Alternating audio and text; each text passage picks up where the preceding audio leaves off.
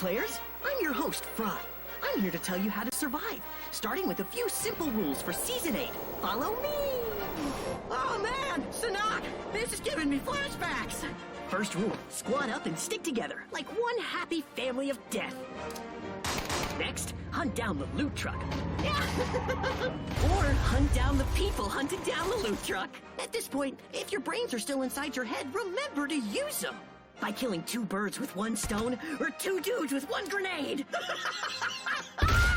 Now the most important rule. Just shoot the other people more than they shoot you.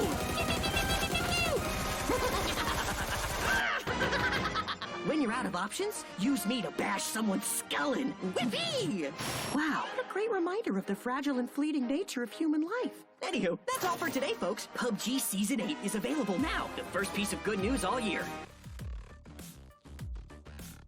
Good morning, good evening, good afternoon. Welcome back wherever you're watching around the world. We're glad you could join us. It is the final weekend of the group stages of PCS2. We've got 2 more days of play, 5 games each. But let's take a look at the overview so you know exactly what you've got in store. So we'll pull the overview up and we'll talk about what you can look forward to throughout the coming 2 days of gameplay. We are on the 8th, so this is day number 2. We've got 1 more day going tomorrow, same time, so make sure you set your calendars to be back here for the grand finale, as I'm sure it'll promise to be a barn burner, as always. Teams are on the right side, 8 groups A, B, and C listed across there will be competing for their chance to advance to the next stage. But what exactly and how does that work? Let's take a look at the format so we can explain exactly what it is that you're going to be looking at. You got to do it by winning games, and those games are going to be played on Erangel for the first 3 matches of the day, Miramar for the second 2, and of course, the super system. The super point system has been around for a while, but if you are unfamiliar, know that first place is a pretty big deal because of the drop off to second, and that every kill is worth 1 point. That means if you have to decide between third, second, and first, but could pick up a couple of kills and take a risk, it is probably worth it. The actual format for the tournament, $50,000 grand prize for group stages, $200,000 for the grand finals. 3 groups of 8 teams have been playing in a round robin and will finish tomorrow in groups A, B, and C. The top 16 from all 3 groups move on to play in the grand finals, as well as an automatic invitation to PCS3. The bottom 8 must drop into the relegation matches in the NA Challengers Cup 2, where they'll face off against the 8 top teams from the Challengers Series to fight for the remaining 8 spots in PCS3. The prize pool for this stage is $5,000 for first, $2,000 for 16th, and if you go to relegations, you get nothing. A whole lot of nada. $50,000 total in the prize pool, $500 each for the players with the highest kills, assists, knocks, and damage, $500 to the teams with the most chicken dinners, and of course, $500 to the tournament MVP that will be determined by you. Popular vote. But I'm not here by myself. I am joined by the maestros of magnanimous mystery. It's Matchroom and Cameron. It was rough, but let's say this. Let's just pivot to, hey guys, you get to vote for the MVP. Go to @PUBG Esports. You guys do, as well as those at home. Make sure you follow it because you'll have 24 hours starting after the last match on Sunday, August 9th to get your votes in. So make sure you don't miss that. Set your alarm clocks, even if you miss the stream. Check the site and make sure you get your vote in because that is some cash in the pocket of your favorite players. All right, guys. My name's Toffees. I got Matchroom. I got Cammy D. You guys got to cast yesterday. Now you're stuck here on the desk with me all day today. I would ask you if you're excited, but I know you are. So instead, I'll say, Matchroom, I'm loving the. I think I'm digging the facial thing. It took a while for me to buy into the lack of facial hair.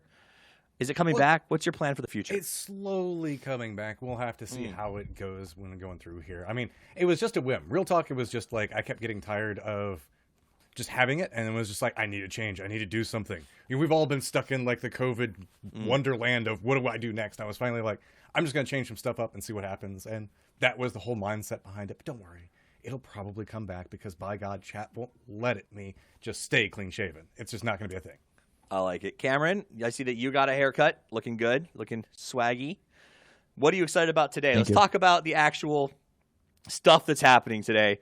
You got to cast yesterday. What are you looking forward to seeing today as you get to sit back and just watch? I mean, it's a totally different group right now. But I think ultimately STK are still positioning themselves to be the reigning kings of North America. They weren't the team that had the best day yesterday, but the lead that they have, it's still looking really strong for them. And so this is the last day that they have to play until they have a break in tomorrow to watch everyone else play it out. So really it's about them just establishing their lead. Yeah, I mean, you're exactly right. They didn't have the best day yesterday. They had the second best day compared to another team, Radiance. That said, though, let's take a look at the teams who will be playing today as we get ready for what's coming down the pipelines in terms of action. Up on the top, you'll see our first Group A, followed by our second Group B, as they will be pitting off against each other, 8 and 8. And obviously, C will be sitting back and enjoying watching as they get to play their final day of play tomorrow against B. So that said, let's pull it over. Let's break this down a little bit more, Matchroom. In groups of 4, I'm going to show it to you, and I want you to talk to me about these guys. So, Matt, talk about the first 4 teams coming out of Group A. All right, so we got Any Trolls in chat with, I would say, a lot of performance yesterday coming out from Aguilas, managing to scavenge up a lot of points moving through there. Dodge still continuing to be a factor. We've seen them just consistently being towards the late game, but hasn't been dazzling just quite yet. We know the fact that this comp can definitely do it. Fabled, we've seen in a lot of early game skirmishes, specifically trying to take on specific teams like Shoot to Kill yesterday, where Hella had a great performance in a 2v1 against them. And then, by God, the best team on the face of the earth to say, Gang Gang Orangutan, and by God, I love their logo so much. Yeah, I heard Matt actually fought to sit in the middle chair so that he could say Gang Gang Orangutan during the Gang Gang! Cameron, why don't you walk us through the next group of 4? Okay, so these teams should be a little more familiar to longtime viewers of SDK and the hardships specifically, which way back in the day were low-key esports. But then there's also Rarity and Illusion, 2 teams that came up from Challenger and they're both fighting for prominence here in North American PUBG. I mean, the range is quite wide in skill levels here because got SDK at the top and goes down to, I mean, I hate to say it, but Rarity and Hardships, who aren't really delivering to what expectations are. But nonetheless, all 4 of these teams have the potential to put out good games. It's how many of them they're going to put out, I guess, is the real comparison point. We're going to see which ones of them put out. Let's go to Group B and start me off here, Matt. I'm talking about the first 4. All right, 303 Esports, presently right now in 10th place. We've seen them consistently perform in the middle of the pack section. We haven't seen them really have their big moments yet. 303 sometimes can manage to get into the late game, and that's where they get their wins, and they get a lot of points based off of that. Carnage Gaming, just a little bit back behind them right now in 13th place, but we know that this team likes to play aggressive, and I want to see that. Whenever we see them on foot, pushing, it's a phenomenal thing to see. They manage to catch people in rotation so much, and that's where they pick up a ton of their points. But behind that, Comets. Comets has been kind of the surprise pick for a lot of people that are watching. These guys are presently in 5th. We've seen them contending against teams like Shoot to Kill, Oath, Radiance, Sonics, Dodge that we were talking about a second ago. These guys have come to play, and they made a little bit of modifications between the different series, and they're definitely coming in with a different form of gusto than we saw before. Dips Free, on the other hand, this is I would say, a fairly historic roster of team players that we've seen for a long time, but not having the best of performances. They're presently our last place team, down in 24th with only 62 points. Really, it's just up from here is all that we can hope for them. All right, and finally, let's look at the last 4 teams from Group B. Did we already go through the first ones? Yes, let's go to the second group, and there you go. Cameron, I thought so. Talking about these guys. Yeah, we got Dual Liberate, Veritas, and Zenith. Another mixed bag here. We got Veritas and Zenith, who the expectations coming into this league that they would be at the top or at least near it, fighting for the first place spot. But both of them, despite being teams that have been together for quite a number of months at this point, don't really have that next level performance that you expect out of a top team in NA. And then you got Dual and Liberate, both teams of which I think just barely sneaked through requalification into PCS2. I say just barely sneaked through. Dual, I remember, did it with confidence, but having to go back down to the Challengers Cup is still not a good look, especially for a team with all the roster that Dual has. True. All right. Yeah, I agree with that. I think it's tough. When we talk about bad looks, you got teams like Veritas as well, who there's a team that, honestly, based on the people who are on that roster, should be doing pretty well. So, I don't know. It's been kind of a story for me, Cameron, of teams that are unexpected stepping up and teams that are struggling or that we thought would do well, struggling to survive. I mean, Comets, did either of you have them in your top 8 coming into the start of PCS2? Top 8, I think the fact that we saw some decent performances coming in from PCS1, we saw them regularly performing quite well. It wasn't just a spectacular performance coming out from them. Everybody knows my obsession with purple, so I always keep an eye on those guys. I love it. But I'll be real, I wasn't expecting the modification that we saw coming into this. I mean, whenever you look at the fact that Comets is presently in 5th, and they didn't even play yesterday right now. So they still have 2 days of play, and that's going to give them the chances to really escalate and move even higher inside the leaderboard. Yeah, I had them between like 6th through 16th. So technically top 8 wasn't that big of a surprise, but being in, as Matt just said, 5th place with missing a whole day of play is not what I expected, and it's a really good look on them. Yeah, they didn't play yesterday, but let's take a look back at who did, as it's the highlights from day number 1. Oh, Aguila. Yeah.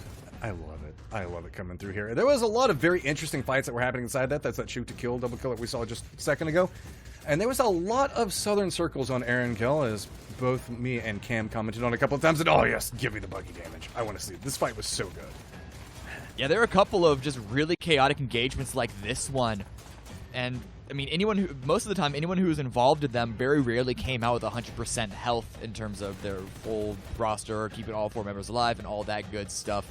And then, of course, Miramar, that was a completely different story. Yeah, there was I would say a little bit of heft coming into the circles. If we remember back over on the Miramar game as well, there was, I wouldn't say all the way up into like circle 4, there was like half of it that was with water.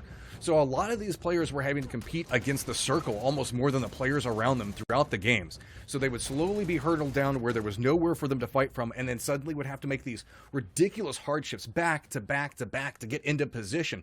So it led for a kind of slow early game whenever we were looking at most of the games yesterday, but then a very chaotic late game like Cam was talking about a second ago. I'll tell you, whenever I watch those replays, all I can think about is how come I can never find the attachment that takes away all recoil. But apparently that attachment is just being good at the game, because it's mind-boggling what these guys can do. I mean, you saw that. I mean, these guys are long-range sniping with 4Xs and holding down the trigger. It's mind-boggling. Let's take a look at the overall leaderboard, though. I'm sure all of you guys want to see that right now and know who exactly stands where as we head into the second to last day of group stage play. Remember, the top 16 advance. The bottom 8 have to go to a different kind of dance, the one you don't want to be at, and that's what matters most, though I think bragging rights, Cameron, of being at the top is kind of relevant. It's a little relevant, but ultimately it is just all about trying to advance to the top 16. Keep in mind when you're looking at this leaderboard that B is down 5 games. And so the fact that there are teams in A and C that are that are below the Comets just shows how good the Comets have been so far. Now today, are they going to be able to catch up? How far can they climb while they're playing against Group A? They should be able to climb over at least Sonics and Radiance is my guess. Can they get above Oath? There's a chance for it. There's a question, and there's a potential chance for it. I think that they can potentially climb up onto it, given the fact that, I mean, they have to have about 2 to 3 really good games. I've really got my eye back on the rest of B, where we're looking at 10th, 11th, and 12th between 303, Zenith, and Veritas. Now that they're coming in and they're going to be able to catch up on a couple of games, that could also help them out, moving up specifically above teams like Illusion or NE Trolls in Chat, who we were talking about. NE Trolls in Chat has been having a lot of trouble in the early game and is just somehow scraping together points based off of survivors making it into the end game. Does it surprise you at all that Illusion has 4 nuggies and is still kind of struggling to stay in the top 8? I think that's kind of an inclination on how we see Illusion play. They're always very passive and trying to keep 4 players up. Whenever it works, they come in and they get the victory. Whenever it doesn't work, that means they get eliminated very early and so don't get a lot of points out of it. And that means that they're a kind of back and forth point system that they're working with, which is dangerous at times depending on which teams you end up going against repeatedly. Interesting. All right, let's talk about, I want to talk about the standout team for me yesterday, though, guys. I have to give it to Radiance. They were absolutely phenomenal yesterday. They came out, and in one day of play, they picked up 66 freaking points. We talked on the desk about how McCoy seemed to be sort of coming back to his old form from once upon a time. Waldo's been playing out of his mind.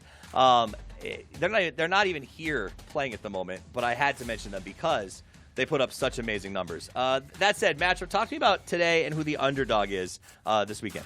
All right, changing up how we do underdog a little bit, at least I am.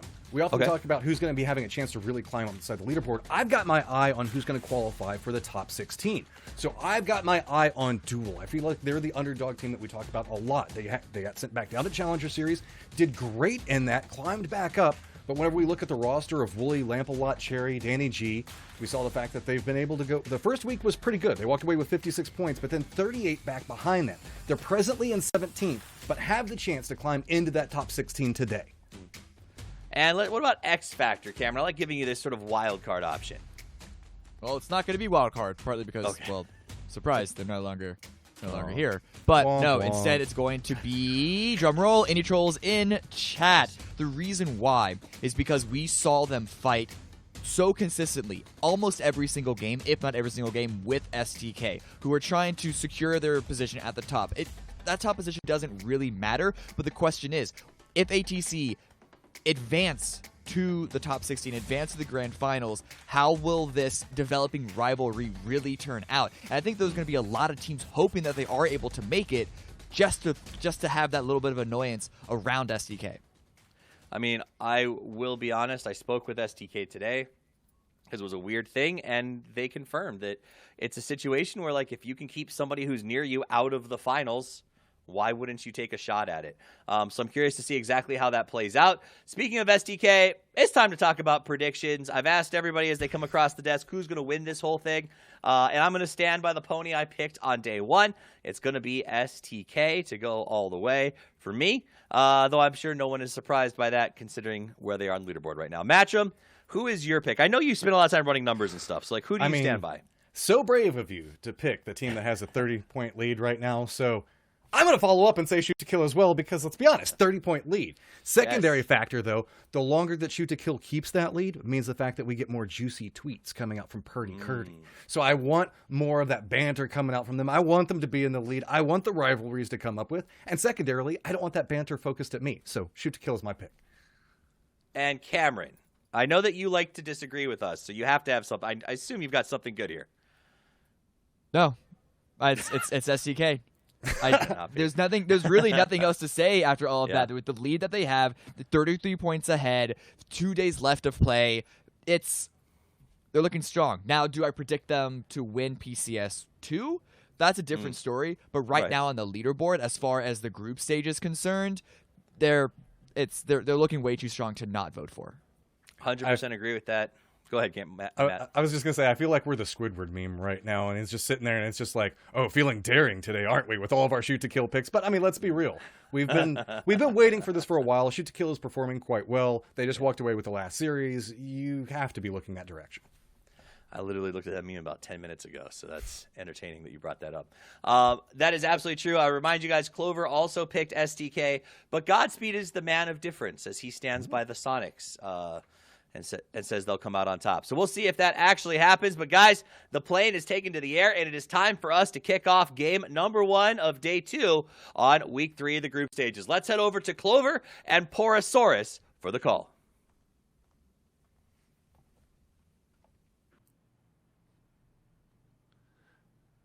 Thank you, Toffees. Thank you, boys. And yes, indeed, we are here for game number 1. It is I, Porosaurus, and, of course, I am joined by the lovely Clover. How are you doing today? I'm doing good. I'm excited. Chlorosaurus back on the mics here for PCS.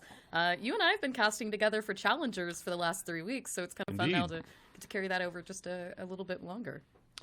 Yeah, and we've got a lot of interesting things to set up here today because, obviously this is our last day before we go into our final day before we figure out who's going to Challengers Cup and who's going to relegations. And there's still a lot of stuff on the line. So that 16th place position is just as interesting as, the top number 1, number 2.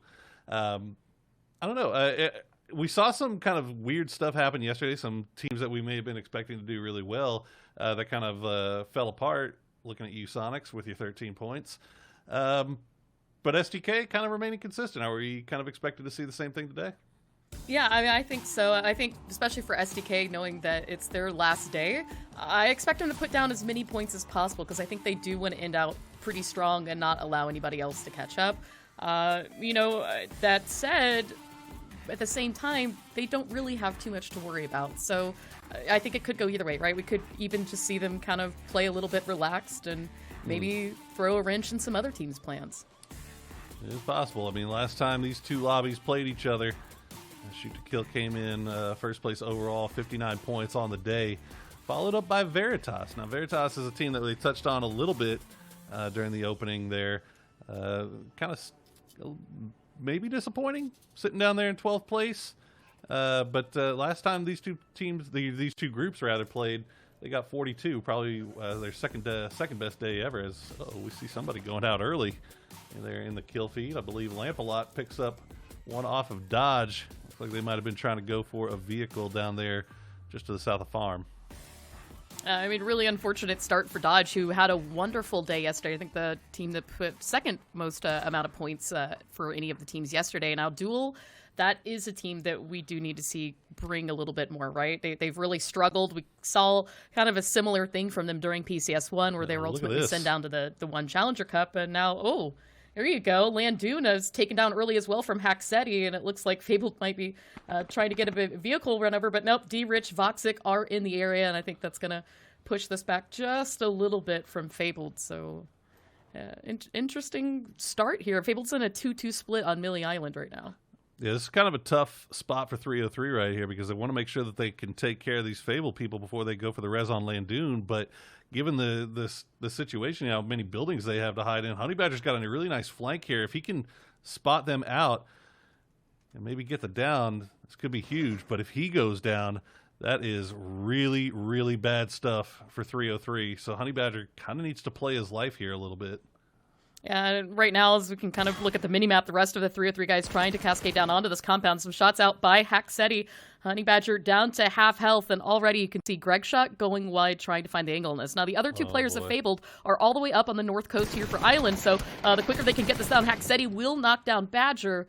But again, now they still have to worry about the rest of 303. Landoon is still down, so it's kind of a 2-2 now, right? Odds a bit in their favor.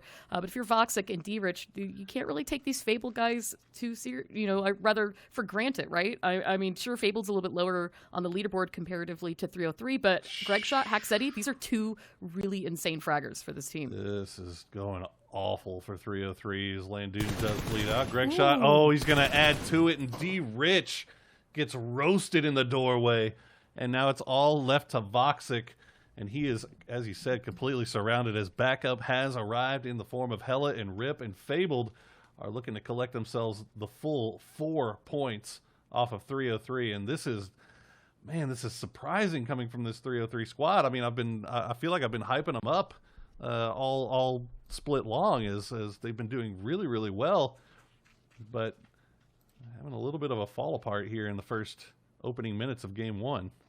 Yeah, I mean, 303 has really done well so far for the series, considering the fact that they haven't had a chicken dinner, but to fall apart this early. And, Voxic with the shotgun's going to get Haxetti and Hella both down. Will find the flush onto Hax, but it doesn't matter. There you go. Greg Shot with the barrel. So Fabled will unfortunately lose one player in this, but hey, I mean, early game shotgun. You got a little bit of respect there for 303 to pull that off just a tiny bit. Let's go, Voxic. I mean, obviously not the situation that they wanted to find themselves in, but he ends up getting one off of it at least. And now Gang Orangutan find themselves a little bit surrounded here as STK has collapsed on top of Patrick, Flowey, and Nitrogen. Now Tetra still way off in the south here, so it's a full 4v3 against Gang. And look at the flank from Luke coming in from behind. This looks like STK doing their shark-like instinct of just surrounding and collapsing on top of this team.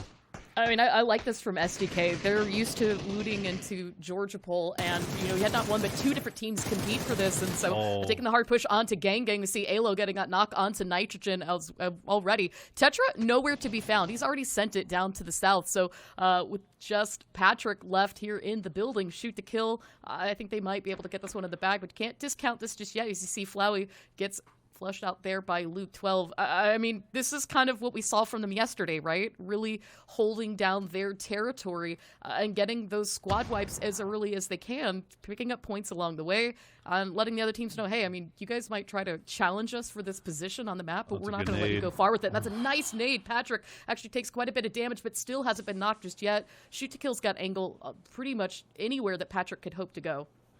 Yeah, they've got him absolutely pinned down. He can't go anywhere except maybe down the stairs, but if he does, he'll have a couple of SDK boys waiting for him. Now, we did touch on this earlier. Toffee's mentioned that SDK has it in their brain that if anybody comes up near them, they are going to do everything they can to collect points off of them. And yesterday it was ATC. Today, unfortunately for Gang Gang, it is them, as Patrick just sits down and waits his inevitable death. Meanwhile, Tetra, though, still alive for Gang Gang, has rotated all the way down to Quarry. We'll see if he can stay alive for a little bit longer. Nothing else really going on in this circle as everybody's starting to make their way in, so we'll see if we can wait for this one to play out. Hopefully, STK can do it clean. The worst-case scenario here is they lose one, and you can tell that they're not wanting that to happen by how carefully they're approaching this solo player. Yeah, and kind of briefly too, here we're looking at San Diego Rarity, who also did land initially in this area with SDK and Gang Gang. They went North George, I think kind of read that situation, looted quickly, and rotated out, looking for that prime position near this Everest. But a little bit late to this rotation, coming up right there onto Carnage, and so now we already see San Diego Rarity kind of pulling back, regrouping, and figuring out where they'd like to put down. San Diego Rarity has, I don't want to say played overly cautious this weekend, but we've seen them really kind of go out of the way to not pick up some of these fights, right? And so unlike, back again to this shoot to kill fight where they'll patiently wait out in the blue. They'll sit on you for 2 phases until they know that you are no longer a threat and you're out of here. That's one of the reasons why they were able to put down so many points yesterday. And here we go. Luke going to peek the corner. Nothing to be seen just yet. He's got backup with him. And you can tell they're pushing this as a team. They don't want to go down. They don't want to lose one. There they go. They're going to get Patrick. He does get uncivil, but this is why you push as a group, just in case. And you can see, yeah, Luke unlike took that a lot of damage 303 there, Fabled too. fight, Civil will stay up, and so still 4-man fort, shoot to kill on this. But as you say, now off in the distance, Tetra still alive, kind of hanging out near the quarry area with Illusion a bit in tow. Illusion, again, really good day yesterday. Good week, really, for them overall, I think, kind of in the group stages, right? This is a team that I think we weren't necessarily expecting to see performing as well as they are. And I'm really glad to see. I mean, they've had such an evolution this year. Yeah, absolutely. I mean, Toffee's touched on it a little bit during the opening. We've got 5 teams now that have 4 chicken dinners. Most of them you would expect. Illusion was the one that I was kind of surprised by. They do a really good job of keeping up as many people as they can into the late game and actually doing something with what they got. The kill count's a little bit low, but, they're good at hanging around. They're right there in that 8th place spot, and now we see Dodge getting collapsed on here by Duel. We touched a little bit on Duel in the opening and how they were kind of maybe had a few more, a little bit higher expectations placed on them. Of course, I mean, this is such a sneaky place for Dodge as well onto this, right? I mean, to kind of have Duel push so close into this area. But again, with Dodge, right, we've kind of seen them play very, very hot, and we've seen them play quite mild for themselves. Veritas is actually going to have sight onto this, as Sharp Shot will get the knock on Corsac all the way from across town. That said, Duel pulled away from this as well, so Dodge should be able to maybe get this okay. Oh, no, ATC is actually taking shots on this from down south, too. So Dodge finding themselves pinched in a couple of different angles. Let's take a overview look at the map. The circle pulling away from Millie mostly. But again, I mean, with that much water into play and the military island, that gives us about a 70% playable circle for the teams that are going to hang up to the north. It's not a great circle, but it is a fantastic circle if you're a Comets fan. Duel looks like they're going to come back. They rolled around. They ran into Liberate. They got a few shots sent their way from Comets. They decided that they wanted to come back onto this fight. They see what's going on. They see the smokes down. Corsac still bleeding out. Crop, I believe, is down, or at least very low here. That's a good grenade. Okay, Lamp's going to find him, and he'll get the second one as well as they flush out these kills if they didn't necessarily earn them entirely themselves. And I think Reno, the last one left for Dodge, yep, he's just going to go ahead and send it to the field. Hopefully the circles favor him, as we see now. Oh, no, Zenith crashing right on top of Carnage. Oh, Roth in a really good place is going to get the knock and flush onto Ripper, but Crawfish will return that as we get a trade of knocks here. Robles out, Crawfish trying to secure the knock, but it looks like Leda has actually spotted this out, so now 2-2 here for both of these teams. Robles are out left and right. Zrakon actually very low, will get knocked himself. Maji, the last one, still standing for Carnage. This is not a very good place to be, but it looks like Mystery will actually go for a res on here, and that might give Maji enough time to get a res off himself. So both two teams trying to fight this out, and this is gonna have to go pretty quickly. We've got a couple of other teams rotating through this area, but look at this. Another nade out by Kickstart. Oh, It's that's a gonna good go upstairs. grenade. Nobody's there to take that. Oh, no, it will still go all the way back down. Get that knock onto Crawfresh. And a second nade by Kickstart might be enough to flush. It wasn't pre-primed yet, but here you go. Strong push coming in now from Zenith. As they try to spot out Maji, one player less. If they've been reading the kill feed on this, which they should have, know that that's all they need to find because he kickstarted 28 health. There you go, right around the corner. Maji gets one. Hasn't found the flush just yet. Oh, and there no. you go. Kickstart finds it in the end. Carnage is eliminated. Zenith picks up 4 kills, but at the cost of Wrath and Mystery. And I mean, Zenith will be okay with that, but they'll be pissed that they lost Mystery there. That is a rough way when you're pushing as 3 and you still end up getting a guy downed and flushed. That's bad news. You don't like to see that. So a little something that Zenith will want to clean up. But as you said, they are still too strong. They've got a good compound. They've got 4 kills, and to be fair, nobody really around them right now. So they've got some pretty decent rotation paths for when they decide to leave there. If they ever do decide to leave here, we'll have to see where the next circle decides to take them. Meanwhile, Rarity, they're in the middle of rotating, and they've found themselves a nice little spot on the hillside overlooking Illusion. Yeah, I mean, Rarity kind of took a little bit of an adventure around the map to figure out where they wanted to put down and found a nice, as you said, space right above Illusion, but kind of free from other teams now. As we take a quick overview at the map, see where it's going to rotate, finally pulling off Millie and most of the water. Fabled now is going to be a bit of a tricky spot because they are going to need to cross over. They were able to take out one player of Dips free on that side of the island, but as we now see, the rest of the teams starting to regroup, restructure themselves. Illusion on the edge, and now, San Diego Rarity is actually going to full send it right there with Zenith and Dodge, Reno, ATC, all in the same area. It's a little bit chaotic in the center. And they're sending it right into ATC, so this is about a 3-way fight about to kick off. As Lada's going to pull the brakes, going to stop, hop off, take the shots, but he's going to get roasted immediately. San Diego Rarity just driving by, but they're running right into ATC, who is perfectly set up for this. And Zenith will pick up 1, they'll pick up 2, and 8 is the last player left for Rarity, and he has just got the smallest sliver of a vehicle to hide behind. Actually, they've got one more somewhere. Oh, Deadeye. Deadeye got left behind on the push, so Deadeye will be the insurance policy for San Diego Rarity. Meanwhile, Zenith, I mean, they had 2 up. Somehow they managed to get all 2, or both of the 2, to the shed in the middle of the field here. I mean, they tried. Now, they did able to get an extra kill off that. Leda got a knock. I mean, this is why you want to practice that seat swap, right? That was the prime example of it. Zenith was able to pull one from that fight. Now, that said, all of that fighting just for 2 shacks here in the middle of the fields.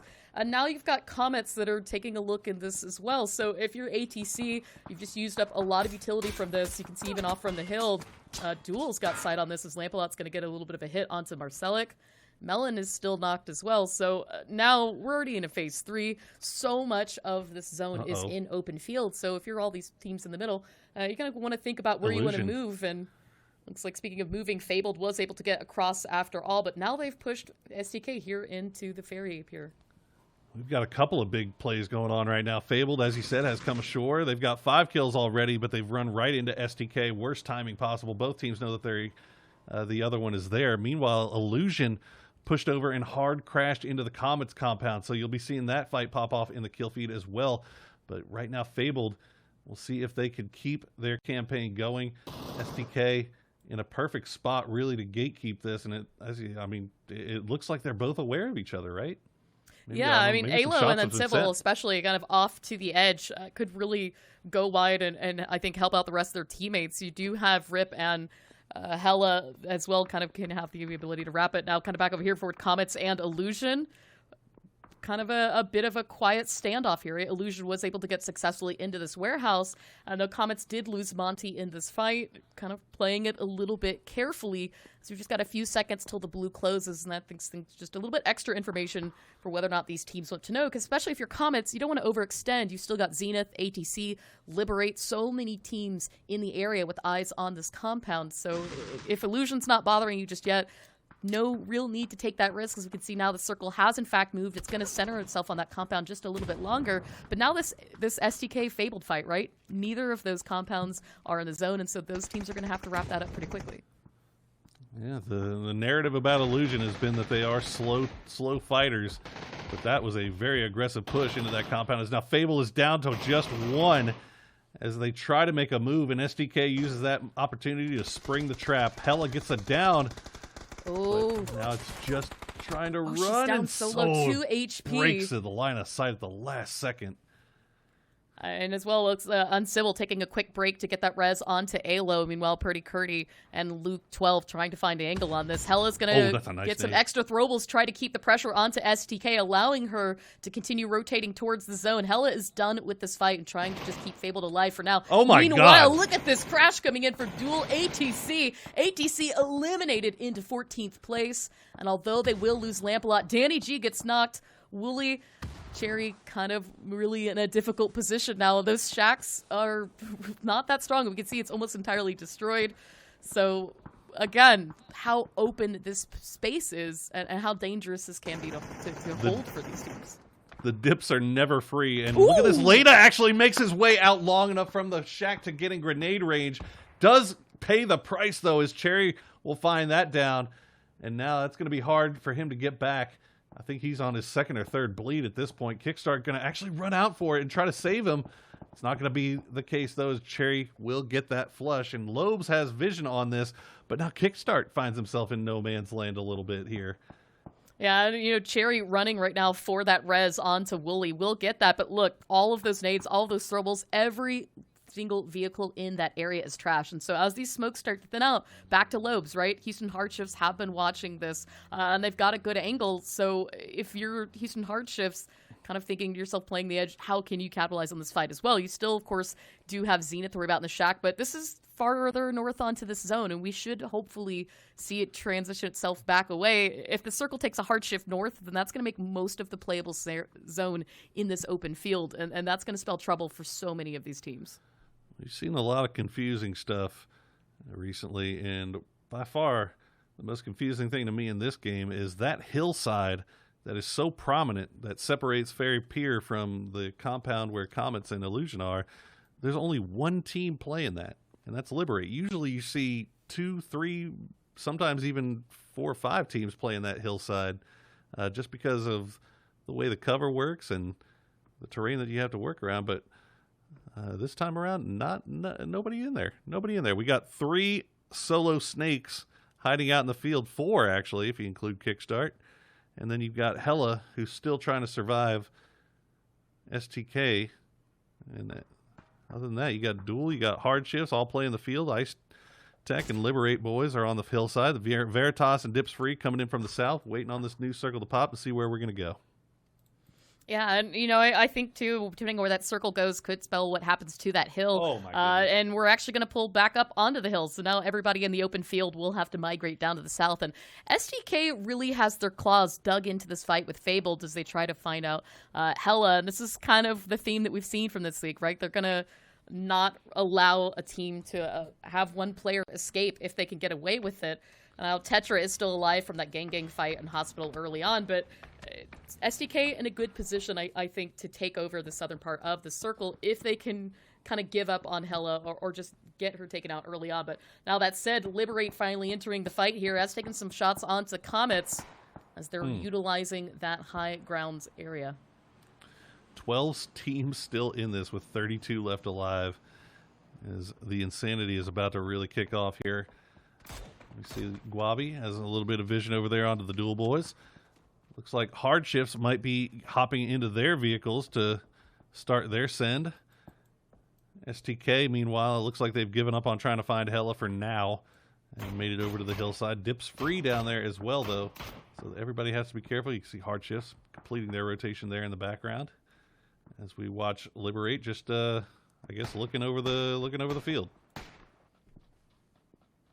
There you go. Now, SDK did, in fact, leave Hella left alive. So we do have quite a number of solos still in this to play. As you said, 12 teams, but only 31 left alive. That said, this is a fantastic position that I really like right now from Shoot to Kill, not only as they can continue to try and capitalize on this area. If you got, look at this, Hardships coming in. Kickstart is just going to start full sending it into the forest He makes now. that? Oh. He somehow makes that. Okay. All right, hit the brakes, buddy. All right, you got deep enough. I'm surprised as you are that you made it this far. And okay, Oh, Keenan says maybe no. a little bit too much. A little bit too Did we much. cast or curse that? Is that a thing?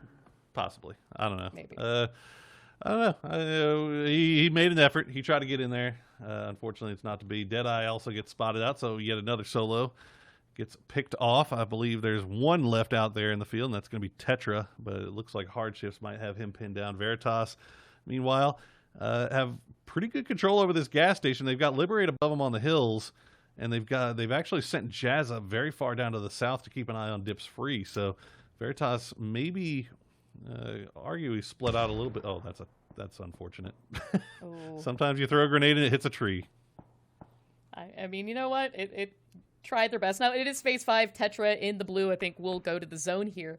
Hardshift's not even Look at bothered by that at all. I'm actually surprised that they didn't turn around and try to spot Tetra, capitalize on that, clear it out. But the zone is going to go ahead and close, and it will stay on the Hardshift's STK. On Dips Free, got it just a bit. But now all the teams out to the north are going to have to finally let go of that compound and work their way into the zone. So there you go. Tetra is going to be spotted out by Loeb. So Gang Orangutan is eliminated out into 10th place. But again, back to this compound, right? Illusion, Comets, Duel. They've been sitting here for quite a while. Comets haven't been able to get rid of Illusion from this compound. And now with the circle not being in, all three are going to have to start making that move. But Liberate's kind of been the wild card out of this, right? They've had sight on that compound for quite some time, but now as they're getting some more pressure from Veritas and they're no longer into the zone, might give a little bit of freedom to Illusion, Comets, and Duel to finish fighting this one out.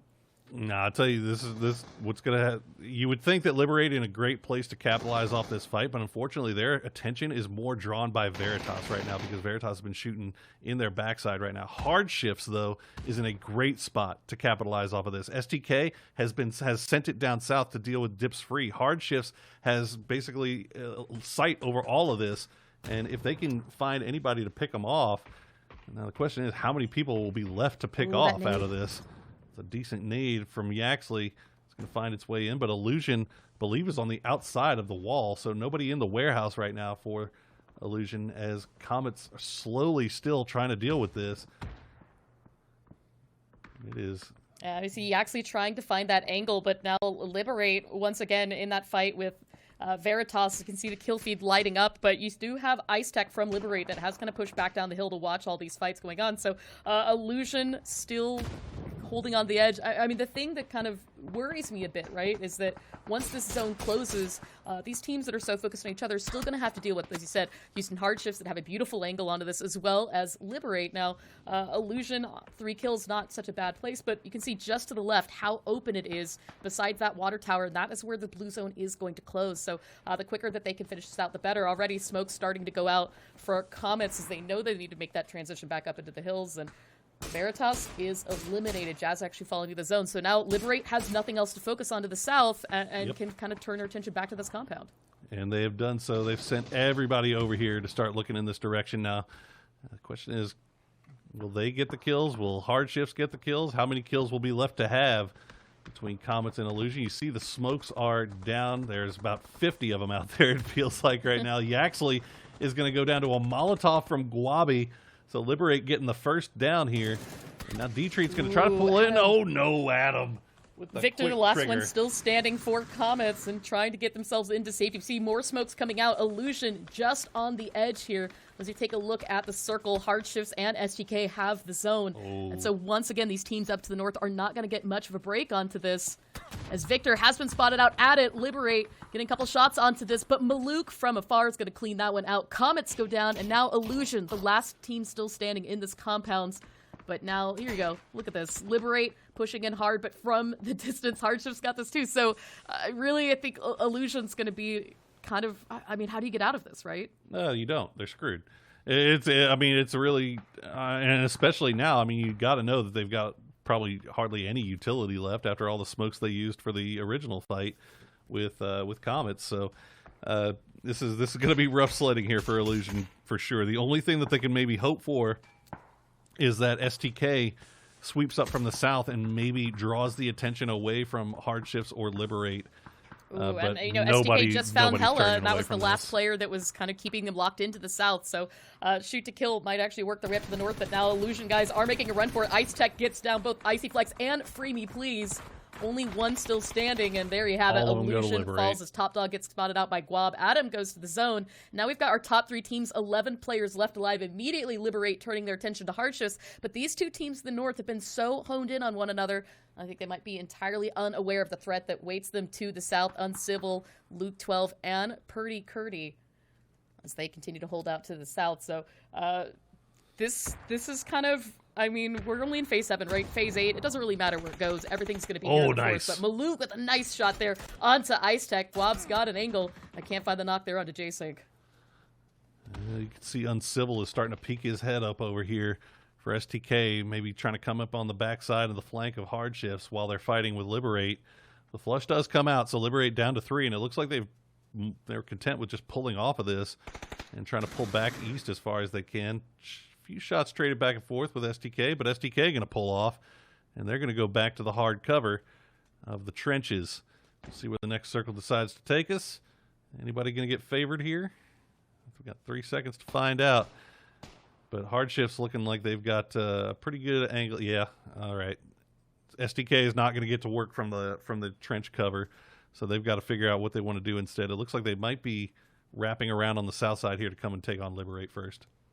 Yeah, and I think too for STK as well, right? This is still plenty of room to work with. They've got nice cover from this angle of the circle, and Liberate, it was 3 players, might be a bit of an easier to attack, but now Hardships again, right? Trying to hold on to the high ground as they look to wrap around and read this. So it's difficult to say, right? At this point, any one of these teams could really come out on top of this. Now, like I said, Hardships have picked up 5 kills so far. STK has had 8. And Liberate has gotten 9. So I know we kind of said for a while Liberate wasn't really doing much with that hill, but they were still able to come out very strong and get plenty of squad wipes and damage from out of that. That said, now as we see the wrap coming in from Curdy, he's going to get that knock onto Simply Matt. And that starts the fight now as smokes are out there thrown by Adit and Guab trying to keep their teammate alive, but here comes the push from STK, Uncivil, and Kurt with nades out of their own, trying to get the flush on this, but goes just too far over Matt. Civ gets it at close range, however, as Kurt jumping up, trying to spot any member of Liberate onto this. Meanwhile, Hardships have pushed themselves pretty comfortably into this circle, so if STK can win out this eastern side, we'll have a good, comfortable position in the zone as we see Adit very low. I mean, Liberate kind of pinned down here. And Maluk and the rest of Hardships are going to take advantage of that. I think they read the kill feed. They're going to wrap around on this north side, try to come up right behind Liberate and pinch them between themselves and STK. See Kurt take a few shots, but look at Maluk's position. Ooh. Nice shots there from Guab. We'll get the knock on to Curdy as Civ will return that out. Liberate is eliminated. Kurt's still down. 2 standing up for a shoot to kill. And now hard shifting into this as they've completely cornered STK up against the blue zone here, trying to take back over nice to grenade. the high ground. Throwables are out right now for a shoot to kill. As Civ waiting for them to come across. It looks like Lobes has spotted him. A bit of damage from that. But J-Sank can't quite spot Civil through the smoke. And J-Sank, they know exactly where he is. He's in the 1v1 with Civ. Ooh, Maluk. Oh, Maluk going to come over and provide some support. He gets the down, and it's all down to Luke 12. We'll see what Luke can Maluk do. knows exactly where he is. All the Hardship he guys finds do, Lobes. except Lobes has been knocked and flushed there by Luke 12. Hardship still with 3 standing. You can't let Luke get away with much for long, but it looks like they're not actually going to push this too terribly hard right now, instead waiting for the zone. Phase 9 is here, Blues closing in, and both teams not quite yet in the center of this. And Hardships with a bit better cover, waiting for Luke to come out from behind that concrete. As we see, of course, throwables coming out from Luke 12. And a bit of a push from Hardships. Chuba trying to get closer back up to teammates. J-Sync a bit lower on health too. So we're like, look at this. 11 kills for shoot to kill for this first match. SLR is out. Looks like Luke spotted 1, taking some shots. Can't find the knock just yet. And Oh my Chuba goes gosh. down, trying to pick up the flush onto this, but has been hit by a flashbang himself. Luke 12 wrapping around, trying to make a miracle out of this 3v1. Down to 1 HP. Oh. We'll get Maluk down. He only needs to take 1 more, Oh. but J-Sync had the angle. Houston Hardships win it in match number 1 with 9 kills. Man, Luke 12 giving them everything they could handle there at the end. That's a cornered animal fighting for his life. And I mean, the fact that he was able to get 2 points out of that when he was in a 4v1 is nuts. I mean, that's awesome play by Luke 12. But again, oh man, it's been so long. I've been wanting to see Hardships come back and find themselves in a nice win. I feel like they kind of lost out on some points there to Liberate when both teams had Illusion pinned behind. Liberate ended up being a little bit more proactive. I mean, maybe they were just able to get a little bit closer to that. But all 4 of those kills going over to Liberate and Hardships not being able to pick up on anything, even though they weren't being pressured, and that kind of sucks. It kind of sucks. But in the end of the day, you know what? You still got 7, 8, 9 kills. You got 19 points to go along with your win. So good start to the day for Hardships. Yeah, I mean, really, a fantastic day for both Hardships and Shoot to Kill that are looking really nice on the leaderboard. But Liberate was one of those teams that we talked about needing to step up their game, and by no means did they look bad that match. They picked up 9 kills themselves and 3rd place, so much needed points for them as we finished rounding out the evening rally and really the weekend. So that said, that was only match number 1. We do still have 2 more Erangel matches to go, and I think more opportunities for some of these teams that play a bit better on Erangel to try and climb as well as they can. Yeah, we'll have to see, but we are going to throw it to the analyst desk now and find out what they have to say about Game 1. Guys, take it away.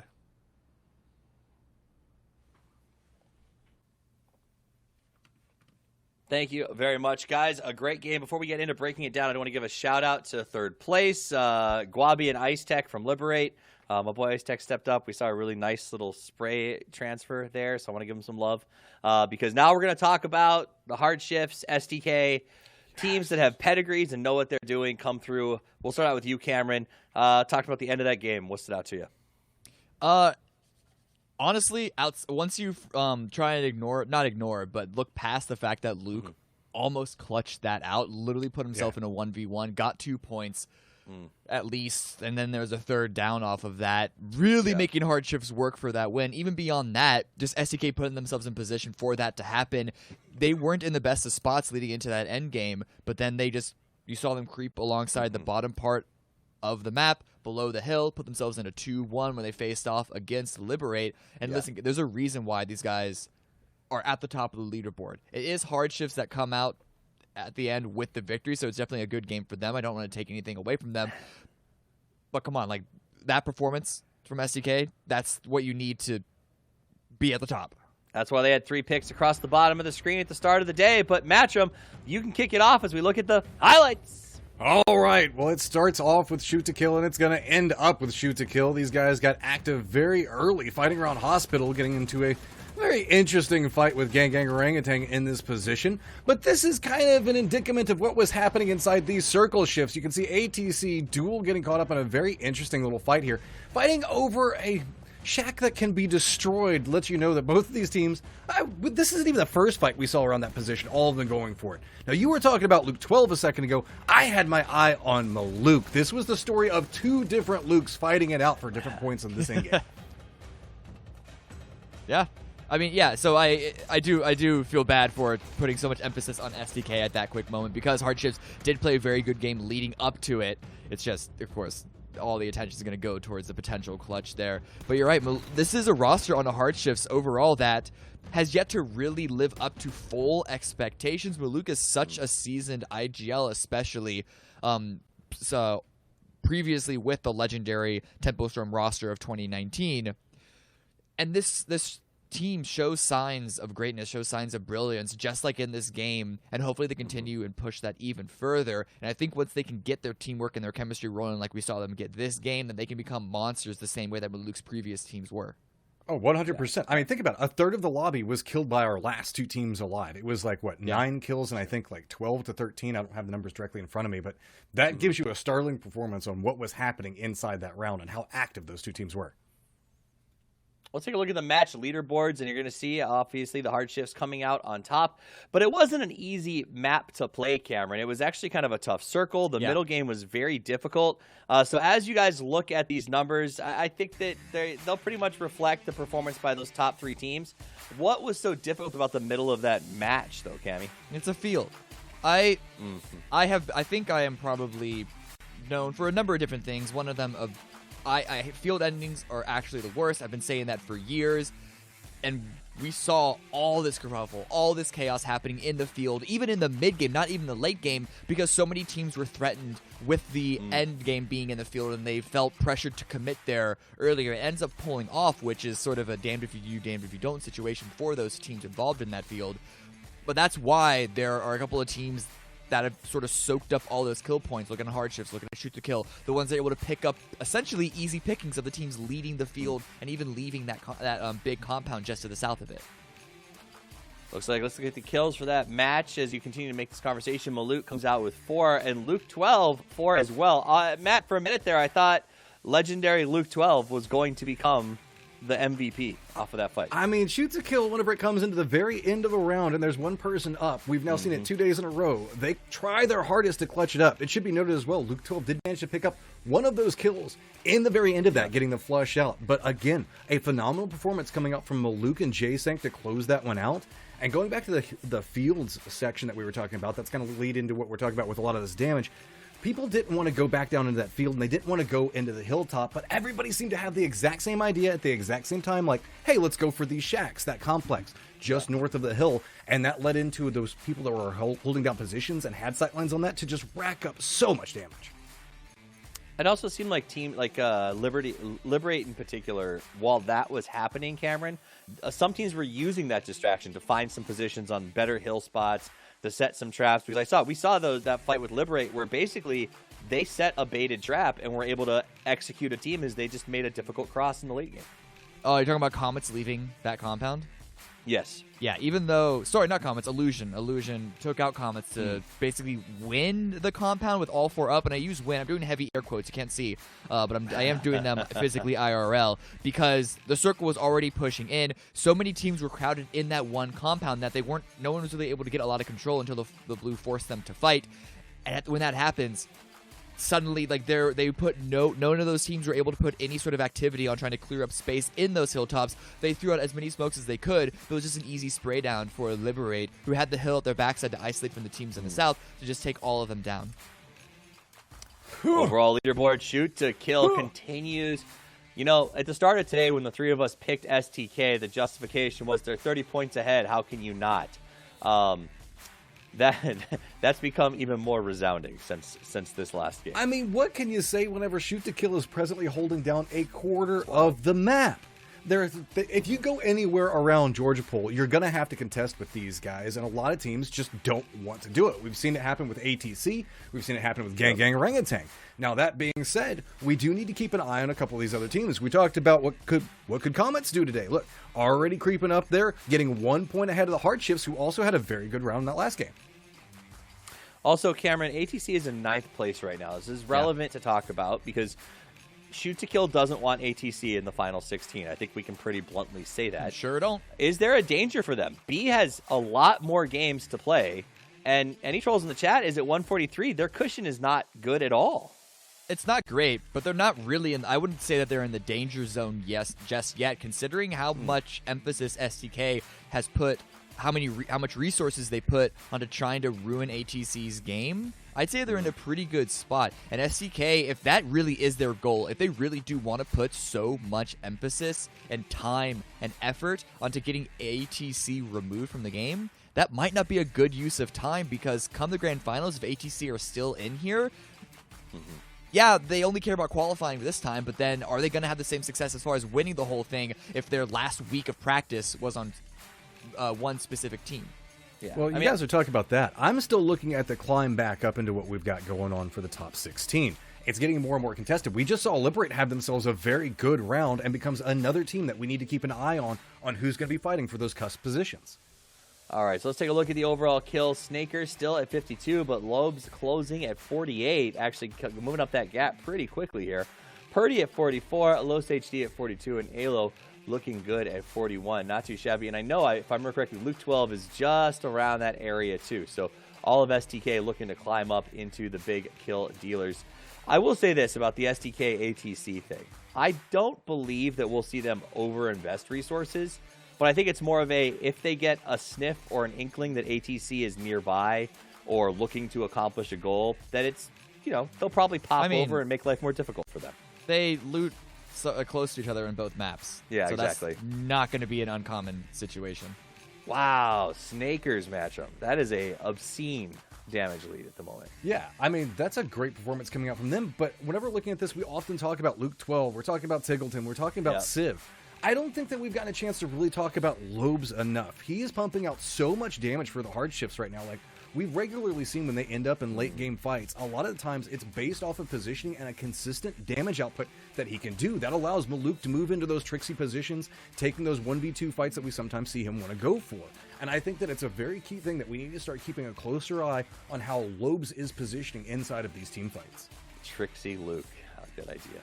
But no, Lobes has really been stepping up. It's clear he's putting in work. And Cameron, it feels like maybe he's finally found, I hate to say like other rosters he's played and haven't been right for him, but it feels like maybe with the hard shifts he's found sort of the right vibe he's looking for, because he's been turning on and showing a ton of like delivery on potential, I think. I mean, I wouldn't even necessarily say that it's the roster that he's found a good vibe with. It's more personal growth. Just because from what I've heard from people about Lobes and reasons why he was leaving other rosters here and there, it wasn't necessarily just his position. I don't remember details of it, nor would it be appropriate for me to air it even if I did. But he really feels like a completely new player is the point that I want to stress out here. And he's been performing super, super well. Maybe that is from the leadership of Maluk or any other teams on his roster to sort of give him to that next level. My question is, though, is that performance by Lobes enough to bring Houston Hardships any higher? Because before today, they were in 7th place. Sure, this might lead them up into 6th or 5th, but when you have a player in the top 5 kills like that, you really should be gunning for 1st through 3rd. That's absolutely, yeah, I can see that. I definitely agree. But you know what? I've heard the plane is in the air. We're moving to game number 2, our second match on Orango for the day. So let's head over now to Porosaurus and Clover as they tell us exactly what is happening.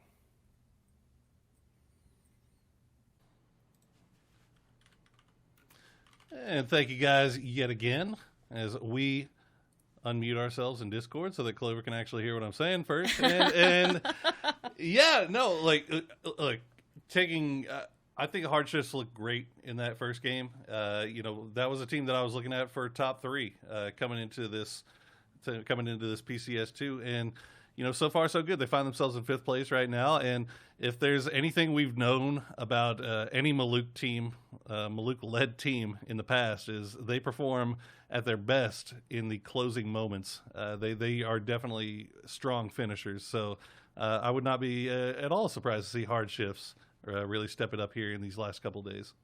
Yeah, I mean, we talked a bit as well about their performance last week, right? I mean, Lobes had a phenomenal weekend, and we saw them put down so many points. Now, that said, sometimes we see that performance and we wonder, okay, did they use up all that energy and now have nothing to remain? And obviously, that's not been the case, because they have been looking so fantastic now as we run out the weekend and go into the match number 2 here on Erangel. Now, my only concern with this, of course, now is going to be this flight path, Poro. That flight path is garbage. Hot garbage. And look at that. Actually, you have all 4 of Hardships dropping for vehicles on military islands. They realize that they're not going to get to their normal GAC eluding spot, so instead they decided Clown Cart, which in 7.3, you can actually get away with that a lot better. Yeah, now you do, of course, have Comets on the other side of the bridge as Victor and D-Treats are starting to touch down. But, as you said, still a good opportunity that they should be able to survive from this. And now as the circle, though, does pop, we get our first one. And Poro, you and I, we've got strong feelings about this. Obviously, the instinct is to say it goes Millie, but we know that there have been times that this circle has ended on Fairy Pier. That's disgusting. Look at that. He immediately throw it in reverse. It's like, you know what? Let's go back over. Why not? Why would I Millie's looking pretty good this time of year. Yeah, exactly. Maluk never. Why would you ever doubt your initial shot calling there, buddy? You knew what was happening. It was, now that's just dick. You know what? Sometimes, obviously, you don't want people to be able to get the vehicles, but you're gonna actually sit here and take the time to just punch every tire out. You know, I mean, that is it's cruel, right? commitment. You've got Illusion just off to the east of this, so no doubt Innate saw their parachutes and thought, you know what, screw it, I'm just gonna mess with this. But you're right, with taking the time, the rest of his team's all the way out in Stalver. Go loot, buddy. Go get stuff. We're already 2.5 minutes in. What a dick move! Oh my god, I mean, because well, first of all, why is Illusion dropping 4 people on Milton or Mini Yaz? Really, that's just garbage no matter how you look at it. So their loot's going to be looking pretty shiesty later on, and now they've got to find a vehicle that doesn't have two tires punched out of it. Is Maluk doing a nice little job Ubering there? Dropped Lobes off at the compound by the bridge. Drops off Chubba and J-Sank over here. ATC, they have Pachinki. So they don't have to worry about SDK at all. That's I a good mean, thing really, going for 'em. whenever we see these flight paths, right, oftentimes we'll see the teams take, you know, a different drop spot than what we're used to, take a bit of a gamble onto that. And now, of course, with it going Millie, that does mean, right, that the looting needs to be accomplished pretty quickly. So to get to have all of Pachinki to yourself for ATC, this is good for them because they're still on the edge of zone. They've got a bit of that time, but, you know, they need to act as quickly as possible so that they can get themselves in prime position, because now the question becomes, do you stay on the mainland or do you go ahead and send it to the island? You look, if you're close to the island, if you dropped anywhere close to the island, close to these bridges, close to a boat spawn, I think you 100% go over to the island. If you dropped off to the north, if you're Illusion, Rarity, Gang, SDK, I think you probably go and find a spot that you can scout out, see if you can find a boat, but then you just wait it out and see what happens. Looks like Dodge is going to go ahead and take the boat spawn in the middle, and they will be the first over towards the north central part of Military Island. We have Duel crossing the eastern bridge currently in vehicles, and we have Comets crossing the western bridge. Meanwhile, 303, it looks like they may have spotted out somebody from hard shifts. There's a few shots being sent over there, but it doesn't look like anything's happening just yet. No, and you know, it's going to be a bit crowded here, I think, as you say, teams continuing their rotations coming into this area. Comets right now driving kind of through this hard shifts. You've got Lobes anchored in the compounds just on the other side of the bridge, and the rest of their team out on the coast. And you know what? Sure, we don't need that car anymore. Liberate have found themselves a boat. They're just going to full send it. Ice Tech. Here we go. Made it in. Now, this is kind of... Yeah. Go ahead. No, I just feel like this is kind of the part, right, where everybody making their way in, taking what you can away from teams, getting boats, getting the transition in. But hold that thought real quick, because now 303 loses D-Rich to this as D treats pick up a knock and flush. But there you have it as well. The hard shifts have an angle on this. Yaxley gets knocked and flushed too. So Comets will lose a player out of this. Now we've got 3 teams fighting all in this one area. Yeah, that was well.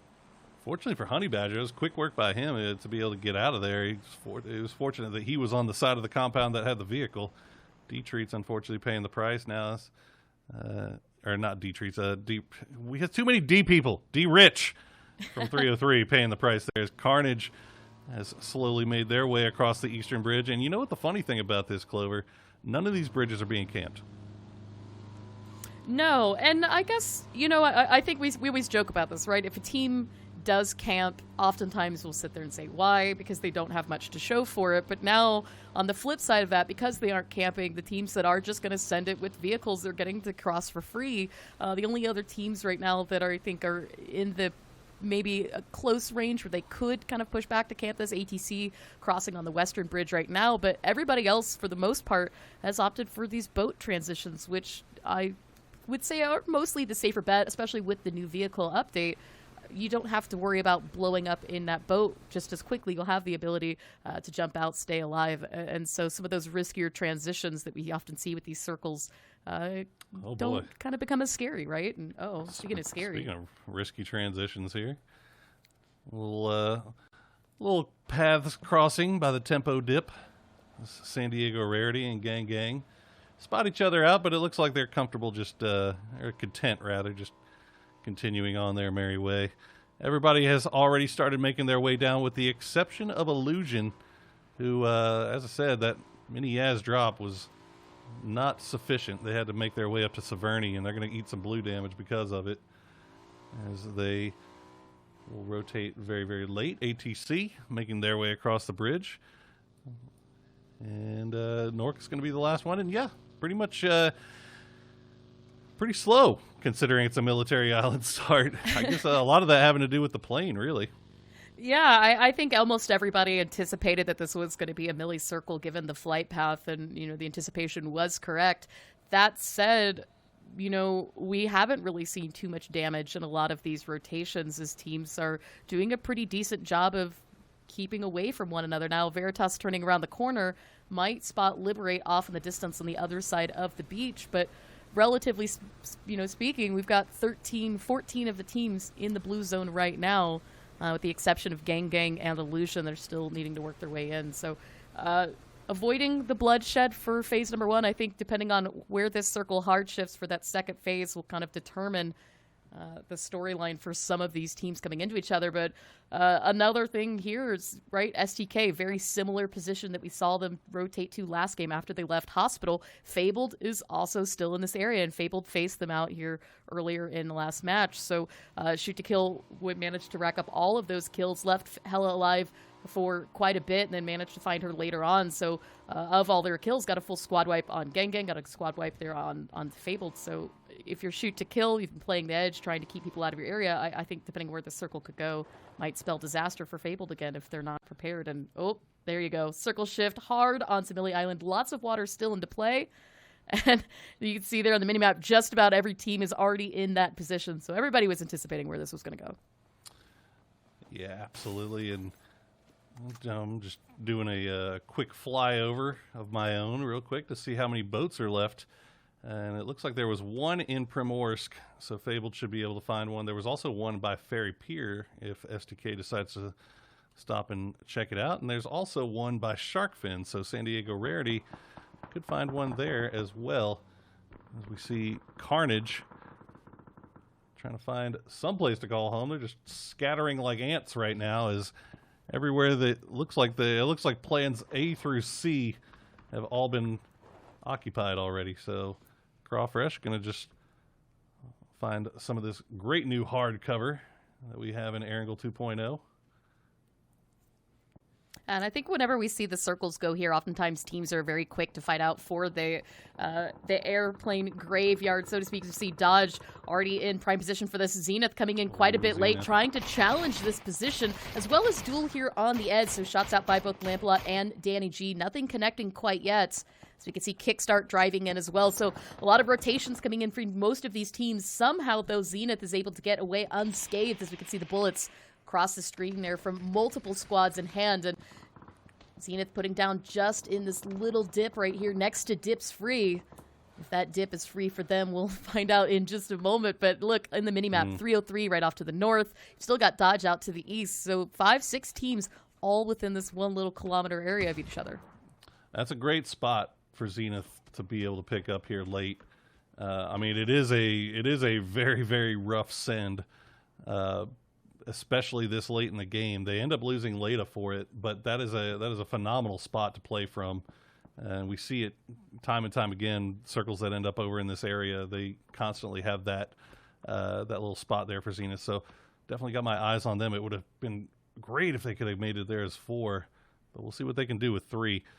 Meanwhile, while that was going on, we also had Rarity and Gang Gang run into each other on the eastern bridge, and I believe Rarity took one away, and now hard shifts. Oh no, Speaking Fabled. of running into each other, Fabled a bit late to the party, crashing and running into Houston Hardships is a nice underhand nade. Should land perfectly here. Ooh, Hella and Rip both are going to go down. Wonderfully thrown there by J-Stank, but now you've got Hackzetti and Gregshot working their way up slowly to the ridgeline. Chuba going wide, trying to find an angle onto this. And it's going to be a little difficult for Fabled to play their way up through this. If they can get this opening knock onto Chuba, might work on their way. Hackzetti will manage to clinch that one out. Finds a second one. J-Stank goes down, and now they have turned the tide back in their favor. Malou Luke very low. Is going to full set up. Oh, no! Nice nade by Haxetti. Gets another one here. Chuba is eliminated, and the throwables keep on coming here as Fabled tries to stay in the game. And if they can clear out Hardships, they'll still be able to go down and get the res as well, as it actually looks like they're going to send one to do just that. Greg Shot continuing to keep the pressure here onto Hardships as Haxetti goes for those reses. I mean, it's phase 2. They've got the time, and now they've got the covers. This is a good play here by Fabled.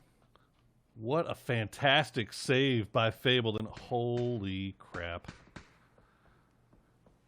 That's a lot of water. Awful. That is just awful. Okay, Veritas. Okay. It's looking like Veritas right in the perfect compound, setting up for a great win. We'll see if they can get some kills off of it. Obviously, the ending is not written in stone just yet, but it's looking pretty damn good as Fable does get all of their reses off. And, oh, man. Ooh. I can't.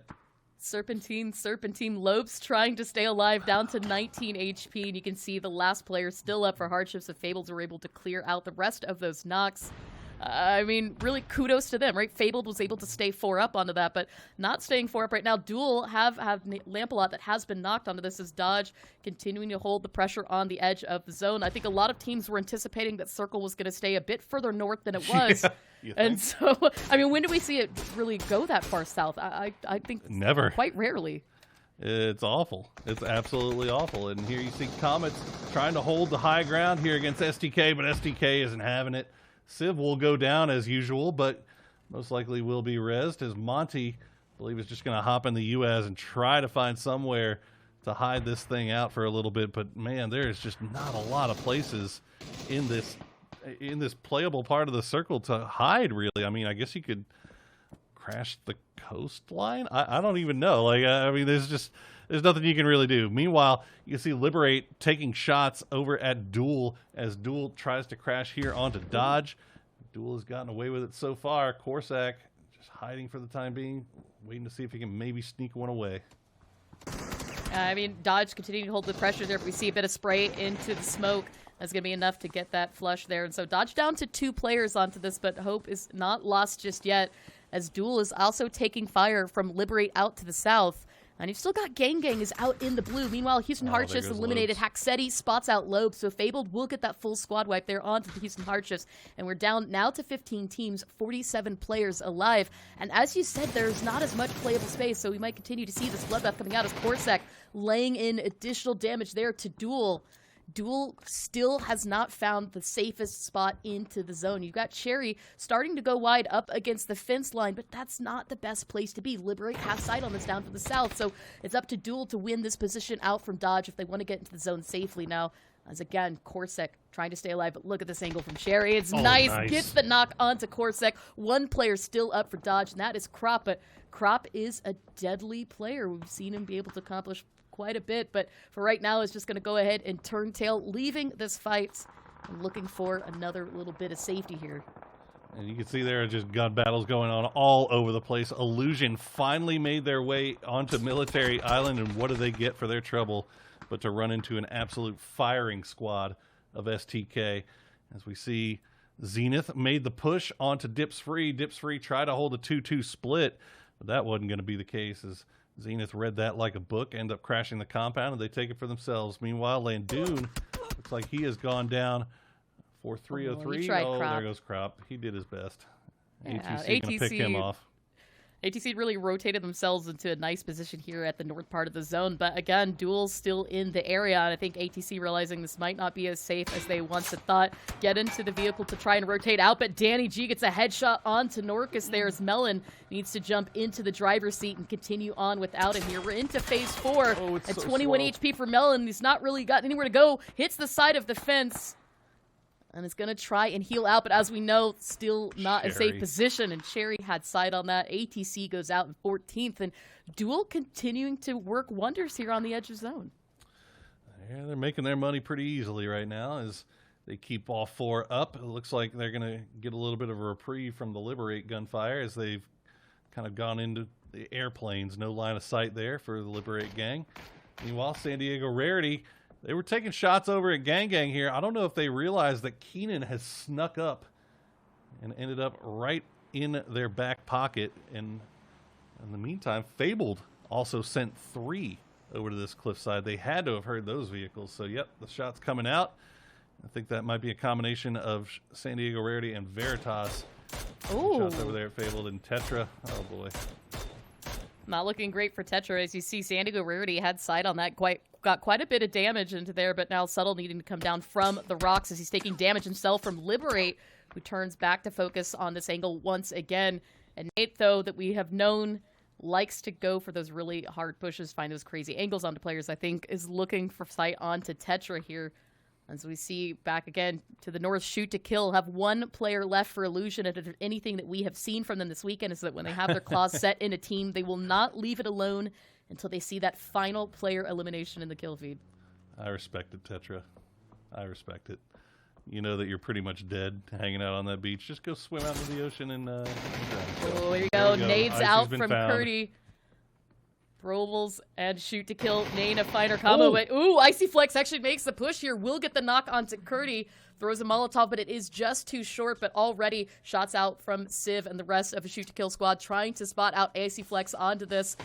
Smokes are out. There you have it. Civ and Luke 12 shots into Icy Flex will eliminate Illusion. Unfortunately, Icy Flex will get the flush onto Kurt. So Shoot to Kill will lose a player into this, but continue to hold the high ground here on the edge of zone. And it looks like Zenith has started to take shots and notice of this. Yeah, SDK losing Kurt there. That's not ideal, but good work by Icy Flex to make sure he got the down and the flush. We'll see what SDK does with this next circle. God knows where this thing is going to go. These circles have been just awful in this round. Luke 12 still able to work the cliffside here, though, and try to gain some information, so that's good. All right, we're just going to go ahead and center up. So Veritas compound stays in. Patrick stays alive for the time being for Gang Gang. But Liberate going to have to leave, and all of our, well, with the exception of Zenith, Duel's got to figure out something to do here as well. I think the big thing as well, right? Veritas has had this compound in the safety of the zone for quite some time, but no other team has really been close to them. Yes, Keenan kind of pushed out to the San Diego Rarity spot to call it information, but he's allowed Fable to come up behind him, so that's putting Keenan in a bit of a difficult position to accomplish that. So Veritas with 0 kills right now. Not much to show for it. With 33 alive, 11 teams, no doubt we should see a crash or 2 come from another squad that want that position out, but right now, Fable, this is kind of a team that I'm a little excited about. This is the aggressive play. I think some of the smarter plays that we sometimes want to see from them. The question, of course, now comes is, can they keep this going through the rest of the match? The mid-game is when they start to struggle just a bit. And right now, kind of getting pinned down as well, as we've seen Deadeye and Subtle continue to take shots over here. Yeah, Fable, their confidence has to be riding high after just absolutely roasting the hardships like that, but they're still in a very, very bad spot. Speaking of teams that were in a bad spot, looks like Duel managed to get out of the airfield, at least for now, and they're going to crash right onto Carnage. Ooh. Wooly running over Ripper as Ripper gets flushed out. Crawfresh too as well. Wooly now with 2 kills to his name. And already getting res now. So see shots out in multiple directions. Liberate actually walking in the backside of this. Addict gets a knock onto Danny G and finds the flush as well. Meanwhile, 303 Voxic looking to cross the street along with Landoon, but now Smokes are, I mean, we've got so many teams really rotating right in this area. Oh, Landoon was found, and there you have it. Oh, Voxic no! Right into Wooly. It's not going to work for him this time, though. Wooly's still up. Landoon, meanwhile, knocked across the street, and 303 down to just He's one in the vehicle. player. Oh. Wooly's hiding out in the passenger seat. He heard the car coming and he hopped into the I think U.S. Wooly to just avoid the hopped. hit.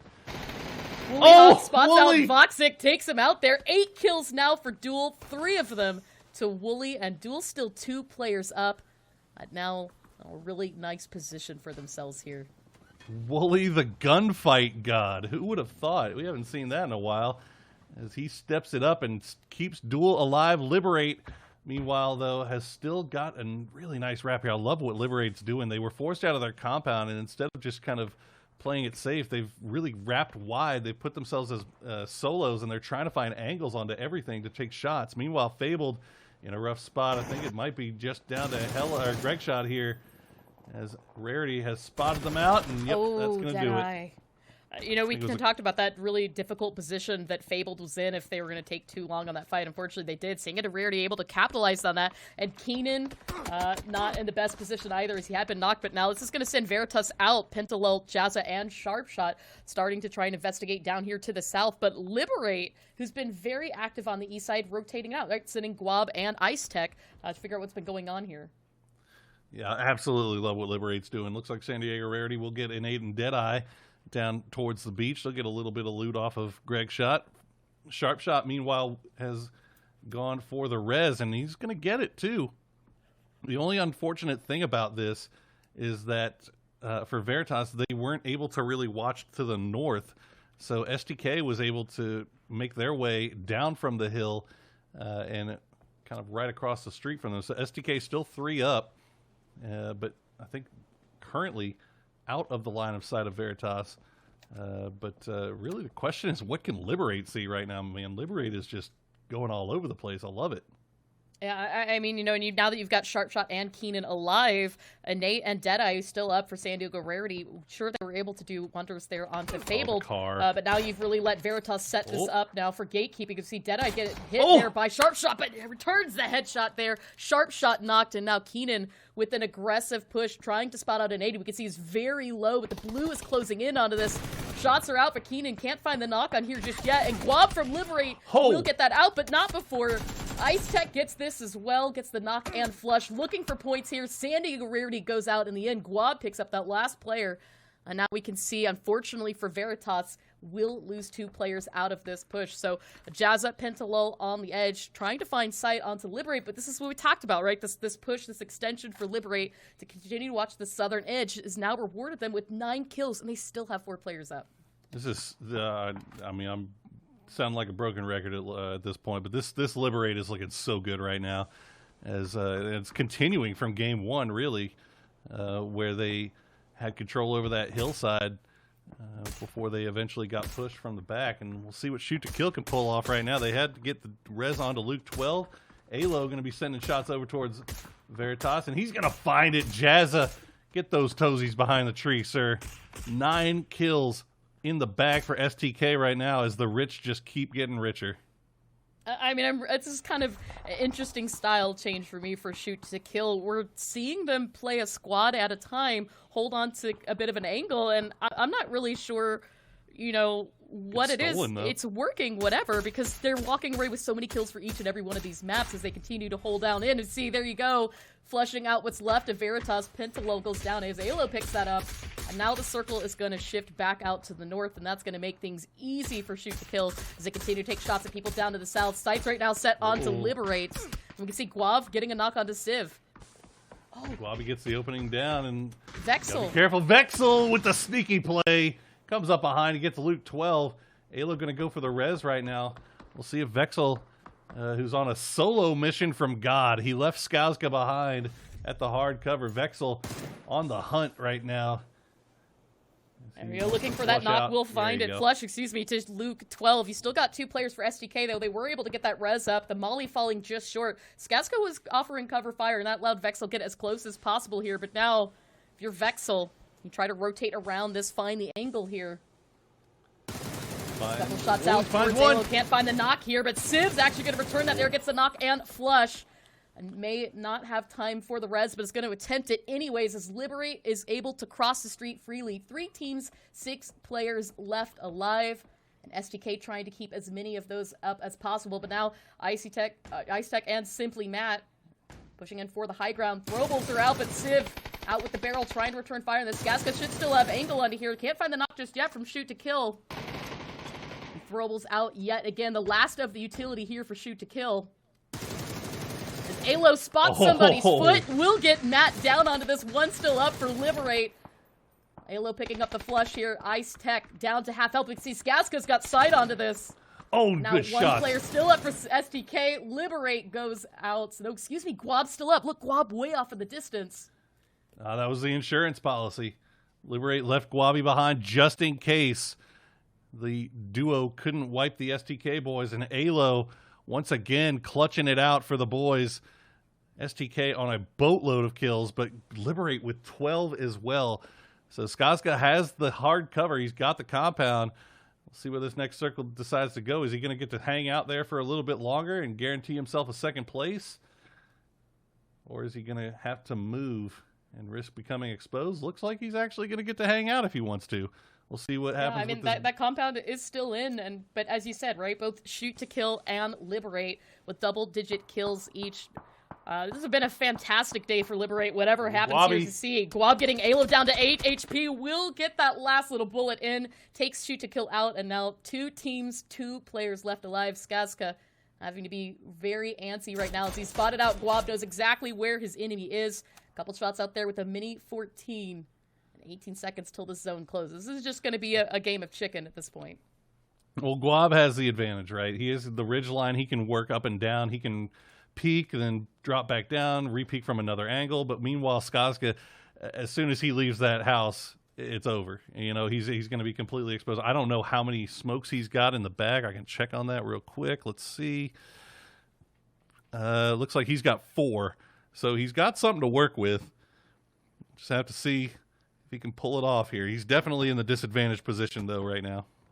Yeah, we see Skazka as well, right? Looking for that angle onto this. If he could just get a shot onto Guab, maybe even get a headshot, will get that knock, take the victory for Dips Free, something that they very desperately need right now as they're sitting down in 24th place with only 74 points.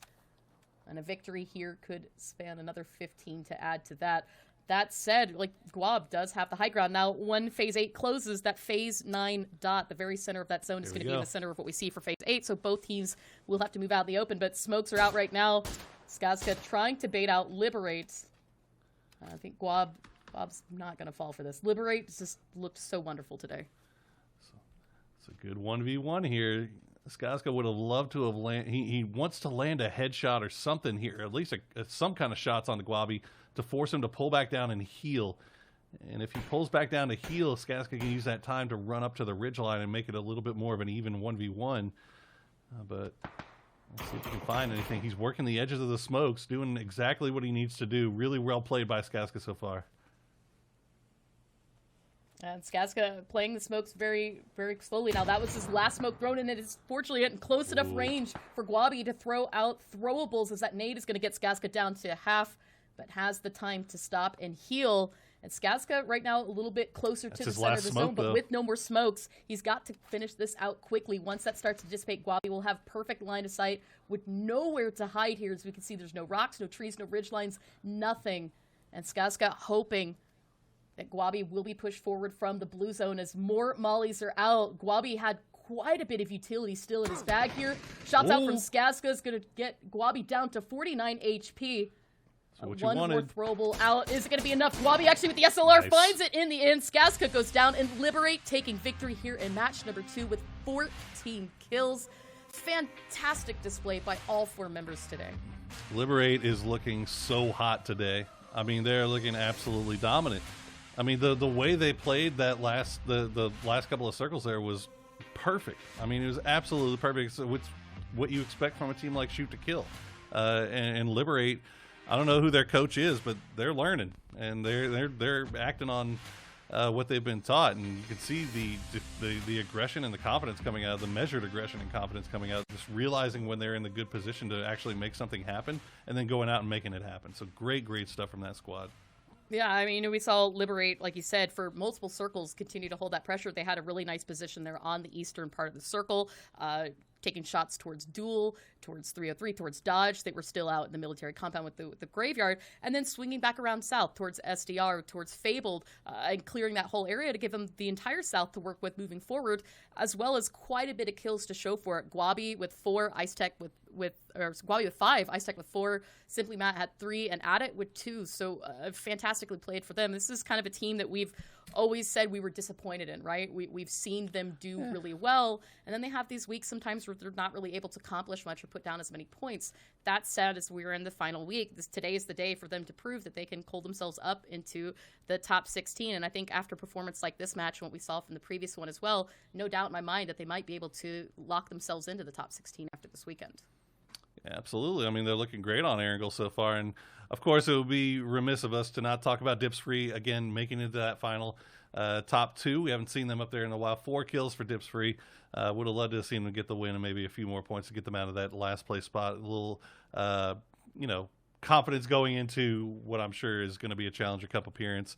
And then, of course, SGK, another 14 points in third place. I mean, it's boring at this point how good they are, to be honest. Like they just like don't belong in this lobby. But I don't know. I feel like this lobby maybe respects them too much. I think they're getting away with way too much. But that's a conversation better left for another time when we actually have time to really dig into it. So we are going to go find out what the analyst desk thinks about that game. We'll be back shortly. Guys, take it away.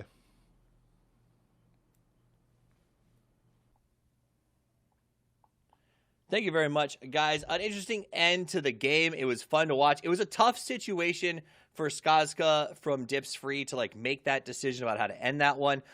He had to make a tough choice about if he should move to Gua B or not to Gua B. I mean, that was the real question. Did he do it at the right time, Matrim? Oh, there were several different times that could have gone back and forth, where we saw the position coming up whenever we were in the, 1v1v1 for a little while. Once we finally saw Shoot to Kill get eliminated there, you saw a very cat and game mouse that was happening, throwing out a couple of smokes, trying to reposition to the other side. So Gua B had a read on that, actually saw him through the windows. But both teams were kind of hesitant to move forward based off of positioning. You saw the Molotov throws coming out from Liberate, landing far too close to him and not landing inside the smokes. So it felt like the pressure really mounted onto both of these players. I usually don't like to get into their heads, but you can feel the fact that they were trying to reposition themselves to get in that right spot to win. And it was a very difficult decision through that process. Cameron, thoughts on that match?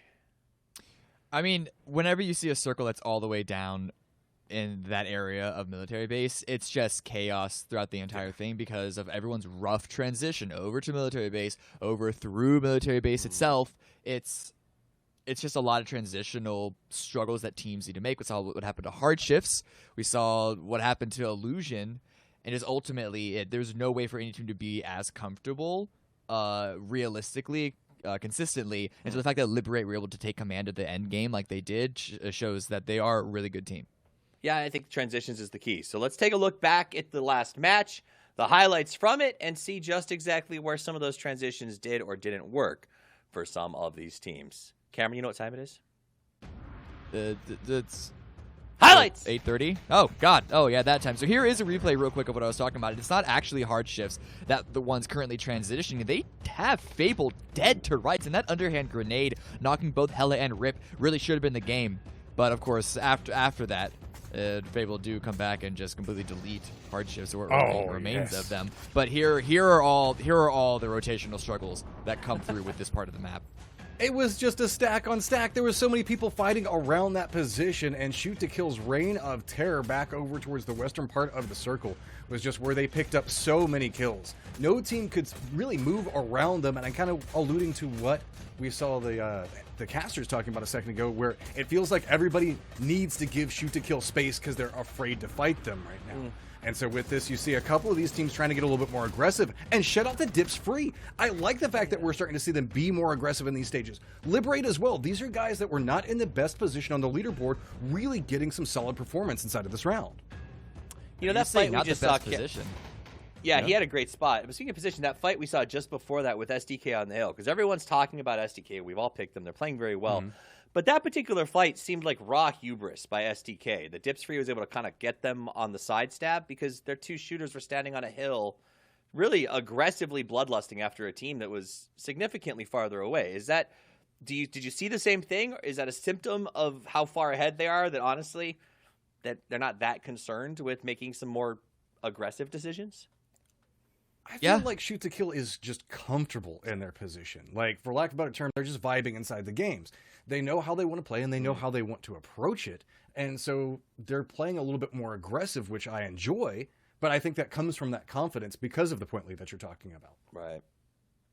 Cameron, let's take a look at the match leaderboard. I think we're going to not be too surprised by what's up here.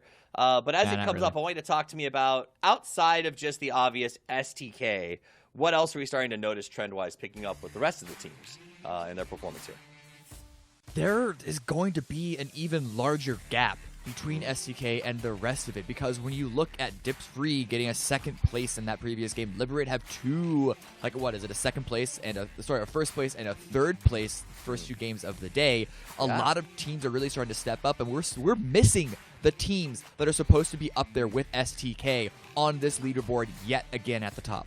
Yo, what's up with Zenith, Matchroom? I mean, this is a team that started PCS2 with a bang and is kind of living in a whimper at the moment. Yeah, they're having a little bit of struggle, specifically with the fights that are happening towards the mid-game. What's standing out to me right now more, though, is Liberate, Duel, Dips Free, these types of teams picking up more points. They still have the opportunities. We still got today and tomorrow where they can just continue to amass more points and try to make it in that top 16, and it feels like a couple of these teams are really starting to find that forward momentum. The problem with it is it just too late? I mean, 14 kills, right? That's two teams that almost joined the 16K club. They got 28 kills between the two of them, and I expect that from SDK. I expect Alo to pull off these rando games where he gets 7 kills. I don't expect that from Liberate, Cameron, and to see them stepping up, particularly Guavi and Ice Tech in back-to-back games, this duo is looking intense, man. It was incredibly fun seeing them qualify for PCS, because during the qualification process, I can't speak for anyone else, but I know that I started to really enjoy their style of play and sort of got really attached to them as a team. I didn't expect the glow up to be this big and this, I don't want to say sudden, because it is already week 3. We've had 2 weeks of play leading up to this point, but 2 games in a row is a good case to make that. It's not just a fluke, because they weren't even in, like, the same parts of the map. It's not even like they dropped and held center for 2 games straight. I get the vibe. I know that some of them aren't new, but there are newer, younger players on the team that maybe they've kind of taken this approach on the final weekend of like, hey, we're just going to go out there and just do this thing, right? Maybe a little less stress is releasing the cork on the bottle, because they've been playing very, very well. That said, take nothing away. Ska's there. That's a big deal, all right? Dips Free, 5th in damage, 2nd place finish. That's a big deal for them, Matchroom. 100%. And Liberate as well. They both needed really big games coming into here. And it's nice to see Dips Free and Liberate showing the fact that they can contend. Because let's be honest, that hasn't been the best last couple of weeks for them. So whatever it is that changed inside of their mindset moving into these today feels like they're coming in with more confidence. I don't know if it's more homework that they've done. I just don't know if they feel more comfortable in their firefights. I don't know if it's just the fact that they're like, hey, let's just try to see what we can get at this point, but I like what we're seeing from them, because this is what we were expecting from some of these players. Yeah, when we started today, Cameron, Liberate had 88 overall points in 21st place. They are now in 12th, a firm 12th, by the way, with 126. That's a very confidence boost start, man. Yeah. Now, we should reiterate that coming into the day, Liberate and Dips Free were both 5 games behind. And so despite coming in 14th and 22nd and 24th place. 21 and 24, yeah, exactly. Yeah, at the base, outside of the top 16, right at the bottom. That's not exactly fair to say that they're that ranked a team because of those 5 games that they're missing. But I still didn't expect playing these 5 games to even it out with Group C at least to look like this. Yeah, and you got to be happy if you're STK, Matcher, because STK is still getting stupid amounts of points, but they're doing it with the other teams that are finishing around them not necessarily being competition for the first place prize. And that is a key factor. We often talk about point eaters, and whenever you've got shoot to kill eating a whole bunch of points, and then these people that are trying to move into the top 16 eating a ton, that just creates more and more of a gap for those teams that are chasing behind. Still with a hefty lead, though, is going to be Snakers. We got a couple of people that are chasing up back behind him. Now 3 members of Shoot to Kill in the top 5 kills overall, and it's still neck and neck between Alo and Purdy Curdy, but can't forget about Luke as well. Loeb's still on the chase, though, right back behind Snakers.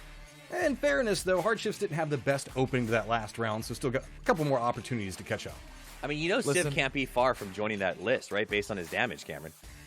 Yeah, I mean, listen, it's easy enough for one player to be at the top of all these lists when you don't have to fight the rest of your teammates for kills and damage like STK does. Yo, painful.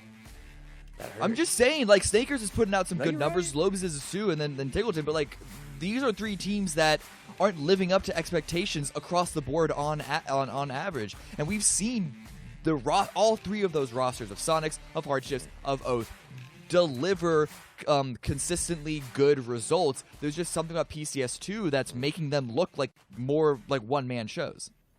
It was fun to watch. I will say this. I'm loving that. Remember last PCS1, the sort of Oath SDK rivalry a bit started to emerge. Yeah. And now we've got Snakers dominating the kill count, but SDK is slowly moving their entire team onto that list. And I dream of the trash talk on Twitter if they get to a point where Snakers is in first and the 4 STK guys are like right below them at 2, 3, 4, 5. That would just Here's the meme question I have. If they can get 4 into the top 5, then they like send Gunner or Terran in to try to see how many kills they can pick up, so to see if they can get all 5 slots of theirs.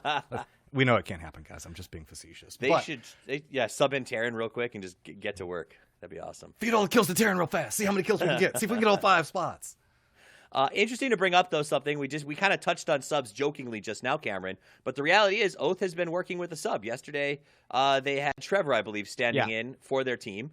And if you guys don't know who are watching, we've changed the format. You can have 5 players on a team, so there is a sub available for situations like yesterday. How do you deal with that as a team if you're all of a sudden your coach is subbing in for the guy that you just picked up to be sort of the miracle add-on? Yeah, it's right. We should all do fairness to Oath. Yesterday they didn't play with Pat Caps, who was replacing Wolf on the roster, and I don't know if he was supposed to come in as like the savior of Oath, because I mean, excluding the grand finals performance, I don't think they needed a savior, but it was supposed to be an upgrade in their eyes over Wolf. And that is something very, very hard to do because they're still trying to gel with this last player. At least they have the core 3 that are still playing along with Trevor, but it is going to make things a little complicated and a little different because they're also, I'm assuming, in the midst of figuring out what their calling style is going to be. However, those kill numbers that we saw and damage numbers wasn't just from this weekend. It was from the last 2 weeks. So that's not the only reason why Oath seemed to be a one-man show so far. However, I understand your point, and I agree with it, that it is going to make this sort of collection of their roster a little more complicated coming into the final weekend. I like how you kind of opened Pandora's box and then very quickly closed it again. Right there. I was like, are we going there? Okay, no, we're fine. We're fine. Keep in mind, Oath is off today, right? So Snakers will be slowly gained on throughout the day today. But that said, STK is sitting tomorrow, so that'll be a chance for Oath to come out and sort of make the final statement in terms of those 2 teams and their potential. And I think there is a statement. It's not just about the rivalry, Matt. It's about the fact that this is essentially the 1-2 teams in North America. And for future internationals, you want to be number 1. You want to make sure that if there's ever a situation where only one NA team gets invited, you're the one who gets the invite, right? Yeah, and I mean, whenever we look at Shoot to Kill, let's be real. This is a team that wants that. After the amount of times that they tried to make it into international events and they were just like missed the spot by once or because of invites or whatever, Shoot to Kill wants to represent North America. A lot of people want Shoot to Kill to represent North America, and they are performing quite well. I still can't wait to see, though, how North America compares on an international stage, because whenever we're looking at the dominance that Shoot to Kill is bringing, keep in mind, Oath isn't playing today, so we'll have to see how that goes. What happens whenever we move them to the international stage? And I have hopes, but you can also learn a couple of bad things whenever you're just dominating, and like you were talking about a second ago, Toffees, where you're going for some, I guess, a little scarier peaks, a little bit more ego peaks, as they're called sometimes. That can come back and bite you whenever you shift to what would be a harder lobby on an international level. Yeah, I think we saw that. There was that fight behind the rock where they were like toe shooting some people, and it took exposure that I think you would be punished for dramatically on the world stage. That said, though, if you can play it, if you can dominate a lobby, if you can play that aggression, is there a reason not to, Cameron? Honestly, no. Yeah, I couldn't agree more. No. If you can get a chicken dinner easily, get a chicken dinner aggressively. We've been in those lobbies before. That said, the lobby is up and ready to go. The players are preparing for the last Erangel match of the day, and it will be the last call of the day from the heroic duo of Clover and Porosaurus. We'll head over to them as they take us on our last match. And Erangel. There's 2 more after that. Just got to make sure we made that clear. We do have 3 more matches in total. 1 match going on right now, and the plane's already in the air, man. Let's get to the game. Yeah, let's get it as quickly as possible, huh? All right, thank you. All right, so we're gonna cut to the game as quickly as possible, guys. But yeah, I mean, look, we talked about a lot of things, and just to kind of jump off of what they were saying there at the end, man. Look, obviously SDK looks amazing, right? They look dominant in this North American lobby. Let's not get carried away. All right, let's not start proclaiming them world champions just yet.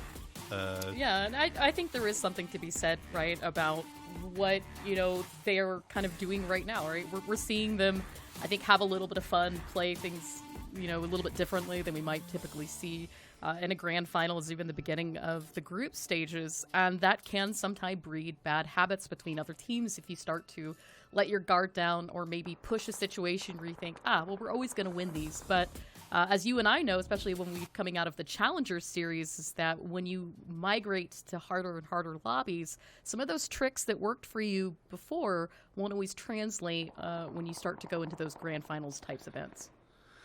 Yeah, look, man, they get away with a lot of stuff in this lobby that they will not get away with at an international level, and they know that. They know that. And if you pull, Purdy Curdy aside, you pull Alo aside, Civ aside, Gunner aside, any of these guys.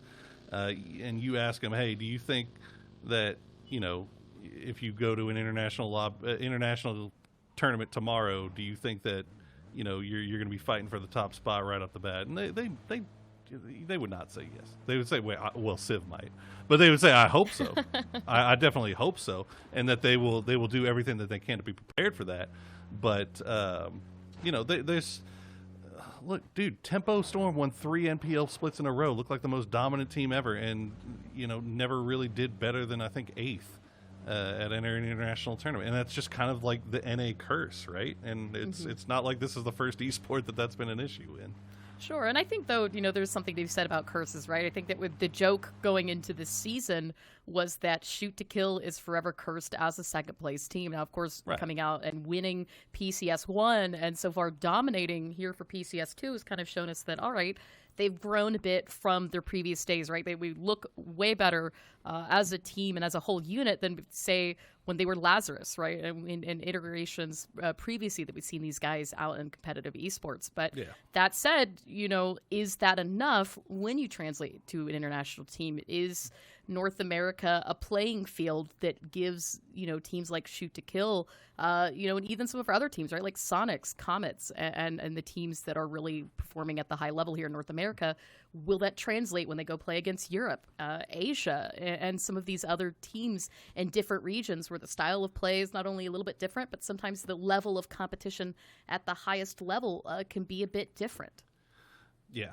And look, before I have DMs just filled up with STK stands and White Knights, look, I'm not trying to say that they're bad. I'm not trying to say that they couldn't do it. Like, we've seen them do well at international competitions before. Go back to the Face It event. And the thing that I hope and that I'm banking on is that this team has so much international experience already and so much LAN experience already. That just adding another year onto that is going to make it even better once they get there. They're going to know exactly what to expect. They're not going to be shocked by anything as far as everything that all the other stuff that goes along, the tertiary stuff that goes along with a LAN, like being away from home and having to figure out how to eat, all the stuff that normally just throws people off because you're in a different setting, right? And I think that they're in a perfect place to be able to handle that kind of stuff. So, do I think that they'll do well at international? Yeah, absolutely. I absolutely think that they would. But it's by far not a given. But that's neither here nor there, because we don't even know when the next damn international land's going to be because COVID. Thanks, love that. Yeah, thanks, COVID. Big fan, huge fan. So right now, all we could talk about is what we got in front of us. And what we got in front of us is SDK is a powerhouse, most dominant team in North America, and I don't think that's that anybody in their right mind would question that. No, and kind of on the flip side of that, right now we're switching over to Veritas, right? Formerly Wildcard, who was in second place for PCS1, getting the knock and flush there onto both Reno and Crop for Dodge. Veritas is a team where when we look at PCS1 to PCS2, some question marks start to arise. Yeah. I mean, look, they're super good. They're super, super good, and they're only going to keep getting better. I mean, Keenan's a young gun, right? I mean, he's The more experience he gets under his belt at a pro level, the better he's going to get. Oh, Jazza. Let's see if Jazza can skate this one as ATC is running right up on top of him. He does have some support nearby, but the ATC boys are swarming. I think they realize somebody's around here with that vehicle just hiding out. Oh, And this was Jazza. such a tricky place So for sneaky. ATC yesterday as well. If you do remember fighting out versus hardships here in this compound, or right now still holding on to the high Nice. ground just a bit. I think a bit of confusion as to where the exact placement is for some of these Veritas guys. We can see all the way out at range a couple of bullets, but that's going to allow enough time for Sharpshot Jazza to get in their vehicles and pull back out to the compound, letting ATC win over the shelter. But through start, I mean, with this circle, given what we've seen time and time again, these are those compounds that get fought for early on in the game, because if the circle continues to hold in this area, it's where you want to be. So good on ATC for winning that out. But now kind of another team, right, that has been kind of on again, off again, really good, Fabled.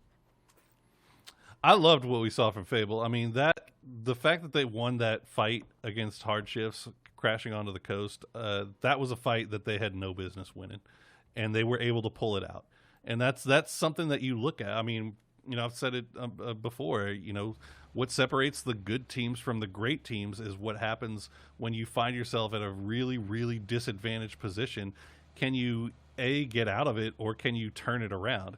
And Fabled, I mean, they came into that, crashed onto the coastline. They had hardships right over the top. They lost 2 immediately, and they come out and they end up They end up winning the gunfights and hitting their shots and coming out on top. And that's huge. That's a huge, huge thing. And so Fable, I mean, you can see that they've got it. It's just getting it on a consistent level, and that's the thing with all these teams that we kind of see in the middle of the board, finding that consistency from game to game. Ooh. And, you know, another team with consistency as well, Illusion. We did see a really beautiful display from them last week, kind of carried over into yesterday as well. And that said, a couple of unfortunate late rotations for them today, as we saw the previous match, right? They did not get the loot they wanted, went all the way up in Severny, hung out in the blue for quite a bit before rotating down onto Military Island. And unfortunately, that got them in a situation where they were caught out by STK and not able to put that many points down for the match. So kind of getting caught out on the edge again, this time from 303, who luckily for right now is going to leave them alone. It kind of paints the picture of what we're going to really start to see from Illusion. Are they going to fall back into old habits where they start to get a little overly cautious and deny themselves the ability to get up some points? Or are they going to continue to play aggressive and reap the benefits of that style of play? And speaking of aggressive now, Alo just full sending it here into Dodge's compounds. So you can see from another angle, Zenith actually watching Veritas. So, Oh my gosh. Oh, What? No. what is going on? Guys. Oh, Dodge completely eliminated. Uncivil somehow, I think, from a range actually managed to win that out. So STK did crash that compound. We missed it. But again, right? Aggression, reward, right. STK. So here's basically what I'm assuming that we had an observer crash at some point, but basically what happened was STK was hanging out in that hillside where they're at right now. Purdy-Gurdy got the opening down onto one of the Dodge players, and then STK immediately decided to crash on it. And I mean that's the type of style that we've gotten used to this team. That's the type of style that you can get away with when you have that kind of confidence that STK is playing with. Like most other team in this lobby, I mean, Liberate the way they're playing right now, I think they would push it. You know, there's maybe 5 or 6 teams in the lobby that would push that down and hard crash that compound on that down. Speaking of Liberate, starting to pop off in the kill feed as well. Ice Tech has actually knocked and flushed Roth. So, you know, again, right? This is the last week. I think this is the point where some teams think we don't really have much to lose. We're going to take full advantage of the games that we have left and try and get as many points as we can on the leaderboard before going into the grand finals.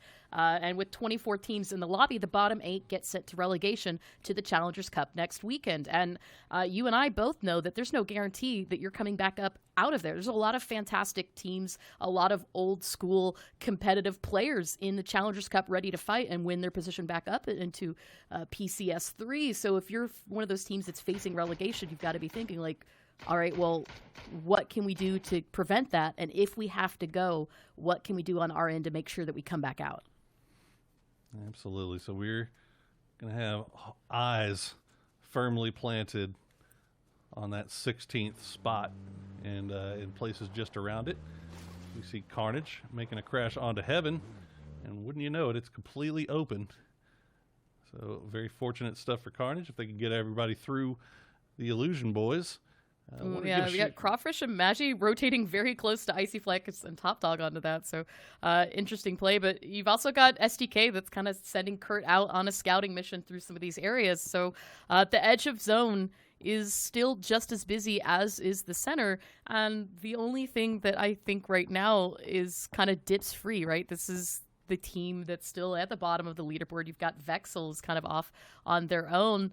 And I think they've really kind of struggled, when we talk about all the teams that we're seeing in this lobby with consistency, with their ability to take fights, aggression, make calls.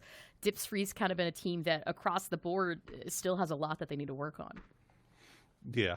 A lot of issues left to be solved here for Dips Free as they prepare for that Challenger Cup. We'll take a look at Team Veritas just sharing those prison cliff sides for the time being. It's a little bit of a slow early game. Just because of the circle. I mean, it's very, we've seen the circle a million times, right? The classic right around prison here. So while we're waiting on things, I do want to give a couple of quick shout outs. We always talk about Gunnar and the great job that he's done as a coach for STK. And we don't always hear a lot about some of the other coaches in the league. So, I wanted to give a shout out real quick to Woe, who has been the coach for Illusion. And obviously, those boys have been doing really, really well. A lot better than I think a lot of people expected for him. And so his coaching is coming great. And I did say I did not know who the coach for Liberate was. And I was very quickly reminded and informed that it is Walt Jr., another veteran of the PUBG scene. Has been a coach Walt and Jr.'s a player. legs. And that's him. Been a coach and a player in the MPL. Going back a long way. So love to see good things coming out of those two squads. Oh, yeah, there we go. Easy. 10 points. Spin around. Nice landing. Stick it. We'll give it to him. Perfect. Duel has, this is actually an interesting position for Duel because they're coming in from the south side very late, and it looks like Lampalot, their scout, has picked out a position just off to the south of Liberate, who's holding down the western crater ridge of Prison. So we'll have to keep a close eye on this. I'm not sure if Liberate knows or heard because Lamp pulled up pretty far away. Yeah, I mean, Wooly kind of came into the back with this, but Lamp's kind of pushed on ahead, which is a bit of a risky position given where Zenith is in the compounds out to the right. Might actually be able to have sight on him. So with that, though, the rest of Duel will be able to get into Prison, but they've got Comets coming in behind them, so they'll need to work hard to hold that position. Meanwhile, Vexel runs over himself, and Dips Free is eliminated out in 15. In a nutshell. You know what? That's all right. They'll have another chance in look at Hardships, though. Hardships crashing onto Illusion here. Illusion has a really nice split. Right? We've seen a lot of fantastic plays coming out from Hardships for this weekend. As unfortunately they did lose Lobes early on, but right now taking a hard push here onto Illusion. J-Sync out with the barrel, looking for angle onto this fight, just on the edge of zone here. We see Adam for Illusion out on range, and Chuba gets the knock onto Icy Flex, but Free Me Please returns it there, knocking and flushing J-Sync down. Only Chuba still up right now, as Maluk is still bleeding out from behind the rock, but as Free Me Please goes down, this should give Chuba just enough, as he's going to use a throwable, try to keep the pressure there onto the rest of Illusion, looking for one more knock. That's Top Dog behind the tree, but look at this, shoot to kill has sight. Luke 12 gets the knock here, and Adam, the last one still up, pinned right now. Has the opportunity to take the car and run with it. Chuba trying to clean up what he can, picking up these points, not allowing Shoot to kill the third party and steal them away. But if you're Chuba, you're in a bit of a tricky position where to go. Curdy takes out Adam, and he's still got two vehicles. Could make a run for it here. STK crashed on that so nicely. It was looking like a really good hold there by Illusion, but Chuba with some great individual play manages to save the day here for Hardships for the time being, but as you said, he is basically dead to rights. He's pinned out there. We'll see what STK decides to do from here, as they are eating a little bit of blue, and this blue doing a little bit more than tickling, as you can see. Yeah, and, as Shoot to Kill continues his pressure, we just take a quick look at the map and see that it is centering itself on Mansion. So a lot of teams are already working on their rotations. So Shoot to Kill, what we saw kind of from them yesterday, right? Continuing to play at the edge, play the aggressor, trying to take out the last player for a squad before turning attention back to the zone and thinking ahead. And this is something we don't always typically see for them, but they continue that on. Back over here for Duel in Prison. Looks like they've spotted out Liberate. Opening knock there onto Ice Tech. Cherry trying to find an angle onto here, and there you have it. Houston Hardships is eliminated. Chuba will fall out of his own car, and now back to the fight at hand. Duel and Liberate. Guabi down very low. Cherry and Wooly did so fantastic during that last game, and we see yet again Duel pushing in together as Danny G cleans it up from the side at it. Guab all fall down in the end, and Liberate goes out early. Unfortunate for them, but good for Duel, who needs it just as well, presently in 17th place. Clean from Duel. They take those 4 points.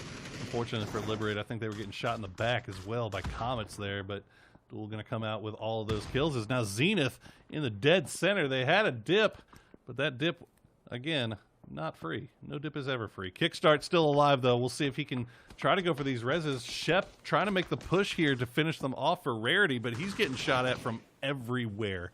Comets, 303, STK all have a line of sight on him. So I don't believe Shepard is going to be able to flush these out, and Zenith should be able to get these reses. Yeah, and Carnage, even from the top of Heaven, right? Using the high ground to take shots into the smoke. Did get a bit more damage onto that, but luckily Kickstart was still alive, able to get the res onto Mystery, and if they can heal up quickly, might even be able to get the res off to Lada. As you see more smokes coming out from Zenith, and now meanwhile, San Diego Rarity trying to rotate, regroup, and find another angle, but now they're allowing SDK to stay alive just a bit up onto this. We've got so many teams all along the edge that have sight onto this. We've seen Fabled even in the kill feed as they've continued to do some damage out from Mansion, and I think as Phase 4 comes to a close, the real answer is going to be where this circle shifts to, and whether or not it's going to do any favors for these teams caught out in the open. It's going to be pretty rough stuff, especially for these teams off to the south. We see STK just forced to snake it for the time being. Carnage had a pretty good line of sight on them, as well as Fabled. But they will stay alive for the time being. It looks like Shepard is going to get spotted out, though, by 303. Haven't had a chance to really talk about 303 too much today. A little bit of a slow start for them. But we'll see if they can pick things up here in the last game on Erangel before we head over to Miramar. I do believe 303 a little bit more of a Miramar favoring team. It seems to do well for them. But, yeah, I mean, 303, really at the start of this weekend, right, was the only team on the left-hand side of the leaderboard in the top 16 that did not have a chicken dinner. And unfortunately, so far today, they haven't really put down as many points that they need to maintain the lead, as they've dropped now to 12th place out of that 10th place spot that they held earlier on. That said, this is our last Erangel. This is a map that we sometimes do see those players struggle on. And so going to Miramar should give them a little bit of a hand, but we're Erangel heavy this weekend. And so that does take away some opportunities for them to shine in the place that they're the most comfortable. That said, that circle is going to help them out here, as Landoon and Voxic are going to be in the zone. Now you've got Gang, Carnage, Veritas, ATC, and Duel, as well as the Comets that need to work their way in. And ATC Melon gets the opening knock there onto Danny G, but getting very low himself. Aguila and Norcus not quite at a full angle to help us out here, but Wooly caught up on top. I think Cherry and the rest of Duel, Lampalot swinging around to try and give a hand here. You see Danny flushed out by Melon. Yeah, Duel, I think, may have been maybe a little bit greedy there, trying to hold both sides of the prison crater just in case the circle went either way. They're going to come over here and crash onto this fight, but they've got ATC okay, but Veritas has filled in to the spot where I imagine ATC and Duel wanted to transition to. Meanwhile, Comets backfills behind Duel to take over their cliffside spot on the eastern edge. See if they can maybe get in some shots over here. Aguila going to stay alive for the time being, hiding behind the rock. Check that out. Nice shots coming out from Duel. Don't stick it, though, into the knock here. And as you said, Duel kind of pushing in from this little final spot. You do have one player still up for ATC. That is Aguila. It doesn't have the angle on this quite yet. Meanwhile, Jazza and Pinto are going to knock and flush Lampalot. And that's a quick knock. And there you have it. Aguila actually with the nade from a distance going to knock down Wooly. So Duel falling down to just Cherry. But look, everybody's got sight onto this. And as Aguila goes out for any trolls in chat, Cherry actually gets spotted out by Yaxley. As you said, Comets backfilled that position where the 2-2 split from Duel on a left behind. And now Comets, while rewarded, have to continue their struggles against Veritas here. Well, they get the opening down. Veritas down to 3 here. And you can see Jazz already about half HP. He's going to stop to heal. We'll see if Keenan can hold off the push. As Victor comes in, nicely done by Keenan. And that's going to stem the tide for a little bit. And Veritas can try to... No! D-treats! With a good grenade of his own. Look at this. Keenan already used that opportunity to try to push closer and get that flush onto Victor. As you see Monty run in for the res, but D-treats and Yaxley still holding on the angle from the road. Try to find out the rest of Veritas, but Keenan has been spotted, 28 HP, stopping now to use the first aid kit, but pinned behind the tree, nowhere else to go as the rest of teammates try to close in and lend a hand here. Meanwhile, we've got San Diego Rarity running in the backside of this, and that could spell some trouble for Comets as they split their attention 2 and 2 here. And meanwhile, Carnage, still with the high ground, has sight on this as well. Zrayrgod getting a couple bullets into Keenan. Rippert actually going to get the down onto Leda, and Jazz are going to go down as well. As now Comets, I think, reading the situation, they know what's up. They're going to hard push this. They know it's just Keenan left. Keenan hiding in the smoke for as long as he can. Somehow Comets managed to keep all 4 up here as Rarity either didn't get involved in the fight or they just got pushed away. So Comets doing a damn good job. Look at this healing right in front of Keenan. He just can't see him through the smoke. Keenan? This is our spectator. Can we see a bit more? Keenan walks out of the smoke, can't find the knock. Finds a second one. D-treats and Victor go down, but Yaxley cleans out Keenan. Phase number 6 on the edge. Yaxley immediately looking for that res onto D-treats, but as we saw earlier, Carnage did have sight on us. But I think the thing that's helping out Comets right now is that Gang made a push, and that broke away their intention. So Comets should fully recover and stay 4-man up from this fight, but now they need to work their way up north to the zone.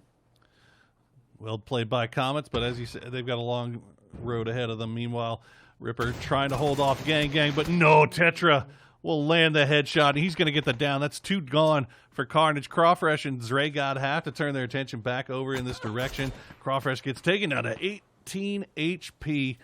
They're going to have to stop and heal, and this is all going on outside of the circle. They've got a UAS. They can get out of this if they want to. It looks like that might be what Crawfresh decides to do.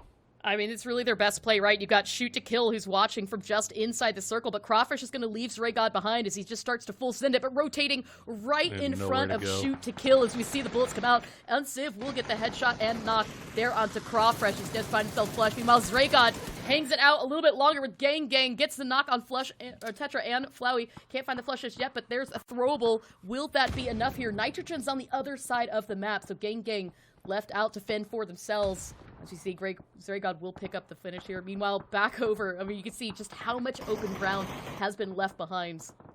Yeah, Comets trying to wrap up around behind this to see if they can pick something off. They end up losing one here. I believe that's Yaxley. Yeah, and they're not going to be able to get that res either because the Blues moving in. D-Rich is going to find Nitrogen, get him down real low, but not enough to get the flush. This grenade could and should be good enough. No! Okay.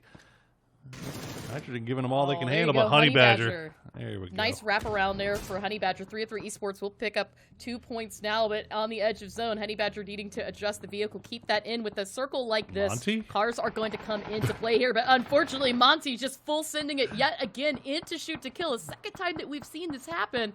But 2 players still up now for Comets. D-treats. Out by his elf, he is Yaxley bleeding out. Meanwhile, Subtle's been spotted by Honey Badger, so Rarity goes down. 5 teams, 16 left alive.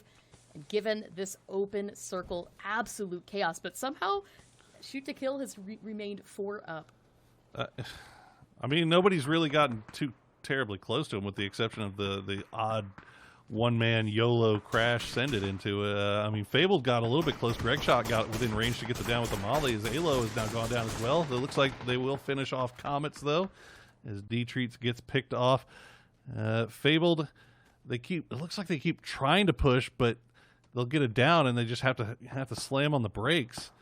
And I mean, it's all this hard cover that Shoot to Kill have really created themselves with all the dashes here that have been really beneficial to keep them alive, as well as the people that keep sending it in close, right? You're bringing extra resources, an additional utility for Shoot to Kill to keep these smoke walls up and keep it going. That said, now you've got Hella coming in for a res onto Haxetti. It's a little bit risky, but Purdy Curdy doesn't have the sight on this, as we see will manage to finish that off. And now as 303 starts to rotate, wrap around south into Zenith, Landoon getting the flush onto Leda there.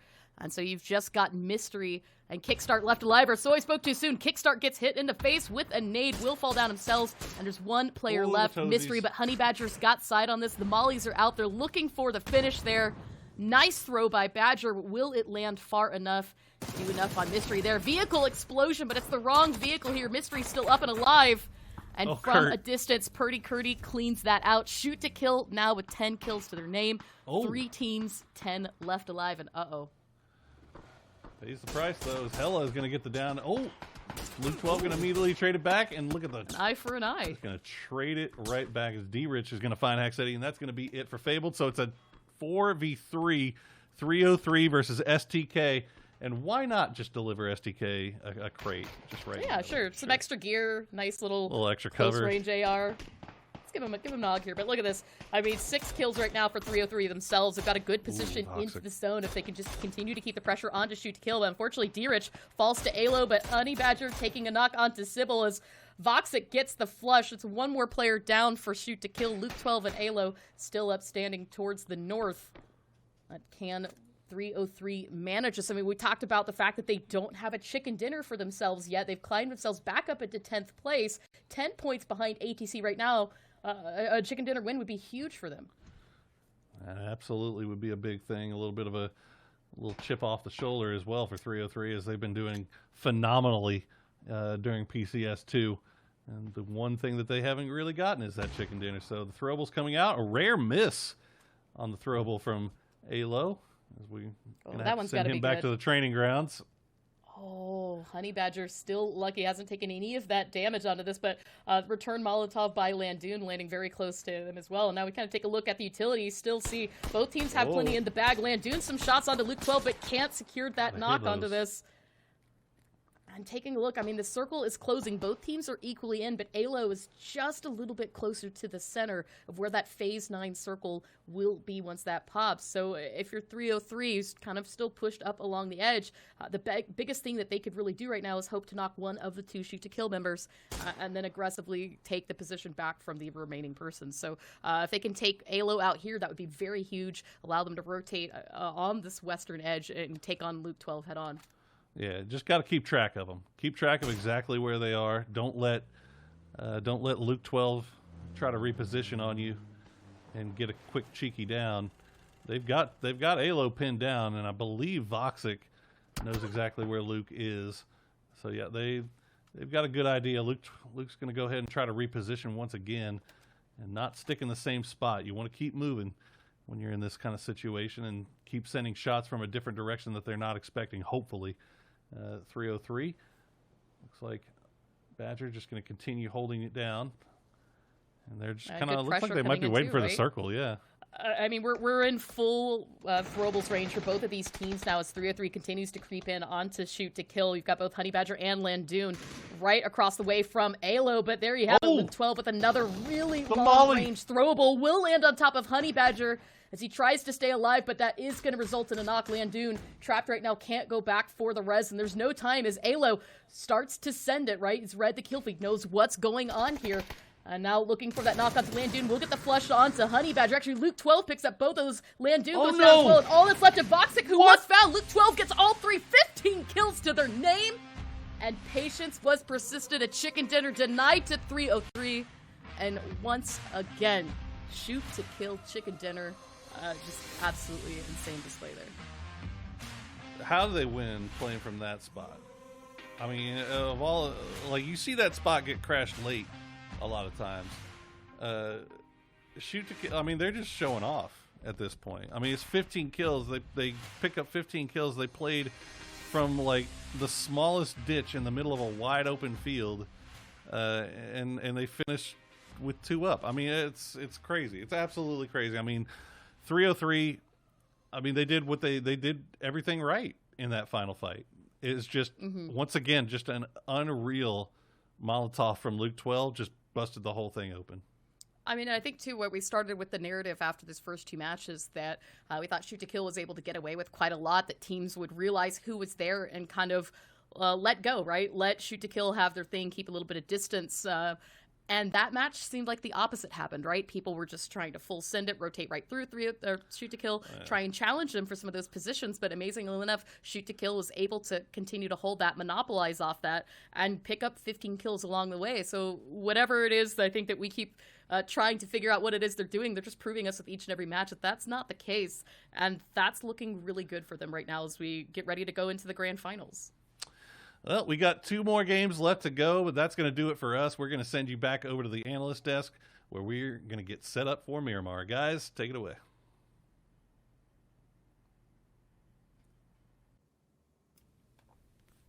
Thanks very much, guys. And I will start off by saying this about STK. I don't think other teams are giving them space and avoiding them. I think they're just comfortable and confident that they will dunk on just about anybody who comes into their sort of sphere of control. It's literally like watching Michael Jordan play 7th grade basketball, and just nobody can get up and nobody can seem to stop them. If they want to take the lane, they can have it. And there just doesn't seem to be anything anybody can do about that. Our hopes are like 303 and Oath, but it's not happening, Matcham. Well, in Oath's fairness, because I know Snakers won't be quiet about it in chat, yes, they're not playing today, so there is a chance for them to catch up tomorrow. Yeah. I got your back, Snakers, but in defense, this is a pretty hefty lead that we're starting to see pop up, and shoot to kill, damn it, you're making this really hard. We keep having to find some new way to talk about how great shoot to kill is. Listen, but again, also great to see Duel performing inside this and getting some kills. We've talked about the fact they're in a cuff spot. I want to see it continue. Listen, I will say this is sort of good that SDK have all but secured their first place finish at the group stage, because you really should start to talk more about the teams that are trying to qualify for the grand finals. There is only a $5,000 reward for first place on the group stage. It is all about qualification for not next weekend. It's in 2 weekends when the grand finals are going to happen. That's where the real competition comes through. You said only $5,000? Bougie Cam over here. $5,000 is a lot, man. $50,000 for what are we going to play over the course of 3 weekends in PCS2. It's a tip for winning. I feel you. I know what you're saying. And yes, that is true. We're going to keep talking about SDK because they are dominating, right? But the reality is, as you bring up, there are a couple of teams living on the cusp that the difference between advancing to PCS3 and the grand finals matchroom and getting to challengers and maybe getting knocked out could be the difference between the continuation or the end of a potential pro career in PUBG. I 100% agree. That's kind of the nature of the beast in the times that we live in right now. Everybody knows, except for Cam, apparently, that money's a little hard to come by. So whenever you end up in that top 16 spots, just getting a little bit of cash to help you make it through the rest of this is going to be extremely important for furthering your career. Yeah, that's right. I'm calling you out, Cam, sitting there being like, oh, $5,000, whatever. I like your bougie Cam voice is also top notch. Cameron, do you have a response? Pretty accurate, to that? Yeah. You should try to do the bougie Cam voice, Cam. Do it. Sorry, I can't see you from the top of this ivory tower that apparently I'm hanging out in, also known as a 5th floor. Oh my God, 15 Washington Heights apartment. Yeah. Shoot to kill got 14 on the last one, 15 on this one. I was trying to do the math because I don't have it in front of me, an updated panel. We'll have to look in between matches. I think Shoot to Kill has more kill points than like the 6th, 7th, or 8th place team has points or something like that at this point, which is just wild to me. Wild. But okay, let's talk about the rest of the leaderboard, Cameron. I think there's some other teams you want to talk about. Maybe Fable? I mean, when you get all the teams at the top that stack up, it was previously Liberate sharing that was Shoot to Kill the past couple of rounds, but then now this game it's 303. It's so difficult to really figure out who is making much of a splash in these games. Fabled is, I think, overperforming from expectations, but this was all, I don't even know if overperforming is appropriate, because this was the team that looked really strong on the first half of PCS1 Grand Final. So for them, I don't know, it's more of just finding their stride for any of these other terms here. It's just it's so hard to talk about anything other than STK. Big shout out to Dre God. It's 303. It is 303 and Carnage, both teams that haven't really been talked about too much, make it up onto this list matchup. So that's a big deal for them, 4 and 4 respectively. So I guess talk to me a little bit about what impressed you from those two teams so far. Well, we've seen Carnage very aware of the position that they're in right now. They're in the middle of the pack location, which is much tighter than up towards the top and towards the bottom of the leaderboard right now. So that means the fact that every single point that they're trying to pick up is influential for them. So that's why we see Carnage again playing true to form, not being afraid to fight towards the mid or earlier stages of the game. 303 is still following through with their tried and true strategy of try to make it in the late game, try to keep people up, try to own territory, and then fight towards the end of it. This last round didn't work for him, but let's be real. 303 coming in with a second place position, getting a lot of kills is very important in their present position of very middle of the pack right now. Let's take a look at the overall damage, and Luke 12 doing some good work on that game. Not surprising, but Zragon and Ripper coming through. Again, Carnage showing up, doing some things that we hadn't seen them do before, Cameron. Yeah, I mean, it's not. You haven't seen them do it today so far, but Carnage is one of Right. the teams that I think a lot of us looked at coming into finally qualified for PCS this phase this season, and this is a team that is super scrappy and super enjoyable to watch and really likes to put a lot of chaos into the entire mix, and so it's good to see them finally up here. I don't remember exactly where they are on the leaderboards. They're somewhat close-ish to the... No, wait, I might be wrong. I think they're just like dead in the middle. Well, let's take a look at the overall leaderboards right now. We can actually Let's look. It's gonna be see stupid, where I we're can at. tell you that much. Look at that. Phew. Like, All right. look, No. Look at the Hold on. lead. I gotta say, you were talking about a second ago, Toffees. Holy 194 kill points. Oh my god. They would be in 4th place just off of kill points right now. Now, the we hunt. No, need to... yeah, I know they played more games. I get that. Yes. but still, the 111 points that they have, they'd still be in 4th without that. That's a big deal in terms of just raw point output. And Cameron, I give you the chance to refute that if you want to right now. But that's shocking. How can you? How can you? So the fact that they're above C, Yes. like by so much, the fact that they're above B by so much, those different groups, is ridiculous. Yes, they have played 3 more games than Group C. They have played 5 more games than Group B. That is all going to be reset by the end of the weekend tomorrow. It is going to be Groups B and C competing tomorrow. STK are not going to be involved in that, which gives teams time to catch up. But they're catching up 85 points, and that's with 2 games left. Yeah. And keep in mind, Shocking we consider like a good day to be like 60 points, right? Right. So that That's means the just fact great. that they have to have a massive day to catch up. But I mean, we have seen Oath have great performances as well as Radiance, so there's still a chance. Let's take a look at the total kills as we continue to have this conversation. I want to talk a little bit about... Okay, so first off, Snakers has fallen off the lead. I know you're not playing. He's got a chance to come back tomorrow. But Purdy has taken over the top spot. Now, we've said this before, but I'll say it again for those of you who may be new.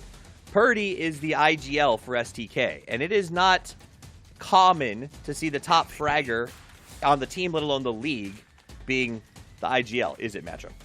MVP.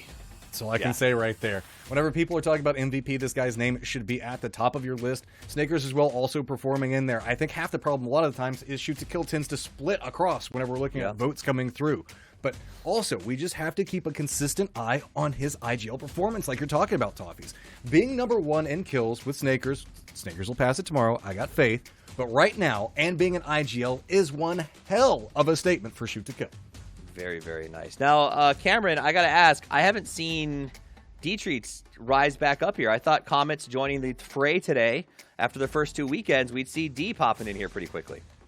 Yeah, it's actually been a really disappointing day for the Comets so far. They have, I'm looking at their numbers, and it's like, I don't know if this is including the last game, but at least within the first 2 games, they have 4 placement 2 kills. We talked about, can they be consistent with this performance, or are they overperforming? This is making me worry that they're just going to fall back down to earth in the same way that we saw Fabled during PCS1 Grand Finals do. I am curious to see exactly how that plays out. I'd hate to see that happen. I mean, either way, they'll be top 16 material, so worst case scenario, reset and go for the big show, as you brought up. We'll take a look at a couple of extra stats. Remember, there is the bounties that we're giving out for top performers. Luke 12. In fact, STK looks like they may take the $5,000 win money, Cameron, and then maybe also just use all these bonuses for like an amazing fly everyone out for an awesome night in Vegas type of deal, because they're dominating a ton of these little areas, these bonus areas. I assume you mean like in 2021. Yeah, or Fly them out to 2026, Vegas. based on how Yeah, we're doing yeah, as a okay. country. So whatever.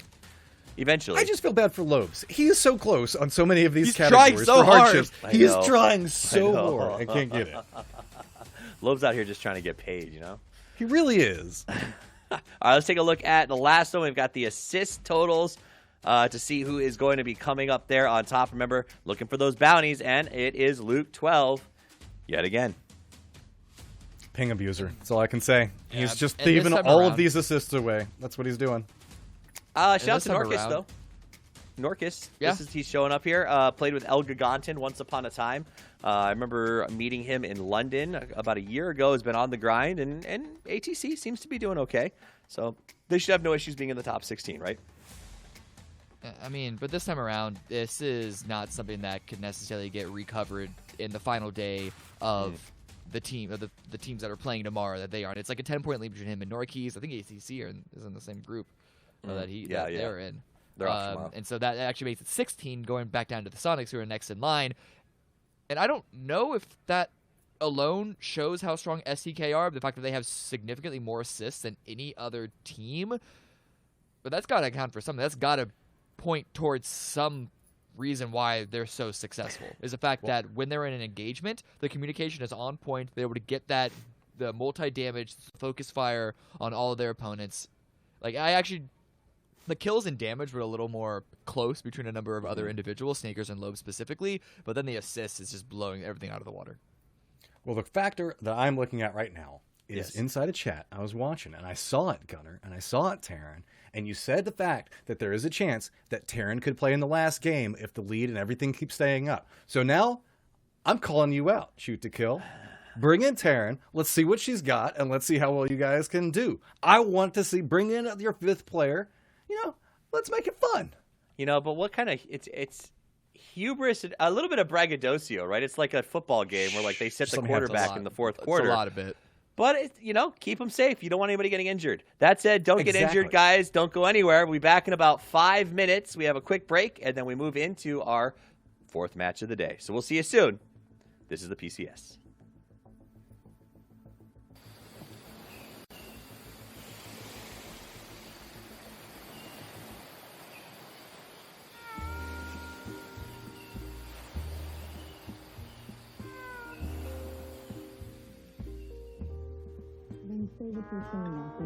You work for these people, and I think it's a little screwed up that you act like you're better than us. I never said I was better. It's the way you act. Oh, I could never watch these things? That's exactly your job. It's not my job. And is that how you think I talk? Guys, someone's viewer isn't muted. Me? Sorry. I don't know why you're all over me on this. Martin doesn't watch either. Martin?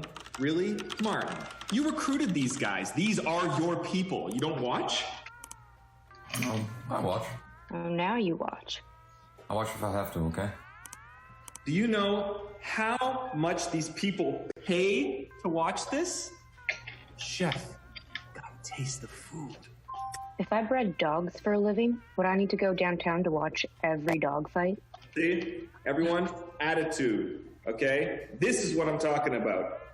Nelson's just testy because he's the only one who has to work on site. Not that I don't mind being in a bunker, 30 feet underground. But now that you bring it up, why am I the only one that has to be here? Because you work the blue zone. No, I'm just saying it'd be a nice sign, of camaraderie. If you guys, If I were to spend 4 days in the bunker with you that smells like hamburger, do you know what smells like hamburger down there? It's because that's where they put all the bodies after the match.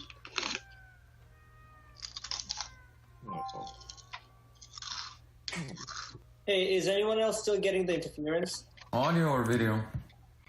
I'm still getting both every time the blue zone moves.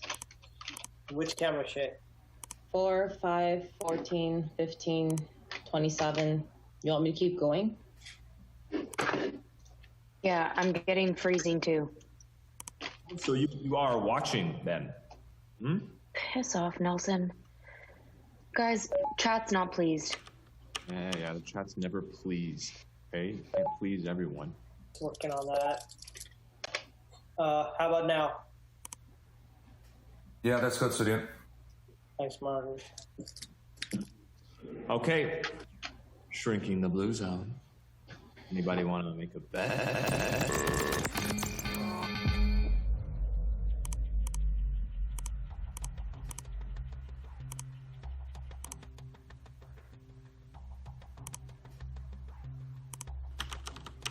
Alright, I was just feeding in the data. I was doing the usual, and it just kicked me out.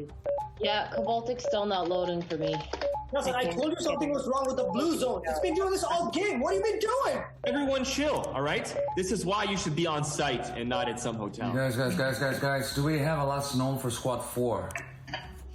Which combatant? Any of them. What does system error mean? System error means the blue chip's offline. Can't be offline. It says it's offline. Well, is it possible they're just dead? And it would say deceased. So. Nelson, well, chat's asking questions. What should I tell them? Tell them, just tell them we'll get this fixed. We'll get this fixed. Yes, Jay, we will get this fixed. Do you know the kind of people we work for? Martin, is Squad 4 the one with the engineer? Yep. Slade's team. Why is it Slade's team? Why isn't it Mad Malholtra's team? Or Is this Slade the American? The one that you paired with the psychopath, so ham meat. It is lunch meat. Oh, she is cute. Gals, you know she killed 14 people before she was 18. She's actually the one that broke Martin's nose during the interview. So it's Slade, Malhotra, Lunchmeat, and Julie, and you're saying we lost them. All of them. Okay, everybody calm down, take a deep breath. Try not to worry, okay? Don't worry about the illegal murder game we could all go to jail for.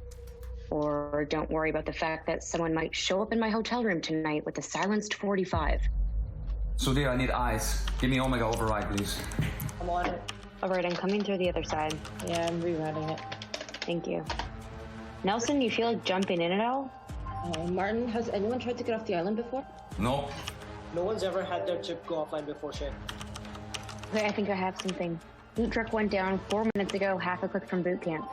I think it's Yeah, I see it. I've got down cameras south along Main Street. Where were they when the blue zone messed up? Say it was the blue zone again, Martin, and it'll be your body stashed in this bunker. I got it. Last known's at the quarry. They went for the center of the map. Nelson, there's no way in hell they can get into the bunker, is there? Of course not. How do you know? In the history of Battlegrounds, no one has ever found the bunker. And no one's ever disabled the chip either. Okay, guys, everyone just calm down. This isn't a bloody moon landing. We can...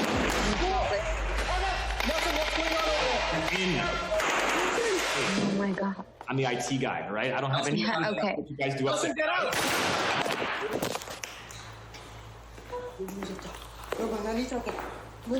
Martin? Martin, what are we gonna do? It was a pleasure working with you guys. Sadir, what are you doing? I hope this works out. Sadir! No, I still might have a shot. Bye, guys. What? This is not our fault. We did not. I'll tell him. We were not involved with anything. Yeah, so can we just, I mean, isn't there a team we can send in? There was. They were at the bunker. Okay, well, how long until they make it to the mainland? 18 minutes.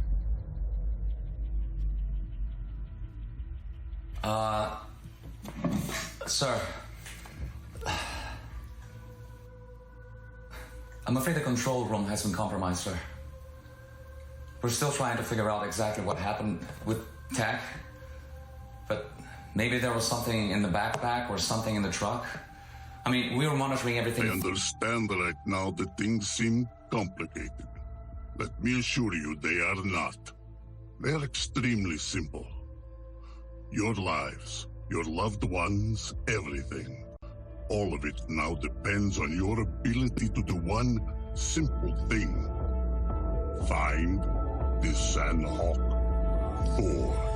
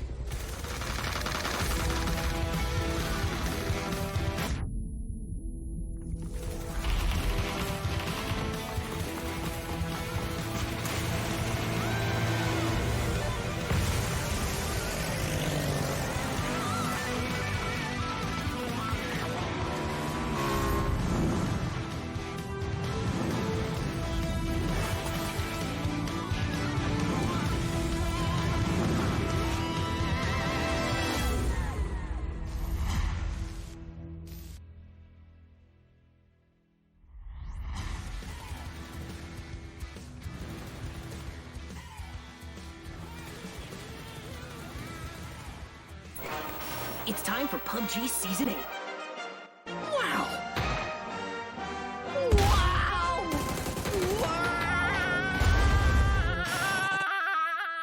Wow!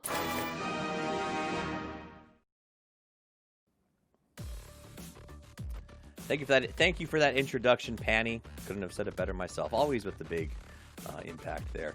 Guys, welcome back. It's time for the last 2 games of the day as we head to Miramar. My name's Toppies, and I'll be walking you through this party as we head to the end and see which the top 16 teams are going to be. Let's take a quick look at the format and the prize pool so that you know exactly what these teams are competing for and how they're going to be doing it. The format for today is relatively simple. 3 games of Orango followed by 2 of Miramar. The first 3 are done and dusted, which means we only have 2 Miramar matches left. That is right. That was a throw back to my boy, The Sims. Done and dusted. I miss you, bro. Point system. First place, 10. Kill points, 1. And those are very much, well, they'll probably matter in the race for the top 16. Probably not for first place, as SDK seems to be unstoppable. Let's take a look at the prize pool. The top lion's share, which will probably be taken by SDK unless Oath has the day of their life tomorrow, but it could happen. $5,000 for first place, $2,000 for 16th, and a whole lot of nada for everyone below that. We're also giving away bonus prizing, bounties if you will. 500 each to the players with the highest kills, assists, knocks, and damage. 500 to the teams with the most chicken dinners, and 500 to the tournament MVP by popular vote. You guys will have your chance to get your vote heard after the end of play tomorrow. So make sure you're following at PUBG Esports for all of those details. That said, I also want to remind you, PUBG Season 8 is out now. You've seen the promo videos all day today. The new skins are in the game. Get in there, earn them, grind it out, get your hands on some of that lunch meat. And remember, hashtag live to survive. All right, I'm joined here on the desk by Matchroom and Cammy D. Guys, welcome. I looked off this way, but there's nobody there. You're over here. Hey, guys, welcome back. How are you doing? Good. We've done so much in the last 2 minutes. Let's be honest. We all just sat here and just talked about PUBG. We watched videos together. We talked about metaphors. That was good times. We learned about lunch meat and what's the other girl's name? The blonde? Julie Skeleton. Oh, from the Gotcha. Yeah. See, came along with me down the path. We got there. All right, well, let's take a look at the highlights, guys, and see what happened in the last round. Leaderboards. The highlight of the leaderboards, what I meant to say. The highlight of the scores. And the highlight of the scores has been shoot to kill. 305 total points. Kill points of 194. My Jordan metaphor stands, Cameron. I just don't know what else to say other than they seem to be a class all their own at this point. Yeah, I do want to redirect for the final 2 games of the day leading into tomorrow our attention back towards the full qualification for the top 16. Yeah. And remember, at the end of the day, A will have played 5 more games than both groups, or either groups C or B. And so for the qualification to top 16, I am looking at Fabled and Gang Orangutan specifically to see how many points they can get to give themselves a good buffer. And Fabled have been playing relatively good today. They've had some really good key moments, but they're currently in 13th place. Gang right at 16th. And for Gang, if they don't have a great final 2 games, even if they're sitting in 15th or 16th place on the leaderboard at the end of the day, surely they're going to get overtaken by the teams that are going to have their last chance to play be tomorrow. I would even add ATC to that a little bit, Matchroom. ATC, Fabled, and Gang Orangutan. It's put up or shut up time. They've got 2 more games in the series. Relegations is knocking on the door. What do? You want to slam it in the face of relegations, but how do you actually make that happen? Well, it comes back into several different factors. One, you got to make sure you're securing kills. If you know the fact that you can't make it to the circle and you're going to die, start doing the risk assessment to say, okay, we need to at least get some points out of this. You cannot walk away with anything probably less than about 5 points per game from here on out to at least secure yourself a safe spot. Let's be real. There are a ton of Gang Orangutan fans out there just because, again, it's fun to say. Yeah. But they're in 16th right now and don't play tomorrow like Cam was talking about. You got to show them support. You got to make sure that you're trying to boost them up, fans. Give them something to come out for. And if you're on teams like Fabled, Gang Orangutan, and ATC, this is your time to shine. You got to show that you can clutch it up whenever it matters. Hopefully the fans go bananas for Gang. That said, I'm not super confident, Cameron. if you're watching this as one of the teams that's on standby for tomorrow, is it an easy prospect to get in the top 16? Are there going to be enough spaces? I mean, does the bottom 8 feel obvious? Not that much this time around. Like last PCS, it was pretty much set in stone who was going to be in the bottom 8 and who was going to be in the top 16 by the time we hit a similar point during the league play. This time around, though, it's a little different, though, because outside of STK, no one has really established themselves as being really good or even really bad. We're seeing teams like Liberate, who started the day, albeit with 5 fewer games, at the bottom, and then come out with, what was it, a 3rd place and a 2nd place, or just some really high placement finishes in the previous 3 games. And then you have Veritas, Zenith, and all these teams that are supposed to be really good, Sonics as well, not really delivering up. And so it's going to be STK, a bunch of everyone in the middle, and I think the bottom 8, a number of them are just like going to be a kill or here or there away from qualifying or not, which does mean every single point matters. It always matters, but it capital M matters this time around. Well, today is the shoot to kill show. Let's be real. But let's not count on Oath still as in 2nd place, not playing today as well, and that's a statement in and of itself. Yeah. And don't forget, Radiance will be joining us tomorrow as well. So that said, before we get to tomorrow, we got to finish today. Let's head to the 4th match of the day on Miramar with our casters, Hypoc and Godspeed.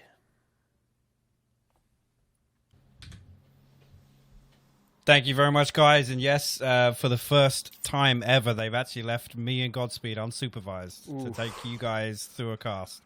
I mean, they messed up. They messed up. They did. There was definitely a scheduling error made at some point that you and I have ended up on a cast. But I'm excited. I'm glad Cameron brought it up. There's a couple of teams, we're going to be, I guess, focusing on here. Liberate's actually one of the success stories, if we can call it that just yet. I don't want to commit to such a statement, but it's definitely going to be interesting in today. Yeah, it'll be interesting as well for like Liberate, Gang, as well as Fabled. I think the cusp this time, as far as group stages, is definitely a lot more tight than it was last time, which is I think what Toffee's mentioned. And we'll have to see, man. We'll have to see how it goes, especially on Miramar. I mean, you know me, this is my favorite map. I love the dunes, so to speak, of Miramar. I love the fights on here. Simply because there's also there's just so much terrain to work with. I mean, how do you feel about Miramar? I mean, it's still my preferred, and I think that just comes back to I don't know. Well, since Wrangle 2.0, I guess they've become a bit more level in terms of ranking for me, but definitely it was becoming very stale on older Wrangle. Sure. I guess things have spiced up, but especially now that we get so many military circles and we get to show off that fantastic change to the terrain down there. Thank you very much. Well, it's Primrose that handles the circles. It's Prim. It is. 100%. Yeah, if you guys don't know, I mean, Pac and I, as former players, basically the way it worked was whoever Prim really liked that week, the circles would favorite them, 100%. And so, we would buy her gift baskets. She really liked bath shampoo, or excuse me, the bubbles, so to speak. And so we would buy things like that for her. And we would get, I mean, that's why Rumbler's got so many circles. You know what I mean? Yeah, that is fair. Again, this is a little bit of a flex out from SDK, but looks like Haxetti fancies a bit of this, fighting over the red brick hangar. We're just off to the north of San Martin here. Looks like Kurt's managed to get himself a little bit of kit, but I don't know if we're going to see either of these players really force the issue here, to be honest with you. I'm pretty sure Kurt knows something is up, which is why he's just kind of hanging out on the backside of this long brick, and he's probably going to peace out. I mean, it looks like what he's doing. But my question is it at this point, what does STK have to lose as far as just playing aggressive? There's no reason for them not to. I want to see Kurt just push here. It's not like it's going to damage their chances, really, is it? But no, it's just that. I mean, I was talking about this yesterday. The way that Sonics have said they're kind of approaching the group stages. That's definitely something a team like now, if you're in the points position STK are in, you can definitely start playing around with a few things and. 100%. Yeah, send it a couple of times in Circle 1 if you want to. But this is also something that I find interesting. I mean, we just saw that split just north of San Martin, and now we also see another member of Fabled here going against Ripper and Carnage Gaming. So I mean, it seems like Fabled is kind of all over the place right now. They're hedging their bets on whether or not they're getting vehicles, getting looted out quick so that they can rotate fast. This is something I don't think we've seen from them. I mean, I'm actually looking at the mini-map, and I'm worried now because it looks like we're going to get a full Carnage collapse. In true Carnage style, actually, Ripper's relayed this information across, and I guess they're hungry for this kill point. And again, that fits Carnage's style. They like to hunt for those kill points. Hopping back on board here with Kurt. He's still stalking Haxetti. You can see in the distance as well, Alo kind of cresting the hill also. Oh, yeah. I think they're going to sandwich Haxetti here. I mean, maybe Haxetti, if he can find a nice shot on Luke, there's a chance that he's actually going to be able to stabilize here. But, this is rough. And Kurt knows as well. Yeah, he's going to feed this over to Kurt. You can see as well, Luke 12 in the background. He's coming down to try and secure this one. And this is just a little bit of a bait here. Obviously, Haxetti's still going to know, but the headshot lands, and that could be the go signal for Kurt to push in here. We know he's going to have some form of utility. He's going to find an angle. No nades, no utility. Oh, you hate to see it, Kurt, without utility. Obviously, it's early game, so I'm not going to. A rare sight. A rare sight indeed. Truly. Oh man, yeah. This is really rough for Haxetti, though. This is beautifully played as well as Shoot SDK, and this is, I think, you and I were talking about this. What makes them so dangerous is when they have nothing to lose, because they really don't. I mean, they're just absolute aggressive monsters, and they will push anybody, and they will generally come out of those fights on top. Sees the angle, doesn't get the shot. That's huge. Oh, Hella's tagging up, though, from distance. So there is a little bit of reinforcement here for Haxetti, but too little too late, I feel. You see Luke sending some utility upstairs. That's going to blind out himself as well, actually. That's probably a ping problem, but he's going to send another flash up into the room here. And I think it's just... That is a nade at the bottom of the stairs. Actually, it's going to get Kurt down, so... Haxetti's still holding the fort. There's the knock. It's too late, but, you know, as we just saw, here comes Fable. Fable actually coming in from the backside to this combo. They're going to go for this push. Ooh. Yeah, I saw a nade arc of something go in there. Luke's already got the angle through the window, but does take a headshot from Greg on the way in. He's got to stick a med kit, and Alo, I mean, he's rapping here. He's trying to get to a ridge, but the three-man push. He's too late. I don't think he's going to make it. He's way too late. Luke, the best thing he can do is maybe get a knock. He finds one. There's the trade. Oh, wait, Alo.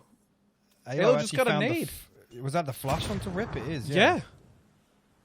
And so Curdy now is going to get a little bit of a revive here. Where's Civ? That's actually what I want. Where has Civ been during this entire fight?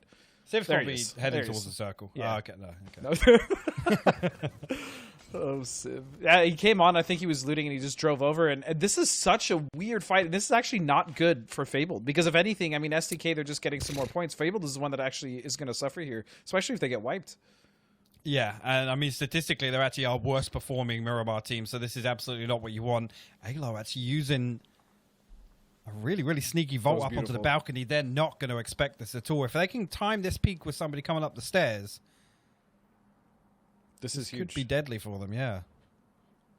Alo just has to be very careful. There's got to be... Oh, Civ getting knocked.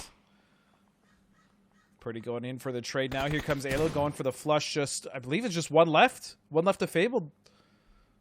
Yeah, he's trying to hold that angle down. There's an underarm nade here, though. Could be the end of Fabled. I don't think he's going to have any idea that this is going to pop behind him. Doesn't actually do any damage, but yeah, Alo cleans up with the M4, and Shoot to Kill will put another 4 kill points on. And, I mean, Fabled continue in the trend. They average 2 points a game on Miramar, and 16th place finish here, I think, with 1 kill. Yeah, they got... yeah. That's the thing. What can you say? Puck, what do you... I've been talking about this a lot with like Clover as well as like Toffee's on analyst desk, but like with the addition of Haxetti, you would think that with all that knowledge and experience, Fable would actually continue on their kind of upward trend of getting points per game as well as just finding success, but it feels like they've actually been regressing. I mean, you're absolutely right. Fable kind of really surprised me.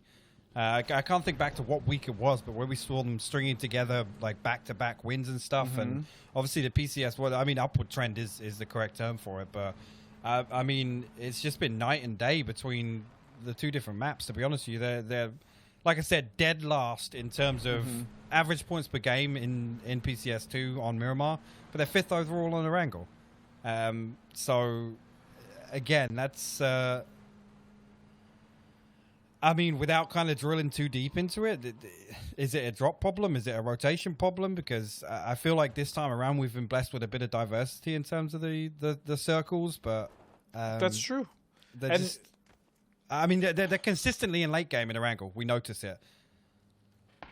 Their team fight is also... Oh, Lobes, speaking of team fights here, maybe getting a nice little shot onto Zray to open this up for him and the rest of Hardships. But Lobes has actually been insane, to be completely honest. He's been playing out of his mind. This might be the best PUBG I've seen Lobes play in a long, long time.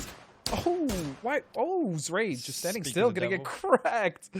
That's gonna be a knock. And Maji now kind of left this fighting for himself. Gonna go in for the res. I wonder if Hardships actually knows there's only 2 in this compound.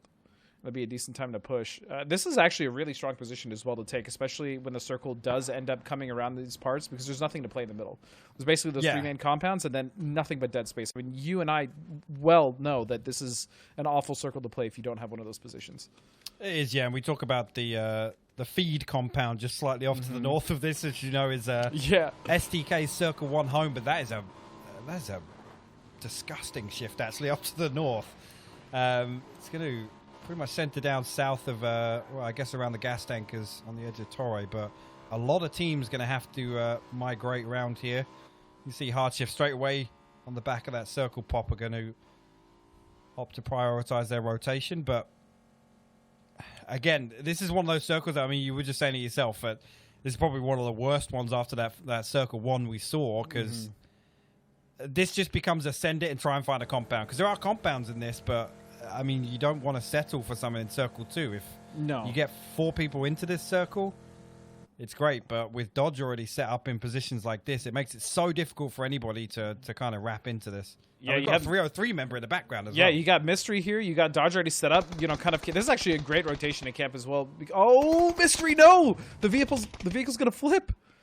And this is a lot of trouble for Mystery now. He's basically got Dodge on one side, 303 potentially scouting on the other side, and Crop is still in the back. He can definitely take an angle on this, and really it's Honey Badger to just get a clean angle, but here comes Leda and Kickstark as well. This is such an awkward area to fight in. Yeah, and Roth. Yeah, Roth gets picked off actually by a Crop at distance. I mean, Zenith, do they commit to this? It looks like they're going to try and get some utility down, get Roth back on his feet, but Kickstart trying to send some shots back over in the direction of Crop. The setup from Dodge is so strong here. It is. It's so good. And again, this is not an area that these guys are probably used to fighting in all the time. And as you can see, I mean, Kickstar's just looking for any angle, but he's going to get on the bike. That's going to be 2 members down. All members down except for Kickstart. Can he get out? Survive.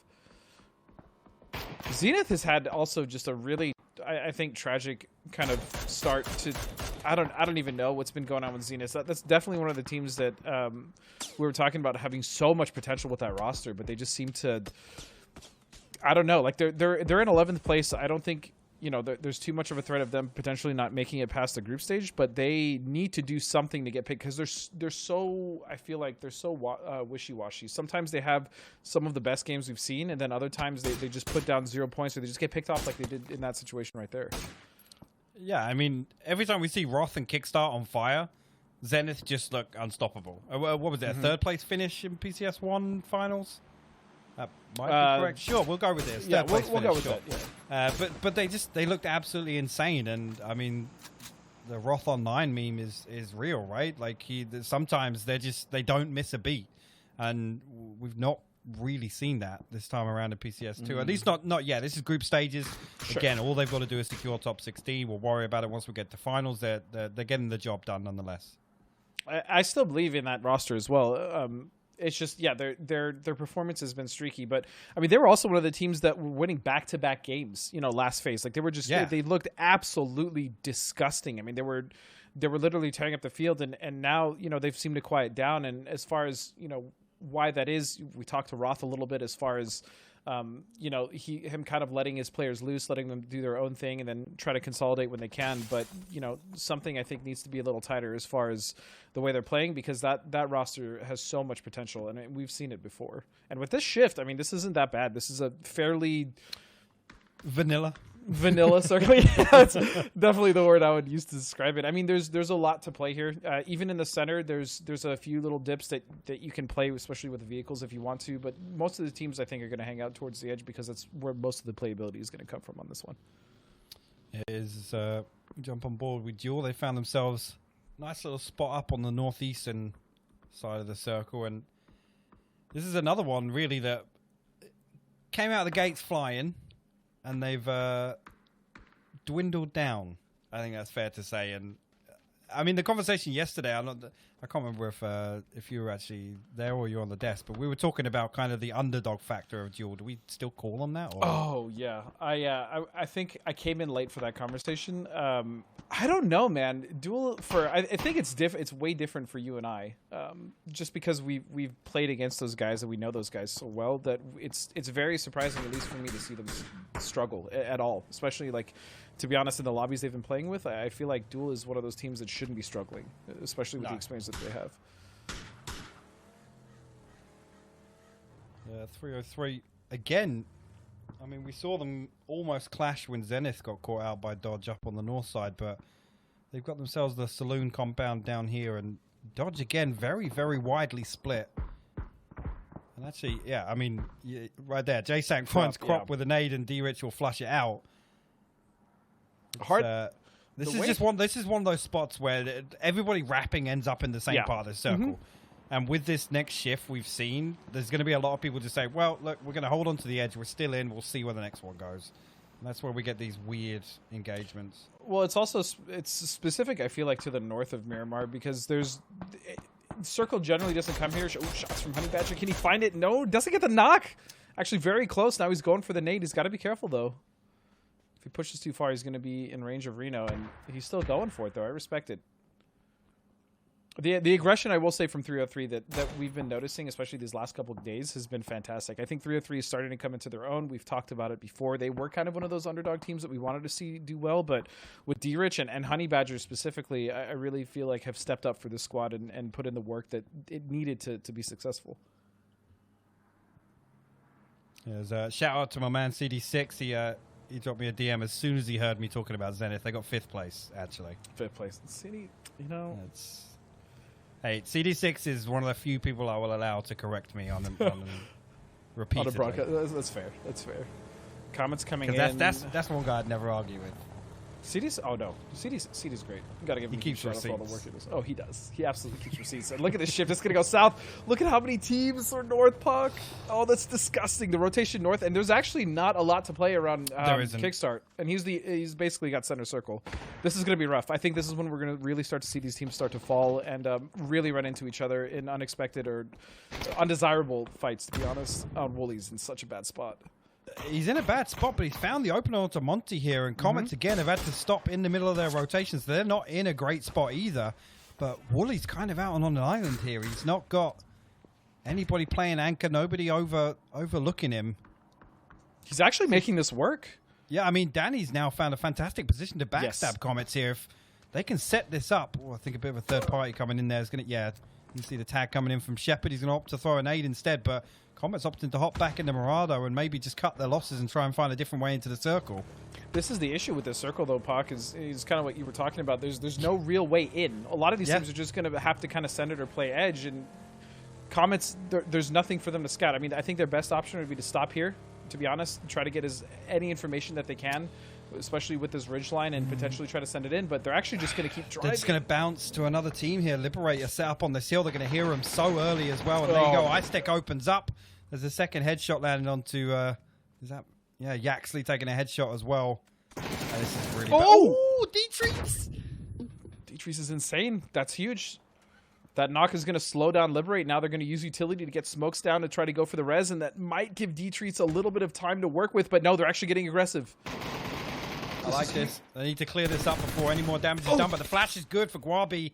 He throws his hand up. He can't challenge there, and there you go. Matt will find the killing blow, and Comets will fall in 14th place. Nice cleanup from Liberate there. I thought maybe we're going to see some of that D-Treats magic we've become so accustomed to. We almost did. But to that previous point in that fight, I honestly think that had Comets stopped short of that hill, they actually could have just seen that they could have backstabbed Liberate. They literally could have, I mean, at least got a knock and an opening into that. But again, I mean, not to beat a dead horse, but this circle, it happens so often where somebody will pull up, they get a little bit of contact with another team, and they have to wrap back the opposite direction. So time becomes the biggest factor in those sorts of rotations. But 303 now.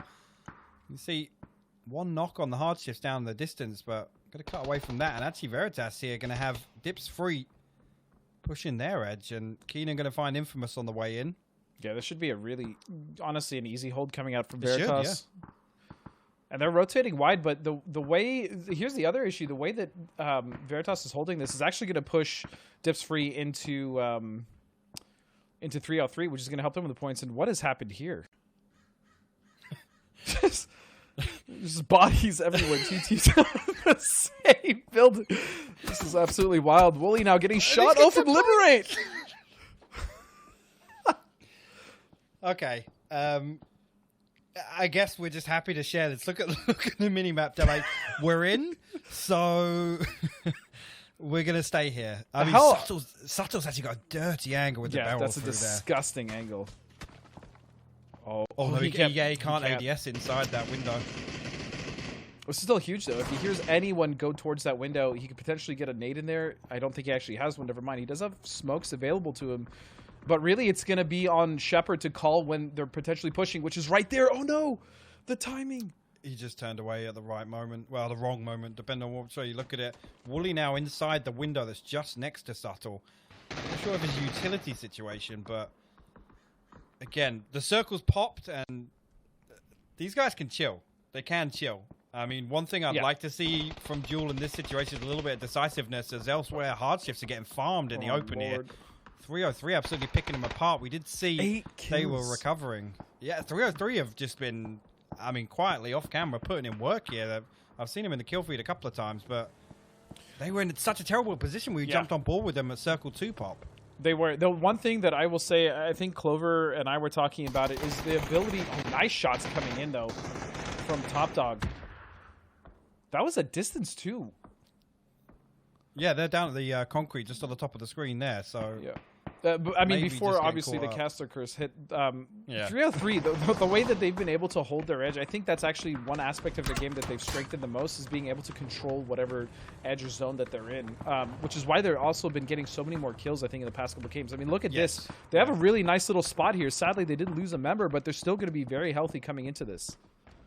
No, 303 have really, really... I mean, I've questioned it a few times in Circle, like, 3 and 4, when they've been really split in positions they can't help each other, but it's kind of been netting them kills very consistently. And, I mean, if you can get away with it and not be punished by another team, then fair play to you. If you've got that under your wing, as we're going to see a full send in here. Maybe just trying to backfill 303 here, but they've got to be careful. Yeah. We did see an SDK member lurking inside the compound behind them. Well, that and ATC actually could potentially get eyes on this. But Veritas, also a big threat coming in from the north side of the circle. I mean, they should be able to peek over that ridge very soon and be able to see at least 303, if not all of Illusion there. Yeah, this is rough. This is a rough circle to play, man. Civ coming in on the back, very low. That's going to be Chubba gone. Houston Hardships in 12th, yep. Yeah, there you go. Flurry will actually find uncivil distance, and I mean, not that it matters, but shoot to kill go out 11th place in this map. I didn't want to say anything. Yep, I didn't want to say anything, but yeah, I mean, they already accumulated 4 points. They ruined this game for Fabled as well, so I think they're going to hang their heads up high and just be pretty happy about that one. Illusion actually I like this position. It is a little open to ATC, but potentially they actually have a really nice ridge to work with, depending on this shift right here, and that's good. That's very good for them. Yeah, again, just how good a ridge you have at the edge kind of makes a difference. I mean, ATC don't have to move, so they can probably cause a lot of problems for Illusion, given the time and space to do so. And I don't think anybody's in a position to pressure ATC away from this red brick. You see Adam sending some SLR shots over there, but they are going to find themselves an MK14. I know there's a ridge underneath that red brick building, which I'm assuming Gang Gang are going to try and move to and wrap, but... Yeah, I mean, Gang Gang has nothing but an open run, though. It's going to be really rough. I mean, 303 actually have a god spot. They're in a position to hold all three teams we're talking about. 303 is sitting very pretty. It's unfortunate that they lost 2 players and they're now only down to 2, but even with a duo from that position, with that much pressure that ATC is putting on everyone else, it's big. I didn't even realize Carnage are actually behind ATC here, so... Wait, Gang Gang's moving back in. They're rotating back, and to be honest, this might be their only play, but realistically, they're just putting themselves in fight for between another team. Yeah. And that's a good point. I mean, if you're ever in a situation, I mean, you know this, when if you have to fight for position for the win, you go for it. Gang, the only thing they're going to accomplish by rotating to the west is potentially getting shot at by two different teams. Yeah, and I mean, if you weigh it up, you're playing for, going out in the same position you are now if you die fighting for the building, or you try and prone next to a ridge and get an extra placement. Like, the issue is that look how far they're rotating, Buck. They're actually just not even fighting for the building. They're just they're gonna get picked apart by Carnage here. Carnage have such a good setup for this if they try and contest. Actually, Nitrogen gonna get the open ult to Core Fresh. Tell a lie. They come in. Tetra finds Ripper as well. I mean, Carnage is completely caught off guard by this, and Dragot's shooting over towards ATC, so he needs to swivel around here and deal with the imminent threat here. ATC aren't the issue. They're not the issue yet, but they're going to be soon, because I mean, at some point, if they do take care of Maji here from Carnage, they're going to have to push straight into that building and go for ATC, who's now recovering with that knock. So even still, I like this from Gang. They completely took CG by surprise, but what is going on? There's so much utility now. He just bounced the smoke off the back of his teammate's head, but we won't talk about it, Nitrogen. No, I like the aggression here. It's going to net them a much higher amount of points than just proning in on the ridge, like I said. Magi's now in the blue tanking.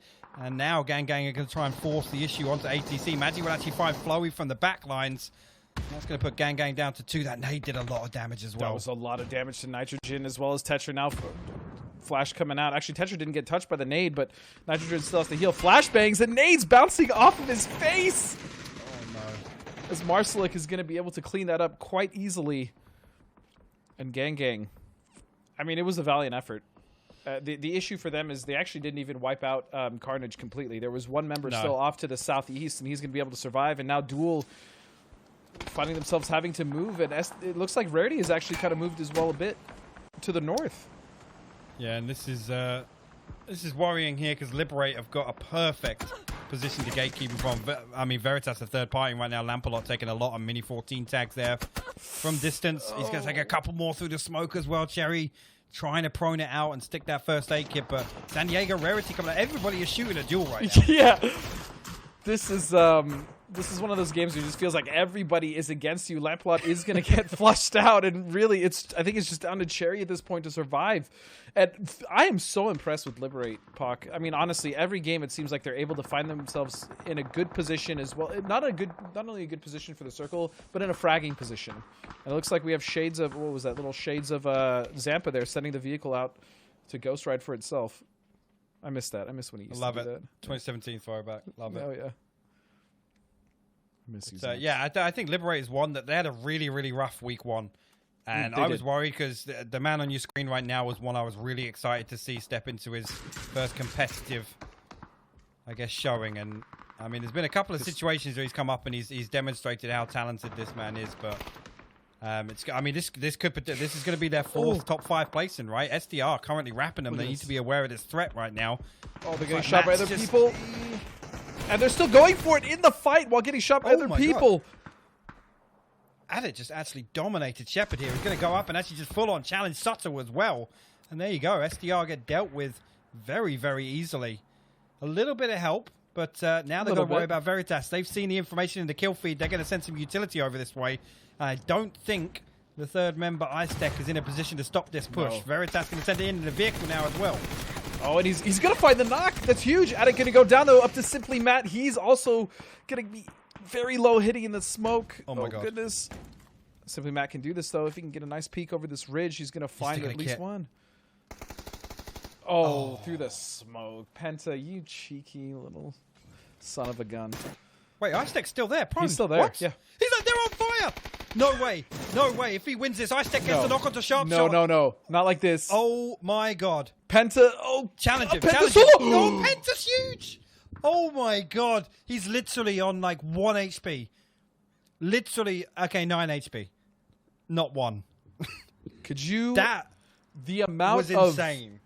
Of, let's just say, gall that Penta was just able to hard peek that and go for it on Ice Tech. I didn't even see Ice Tech was still there. I think we both were surprised by that for some reason. Dude, I thought it was a dead body because he was prone. The name tag was still there. I was like, he's just watched my man Matt die in the smoke. Oh, no. Illusion now coming out finally from their spot. It does look like 303 was we lost 303 a little bit ago, but now Illusion with a nice spot in the circle here. But NA Trolls in chat really with most of the control at this point. I mean, they have so much to work with. Yeah, they got all the space, and you can see already in the kill feed they're going to be pressuring Illusion as well. Nork is going to find Free Me Please. Marcelek going for a very optimistic barrel spray there, but going to send some utility over that direction as well, and then back up. So job done. He's pressured them away for the time being, but yeah, ATC, again, the terrain here is just working to their favor. And obviously they have the numbers advantage. They got 4 men on their feet as well. I also would call, I don't think I would call any spray with the barrel optimistic at this point because that gun is disgusting, but I mean, he just went for it. And now Top Dog is going to have to fight 3 members. He's not going to get it down to just 2. The last 2 members of Veritas, they're going to take shots. Marcelek getting low, and Penta trying to get the knock. Not going to find it, and they are definitely stuck between a hard place. Flank coming out left. Aguila is going to get it, and now it's just cleanup as ATC is going to take that one. And what a nice, exciting ending we had there. That fight with Liberate, though, was out of control. Out of control, the balls on Penta, you got to say it. I mean, I love it. The man was probably still on fire, and he still went for the ego chow. I a big props to him. But yeah, I mean, ATC locking down that position. They did have the threat of Carnage and Gang, and it just so happened that they ended up, taking a fight with each other and kind of just, I don't want to say gifting ATC a free way in, but I mean, I said the win condition for ATC was holding on to that building. I didn't actually know how close Carnage were behind him, and it just so happened that, the path was laid out for him. I think really it was actually Gang that ruined that for Carnage, because I feel like Carnage had really carefully set that up, and they wanted to, kind of attack it the way that. And there was even a knock on ATC. I think as soon as that happened, that's when Gang, kind of sprung their trap with that South Wrap, which was, I think, really actually quite 200 IQ. It was really smart. They surprised Carnage. They got them wiped out. Fortunately, ATC also held them out, but I think that was what really was the nail in the coffin for Carnage. Yeah, it was. But, I mean, again, just coming back to Liberate, that's absolutely what you want to see from them, obviously, to finish the week on, solidify their position. Nothing else really from that game kind of stands out in terms of, I mean, other than Gang. I'm obviously focused on the teams. I mean, Fabled for me, if we're to look at what they've done on Miramar so far, that's not necessarily a surprise, but it's definitely a problem when we look at the leaderboard. It's just unfortunate that it also happened, with SDK's team that really didn't have to do that. But at the same time, they can play comfortably as they want. I mean, we'll see. We'll see what happens in the next game. Yeah, absolutely. That's going to do it for us for the time being, guys. I'm going to throw it back over to guys on the desk, and I'll catch you guys in the next map.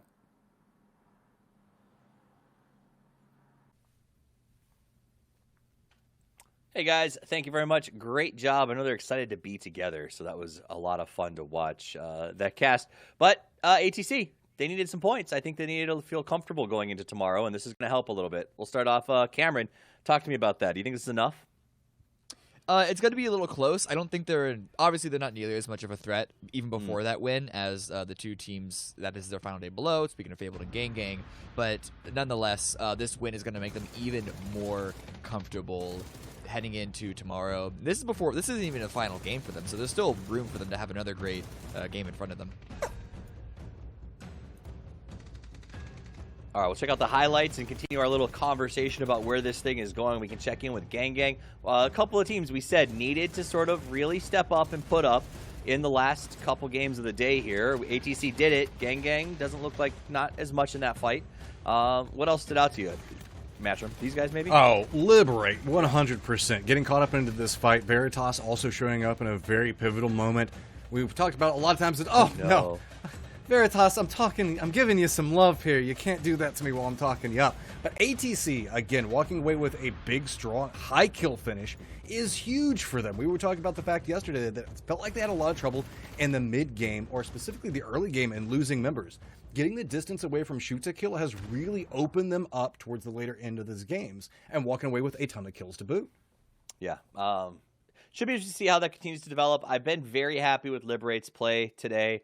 It's a lot of ways night and day. It's kind of, but you don't want to put too much in it. We saw a day last week where Tactical 8 came out and just had incredible numbers, was putting up huge plays.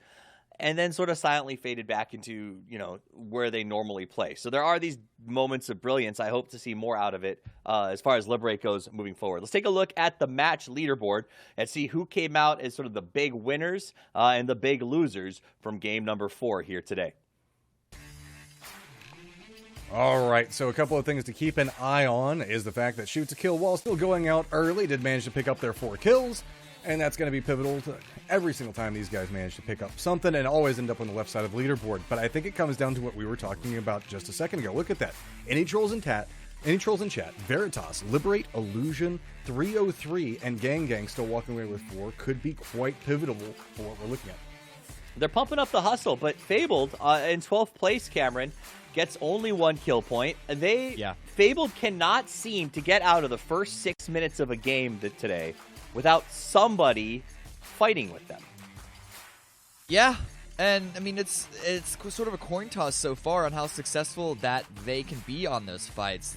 When every single SDK sort of stomp, like in this game that you have, it follows up by that hardships engagement on game number 2, where even with the 2 knocks against them, I believe it was Greg Shot and Hexetia that flanked up around those rocks to take them out. So Fabled still, despite having these moments of brilliance, either way, despite looking good sometimes, it's not a consistent thing for them so far. And when they do survive the fights, they're taking massive damage. You saw Voxa get that double knock on them in one of the earlier games. Shout out to Marsalek and Norcus up there on the top of this match. 5 kills apiece. Not too shabby. I do want to point out that they have been teammates. We talked about Norcus on El Giganton. I think Marsalek was playing with him at that time. So this is a duo that has some experience playing together and seem to finally be syncing up maybe with Aguila and the rest of the team. Yeah, Matt? 100%. Also, 303. We haven't had a chance to really delve into them because, let's be real, they've been there and they've been active, and we saw them towards the end of one of the rounds earlier. But it's good to see them coming in, picking up more kills as we move through there. Keenan as well. This is one of the guys we've had our eyes on, and we really like to see whenever he's at the top of his game. That last round, he was very involved in a lot of the fights. 2 top damage dealers coming out as Veritas inside that round is very big and a statement for what that team can do. I mean, Cameron, to me, it's about time. They should have been doing this for a while now. I don't know. I'm frustrated with Veritas, to be honest with you. Yeah, no, I agree. And even though they're top of damage here, that didn't translate directly into kills in the same way that it has for ATC. So this is like the first step of a new team that Veritas is not, right? Well, I've got my eyes focused back down at 16 still, and you can see it's going to be Gang, Orangutan, Carnage, Fabled, Duel, Elusive, and Yahoo that I'm just kind of constantly drawing. All right, how are we going to be looking at everything tomorrow? Gang has managed to move their way into that top 16, but it is so narrow right back behind Duel. And yeah, we know, Shoot to Kill managed to pick up more points. They've got a lead up there. It's happening. I mean, I will say this about Veritas. I think they should be okay in the top 16. Not a lot of issues based on their average points per game. That said, A is not playing again, right? So Fabled and Gang are in desperation mode. San Diego Rarity, unless they have some sort of mind-boggling, game-changing, earth-shaking last match, they're going to be preparing themselves for relegations. That means that there's really only going to be about 5-ish spots, unless Fabled has a great game as well, that are in combat tomorrow. Yeah, 100%. Yeah, also, ATC having a good round moves them into a much more comfortable position than we're looking at. Sure, they've got about a 40-point lead on where we're looking at 16th right now, but remember, they don't play tomorrow, so they need every point that they can scrap because 40 points might not be enough. We don't know how that's going to shake up quite yet. We talked about the bottom, Cameron. Let's talk about the top. Kill counts. Kill counts, it's just more of the same of what we've seen. Sneaker's going to be slipping away because he hasn't been playing, and SDK are going to continue to put themselves on top. Not so much after this previous game because they only got those 4 kills. It's still just going to be SDK, at least 3 of them in almost every single chart here for the what are those final bonus points? Bonus victories? That said, though, they're not playing tomorrow, so Purdy's got to put some kills on the board this next round if he wants to try to get that bonus. You know what I'm saying, Matt? Yeah. 100% whenever you're looking at everything and how it moves forward. We can see Luke's also putting up a whole bunch of damage, but it's going to be Snakers again right back behind him. 700 damage in a day is highly doable. Let's be honest, we've seen it happen a couple times inside of one round. So while Shoot to Kill is definitely dominating the top of the overall leaderboard, these independent factors, if they're wanting to walk away with that bonus cash, They have to be very careful, and they have to put up a big round, which is why I think they only walked away with 4 points, by the way. Remember how I was saying, hey, it's time to put in Terran? Now they can be like, we only got 4 points in the last round, so we need to get more. And now they're just going to stick to their firm roster, calling it. Went back to the Cameron Bougie. I don't know what that was. That said, though, I think that Snakers has a chance. Oath is looking like second, and maybe first is within reach for them. It'd be a big run to first, but second for sure. I don't know about first. I think that damage and kills are starting to look very good for him. There's a chance that Snakers walks away as the best paid player in the PCS2 group stages, Cameron. Yeah, actually. Yeah, $1,000. I didn't think about it from that 5 angle, plus but... his split. Yeah. Yeah. So anyway, everybody knows I suck at math, so I'm not even going to try. I'm just going to assume you're right. Good job, Toffees. But I do think that is a reality. Is we're giving a lot of love to STK right now. They've been performing incredibly well. They deserve the love, to be sure. But tomorrow, there are some teams coming back in that are going to be kind of pissed about it. Like, I guarantee right now, Oath is in chat, hanging out, watching the show, and are going, just wait. Tomorrow, we've got some things to show you. What's really strange, though, is that, as we go into the final match, I was prepared or trying to prepare myself to talk about, like, what are the teams that are in danger zone. And for the group that has such the big point sponge in STK, Group A doesn't actually have as many teams as I expected to be at the bottom. It feels like there's STK at the top, and then the rest of there's a really strong middle pack of Group A that are almost sharing the points together, leaving just Fabled and Gang and Rarity, of course, out of sorts. Yeah, you're right. It should have created a vacuum map, but it's not. It's almost like they're just vacuuming points away from B and C on their respective days and allowing their fellow A teams to still get what they need. And that runs into a theory that a lot of people have been trying to do math on whenever we look at this 3-group system, is whenever you end up with a very dominant team, such as Shoot to Kill, that's just eating a ton of points every single round, what does that make the rest of that 8-team lobby look like? Because whenever you're sitting there and you see Shoot to Kill walking away with 20 to 30 points, sometimes back-to-back times, it makes it much harder for the rest of that group that's constantly having to compete with them versus the other two groups that only have to compete with them half the time. Yeah, and I think, I guess this is a good case study for maybe that it doesn't happen necessarily all the time, because you said, Cameron, they don't seem to be taking everything from A, and Rarity's struggling, but that's an anomaly. There is still a big gap between STK and then, like, second place in their group. It's just from second place to, like, 5th place in that group. It's pretty tight-knit. So there is still an effect of STK's group sponge. It's just for some reason, whether on purpose or it's all accidental. It's not on purpose at all. No. It's just happenstance that middle section of Group A just sort of hit the middle. I'm under the impression at some point Patrick will sit down with all these stats and put together some sort of fun study, experiment, exploration, and I look forward to it. I also look forward to the last match of the day, brought to you by the Procast. It is Hypoc and Godspeed.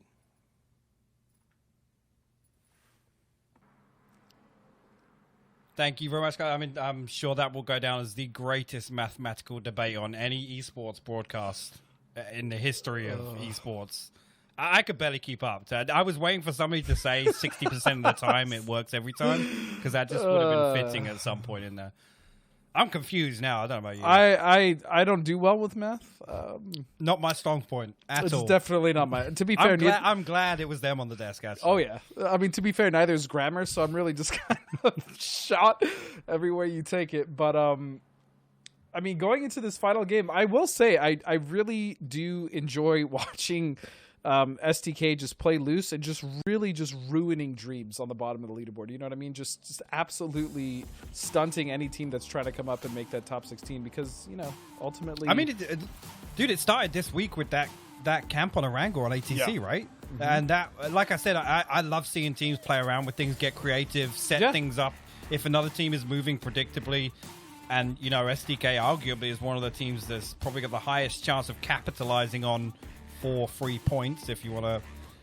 I mean, the camera's not on me right now. I did do the little finger quotations there around 3 points, but I mean, they're one of the teams that they're a standout that are capable of having the highest success rate of doing that. 100%. And all memes aside, obviously, with my joking statement, I just love the fact that whether it's SDK or another team, these guys that are willing again to notice those patterns and punish the teams. That is what I love so much about a team that's playing with confidence. That's exactly what SDK is right now. So, well, yeah, and again, on the flip side of that, I've kind of said that there's a lot of times we don't see SDK punished for things in this lobby. So to see them kind of embrace the, become the team that punishes others, like that's fantastic to see, because it means that they're not getting complacent.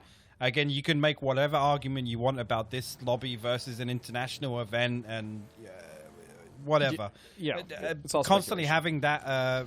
That highly intellectual conversation will have to stop because it looks like. Oh shoot! Okay. Oh man, it's hard to bounce back. Let's go back to intellectual conversations. Dude, that second vehicle came in flying, dude. It came in hot, man. He was doing some speed. Well, okay. Well, I mean... Oh, continue, please. I mean, that doesn't put a dampener on Liberate's day, as we've got some early game antics going on elsewhere. It's 303 and Dodge again. I know we saw them get into it at the end of Circle 1 Shrink in the previous game, but this is down just outside Pozo at the hangar at the edge of the field. And Honey Badger's going to pick himself up an early kill point as well. But just coming back to it, like I said, I mean, if you're ever we often do struggle to find any criticism to SDK because of the way they play, and it's so consistent. And yeah, it's true. When a team's kind of able to absolutely farm kill points, but also perform very well on a macro level, it's fantastic to see. But I like the fact that they're not getting complacent. They're trying to be creative. Right. They're coming up with different things to do to absolutely maximize their point output, and you can't take anything away from that. No, and I think that's always been kind of one of their biggest strengths. I mean, all the way back to the Lazarus days, especially when they had Coach Dids, is they were always looking to improve, no matter how many games they won or how well they did. Even after their second place finish in London, I mean, they were always looking for ways to get better, and they were never their appetite was never truly quelled. And I think that's what is made this team such a staple in North America. And I honestly think at this point they are the strongest team in NA. I don't think there's any arguing that at all. And it's not even close. And watching them play is a treat, man, especially with little things like that, punishing Fabled, punishing ATC, really going for those camps, feeling comfortable that even though they're in the lead, it's not that I think that's the biggest misconception, is it's not that they're trolling. You know what I mean? They're just extending. Well, yeah. I actually made the point. I was like, it might look BM what they're doing to ATC, but this is rehearsed. This is exactly. We are going to stop these guys getting into Circle 1. And that's honestly, again, that's why they're dominating. Switching gears, though, I really, really like this team. I really like Illusion. I had the pleasure of casting these guys all the way back in the charity qualifiers, and back then they were even toying with teams in their lobby, and some of those teams were experienced teams we'd seen before. And again, we've kind of spread this narrative a lot, but I really think the addition of Adam has lit the fire up under this roster that they needed, and I think they're absorbing so much information, and the way that they're playing, the way they're employing new tactics. It's great. I love watching Illusion, and those guys are just as hungry as anyone else out there. I mean, look at the step change. Like they're sat in sixth place right now, and I mean, Adam again is a player with a long, rich history in PUBG. So for him to step into, I mean, we were having this conversation off cast yesterday about teams that would have like a plug and play player that would slot in, and it's 3 hungry individuals with one guy with maybe a lot of experience, and it's just like a fresh set of eyes. We should do this differently, and teaching unexperienced play. I don't want to say bad players. I'm talking about players that lack like experience at I guess a high level in comp, about even simple things like leapfrogging, how to scout, and the differences of when to choose to play the edge and try and find a compound in the center and things like that are all things that are it's a very steep learning curve in PUBG. It is, and I don't.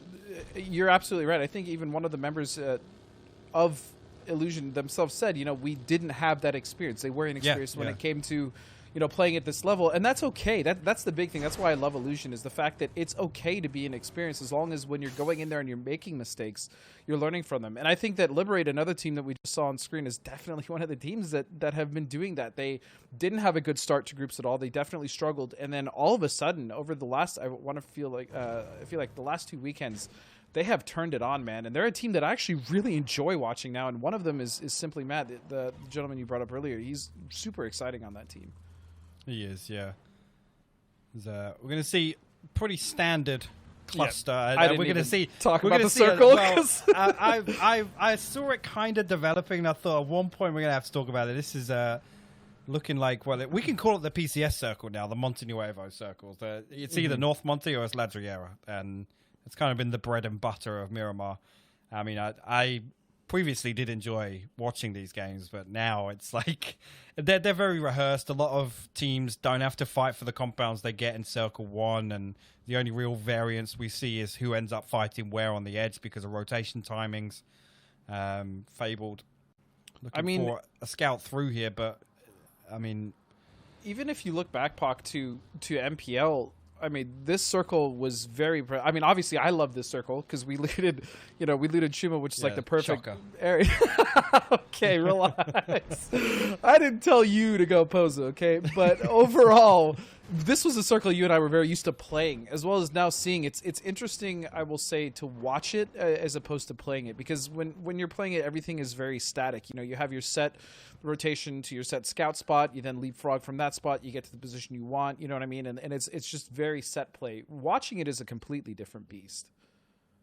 Yeah, it is. And I mean, I'm going to be honest, as rehearsed as it sometimes can look when we're watching it, it's nice to see people kind of, well, this worked really well last time. Let's try that again. You know, we only had to worry about this rotation in from the south, and right. Again, Miramar's a bit different in terms of a wrangle, just because there's small little pockets on the map that like we haven't seen a game go there, so it's like a new ridge that becomes like a god ridge in a certain circle. So I like people kind of set up and play a circle ahead of themselves so that they can lock down positions like that.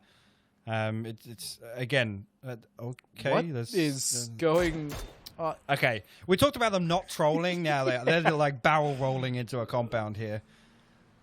That was just odd because I feel like there wasn't even enough. There's speed. no terrain. There's no terrain to flip a vehicle there. For that to happen.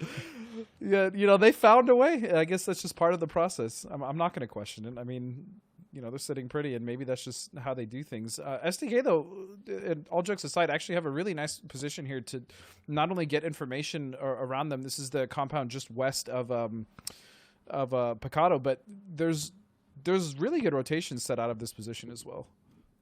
Yeah, and as soon as you get south of the rock that Kurt's looking at, you do have a lot more opportunities to scout.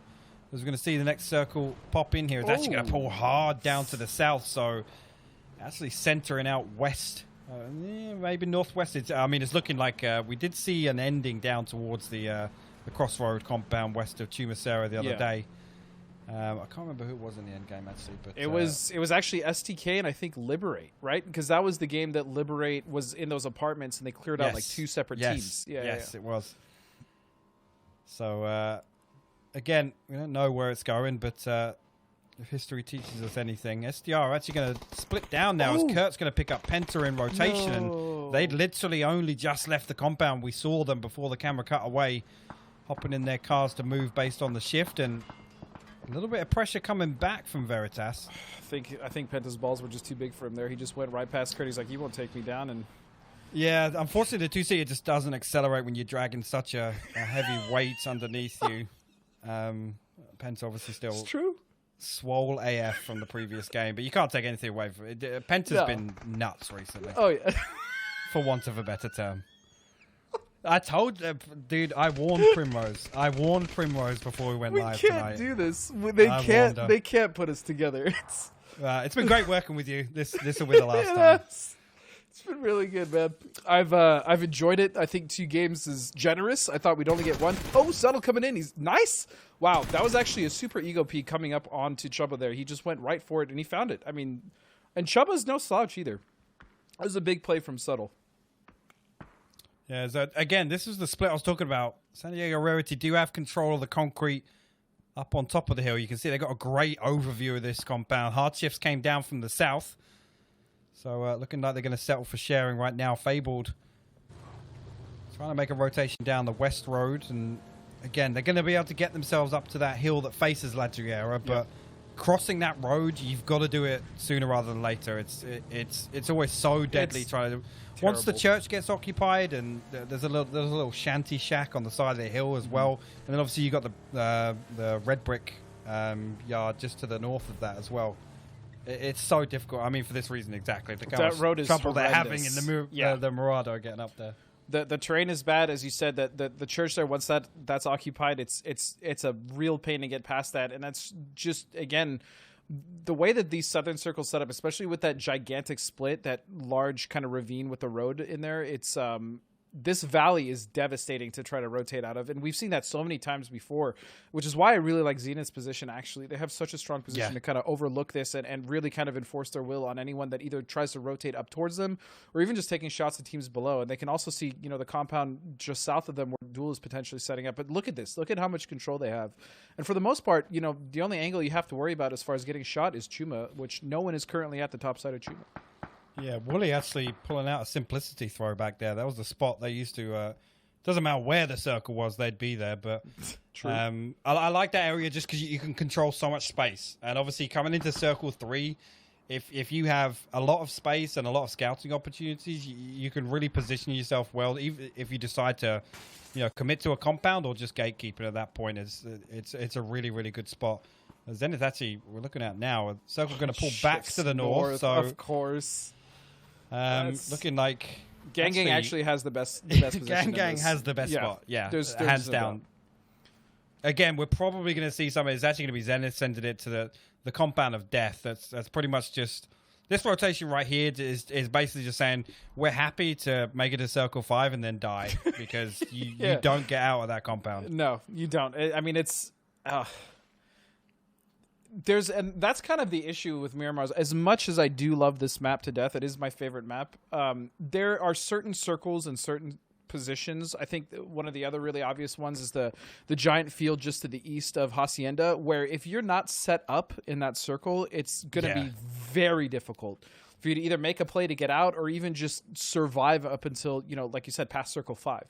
I mean, as well, this is something I know it came up, me and Paul kind of drilled into it a little bit. It's the compound curse. You get fed and fed and fed, and everybody fights on the edge. And it was San Diego Rarity yesterday that they didn't even end up getting the win from it, but only managing to convert 2 or 3 kill points off it just because everybody's just fighting There's out nothing of line to of kill. sight. Yeah. Exactly. There's absolutely nothing to kill. I agree with you 100%. And that's, that's kind of, top dog. The patience. I like this. Is he setting up? No, it's just... I like this. They're outside the circle. I mean, if you can get a kill on the way in here, but their rotation is not going to be easy closing the ground onto this compound. You gotta hit... lands the first 3, but nothing else. Yeah, and that's...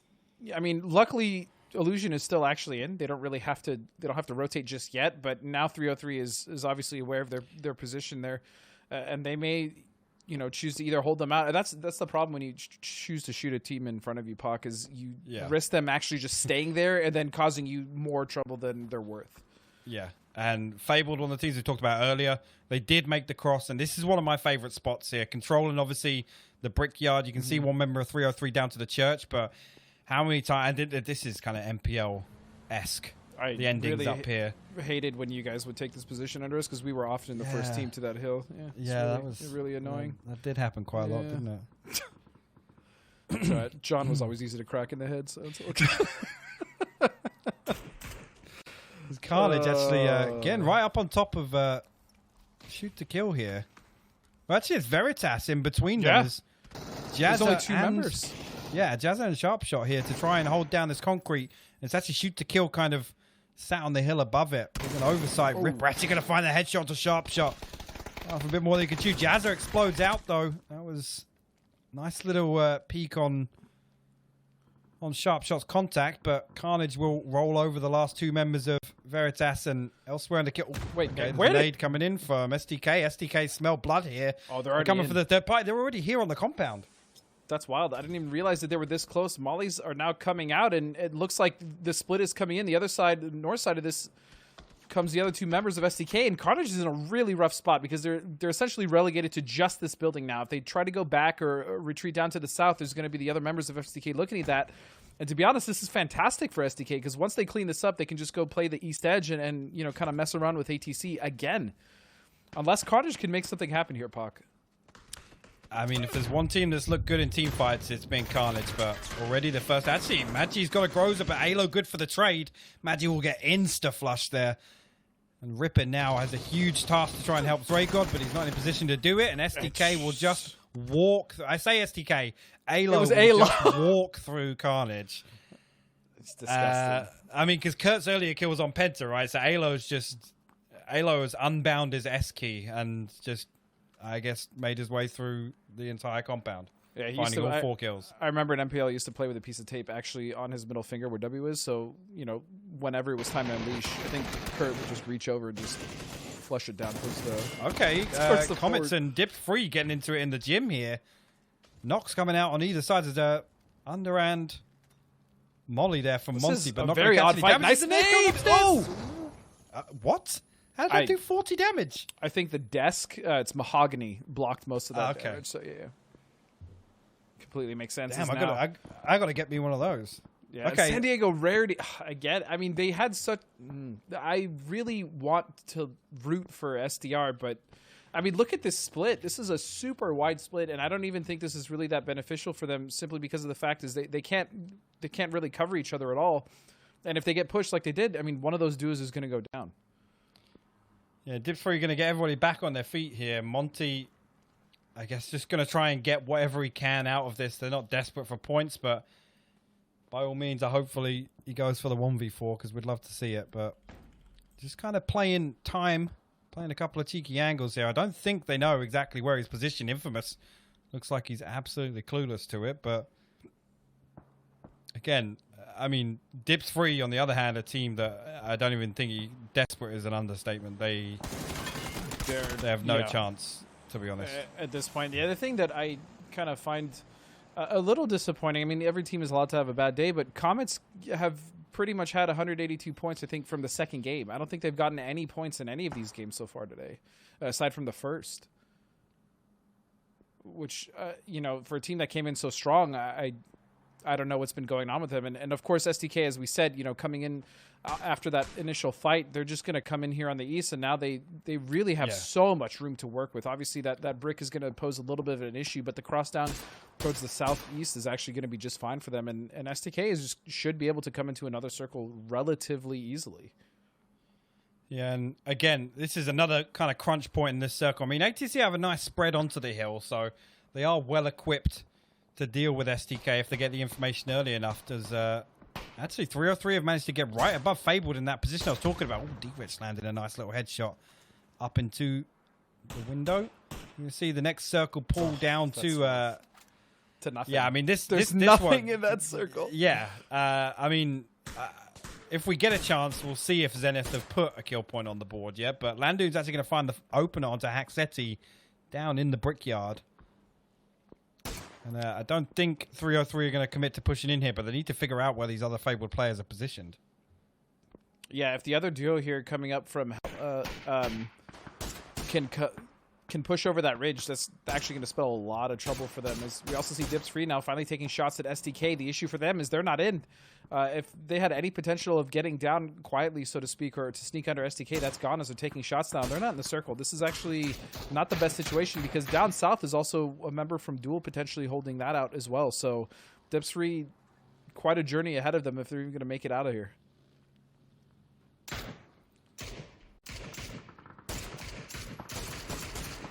Let's see. Dips 3 trying to get active here. Now, this is what you want to see from the 24th place team now. And Soup actually going to put It was disgusting. Kurt down on the ground. That was a nice little peek there. I mean, they're peaking like a top 6 team right now. To be honest, the aggression's fantastic. And there's the push. I mean, this is exactly what they have to do. They have no other choice. They have the knock. The smokes are out. They're going to stop just next to Luke 12. And is Luke going to get a knock? He goes down to Fabe. Wait. No, it was Vexel. Excuse me. Fable now opening up their own fight on 303 as Landune's just stuck in his smoke, and Fable has recovered from this. We said, 303 needed to find the other 2 members of Fable, and they weren't able to do so, and now they're trying to turn it around, but Honey Badger coming in for Haxetti as this trade is going back and forth. Disgusting. Doom going for the points. Flush is coming in. Wow. Yeah, really nice cleanup from 303 here. If they can spot out the last remaining player, and I mean, he's got to worry about the third party as well. And Elsewhere, we did actually see Dips 3 just, I mean, in similar fashion to the way SDK rolled over Carnage, Dips 3 have just done exactly the same thing. They didn't really have any business sending it across the valley and pulling up on Luke like that. Right. Luke got stuck behind a tree, and, I mean, Dips 3 were good for the trade, right? Vexel, the last man up. If he dies like this, that's tragic, especially after such hard play. He doesn't really have anywhere to go, though. I think ATC has done a fantastic job of coming in and recognizing that fight. And moving over here now, the other two members of San Diego Rarity Pac are going to be going against the other two members of still ours. here with hardships. They're still here. Listen, when you have good neighbors, it's hard to leave. And Deadeye still has a bolt as well. I love the commitment from him. He's going to switch to the M4 here, try and clean this one up. He's going to... I don't know how that player isn't down, but that one's going to go to JSAC, getting absolutely flattened on the way in here. The nade comes in, and actually he's going to get a free peek onto Lobes as well. And Deadeye actually going to clutch up here. He's got time for the res. Got 20 seconds left on Circle Pop. No, you need to res. Stop opening and closing the door. Nope, stop it. Stop it. Stick the Thank you. Jeez. These players, man, sometimes the decision making is just out I don't of know, control. dude. That door isn't going to help you out right now, man. You got to focus on the priorities. There's ATC and Duel now. Wooly going to get an opening knock with a frag onto Norkis, and that should be the signal for them to push over and try and take control of this ridge. But there is a peek from the top. You see Marcelek in the background, but Cherry finds a Gila, and Wooly spots the player up on the hill as well. So going to deal with the two players close to them, and I mean, Duel need to make a push, so this is what we want to see from them. They've got a decent spread along the southeast side. Do you think they can make it to the late game here? If they can take care of Marcelik, I think they can, yeah. I think they potentially have a wrap. The issue will always be Zenith, just because the way that they have, the comp they have, the position they have, I mean, this, there's really nowhere a team is going to go that they're not going to see, especially because they're in the bowl. So it's going to be rough. But 303 also still working for a lot of ground here as well. 7 kills. 3 on Voxic, 2 on Badger, and then 2 on Landoon as well. D-Rich is down as well, which has really, I think, been kind of a star for these guys. But 303, again, has really been impressing me. I mean, we talked about in the previous game their ability to split and find kill points through the mid game, and they're absolutely demonstrating that this time around as well on the last Miramar of the day. Gang finally having to leave the safety of the hilltop compound, and they're going to opt to send it on the 2-seater down towards I guess that's Illusion. Is that Illusion down in the dip now? That's Illusion down on the dip, and that's also 3. This is the issue, is I don't know if Gang actually spotted any of this or realized how busy this edge of the circle is they're going to be coming down into the open. That bike's going to be down, shots coming out. Oh, dear. Honey Badger. Wow, okay, Honey Badger actually landed 2 fantastic knocks there onto Gang. I think one of the kills got stolen away. Patrick actually elsewhere deals with 2 of Illusion, but 3 of 3 is absolutely farming damage. Oh, Tetra, I respect it. I really do. Nowhere to go. Voxic, the last member alive, trying to survive, getting shot up by so many different angles. He's going to go prone to the smoke. As far as him living, I'm not sure, but even still, coming out on top until he dies. This is basically something. Unless he can push towards Tetra and potentially flush that'd be huge. You going for it? I agree with it. Nice. I agree with that 100%. Yeah. Well done. And that was still a very solid game for 303. I think they got 9 kills in the end and ended in 5th. Very respectable game coming out, especially from fighting on the edge the way that they did. The wedge. Zenith. Is that? Yeah, that is 0 kills. Yeah. The compound curse is real. And again, it's not Zenith's fault. It's absolutely no shade to them. They've made it to the end game. Later, we'll finally put one on the board for them. But this is the way we see it play out so many times in certain circles where... And it's heartbreaking to just see the game unfold in front of you. But at this point, like, they're committed to go for the 10 placement points. Like, they absolutely need to secure this win. I agree. And... I mean, at the same time, it feels great to sit in a compound and know you don't have to move. You know what I mean? But you are losing out on just so many points, is what you exactly just alluded to. And I mean, that's the tough part, is sometimes you just have to sit there, watch, the kills around you. And then when it's your turn, you just have to make, as you said, you absolutely must make sure that you get that win. Otherwise, not only did you have a great position, couldn't get kills, but then going into the final circles where you should at least have 3 or 4 up, which they do, you kind of lose that opportunity, you squander that opportunity as well. Zenith is not a team I think that will, but I mean, this is still a tough game. Just on top of that, I like what they're doing. They're already getting active. They know the majority of the north side, and the west side is dealt with. Lamp's actually going to land a fantastic nade onto Freemy, and that now puts Duel in a 3v4 situation. Duel, a team that desperately need to maximize their points in the games they have left, and they've got 8 kills so far. They could make it 12 on the win if they deal with Zenith here, but Roth already looking to get aggressive onto Cherry here. Cherry's a big factor in this. If he can get a knock here, that potentially could open something up. But if he goes down, I really don't know how Zenith doesn't close this out. Obviously, they see the flank. That's actually massive that Roth has spotted him. Yeah, that's huge. And actually, Wooly in a fantastic position to get an opening here. He does a lot of damage to, I think that was later, yeah. A lot of damage onto later, but couldn't secure the knock. And again, Wooly actually making a huge play there. The way that Duel is splitting this up at a disadvantage, to be completely honest, because they don't have the high ground, is incredibly impressive, the way that they're playing like this. I really wish we had seen this from Duel, pretty much this entire group stage, but this is impressive. The phase 8 shift actually is a big factor here, because I think Duel control the better side of this ridge. I think they do. I mean, I know Zenith got active. They moved out of the compound early enough, but actually maybe not. I'm looking at Roth's player tag there on the minimap, and I'm seeing exactly where Roth's actually going to find Lampalot, and that's going to damage Duel's chances of winning this one out. So it just comes down to Cherry and Wooly. Wooly, though, still with a very good ridge to work with here. I don't want to count them out just yet, but I mean, Zenith. Oh, look at this push. Now this is where it becomes very difficult for Duel. Nox gonna come out. Wooly gonna find one. Wooly gonna find 2. Oh my god. No, okay, right. The backstab comes onto Cherry. I mean, they were a little bit too split there, but Wooly looked like he was going to show us some magic there. I mean, he's done fantastically well. I was going to say it's a huge factor that Zenith has sat in the compound the whole time. They have all the utility in the world. They haven't had to burn flashes. They haven't had to burn smokes or anything like that. I mean, it's a shame that Lampalot got picked off when he did, so we didn't see a clean team fight. It just kind of traded knocks back and forth. But wow, if Wooly would have pulled that off. But even still, I still think that, again, the knock onto Lampalot was really the deciding factor in that fight, because I really did like that even though Zenith did have the high ground, so to speak, they had the hill, there's so many little dips and positions, for instance, where Wooly was playing, that makes it difficult for a team to kind of push over and crest on that. So it could have gone Duel's way. It didn't. I think Zenith did a fantastic job of having that 3-1 split where they set everyone at Wooly, basically, to secure the kill and the trade. And Just on top of that, they sent 3 up to the tree, right, on the high ground, and then they left 1 person to anchor.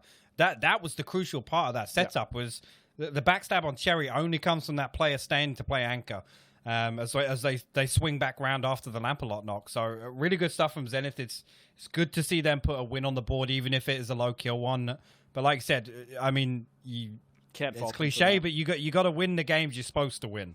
Yeah, absolutely. And overall, I mean, we're getting to that point, Pac. I mean, there's only 1 day left, and for some of these guys, it's actually their last day playing. So, really looking forward to tomorrow. Today's games were a blast. I think, especially the last 2 games. Let me just tell you this: it's been a pleasure working with you, man. I mean, I feel it will be a fond memory. It will be a fond memory, and unfortunately, we won't experience it again. Never again. I just want to say it's been great working with you, man, and I'll see you in passing, I guess. Yeah, maybe we can get a 1 spam in chat if you'd like to see the Hypoc and Godspeed duo return, and I'll put a petition into Primrose and PUBG Corp. But we can hope, right? We can. I mean, ultimately, that's what it comes down to. Is Prim listens to us one last time and gives us another chance. The chance of it happening, probably not, but it's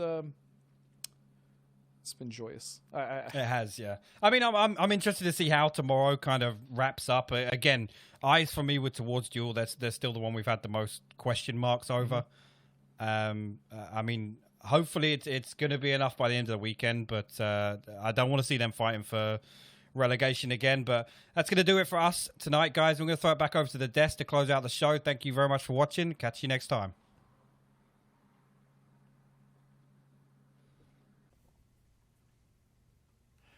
Thank you very much, guys.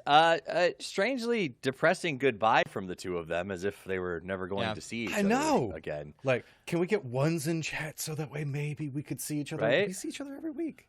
Right? That being fair.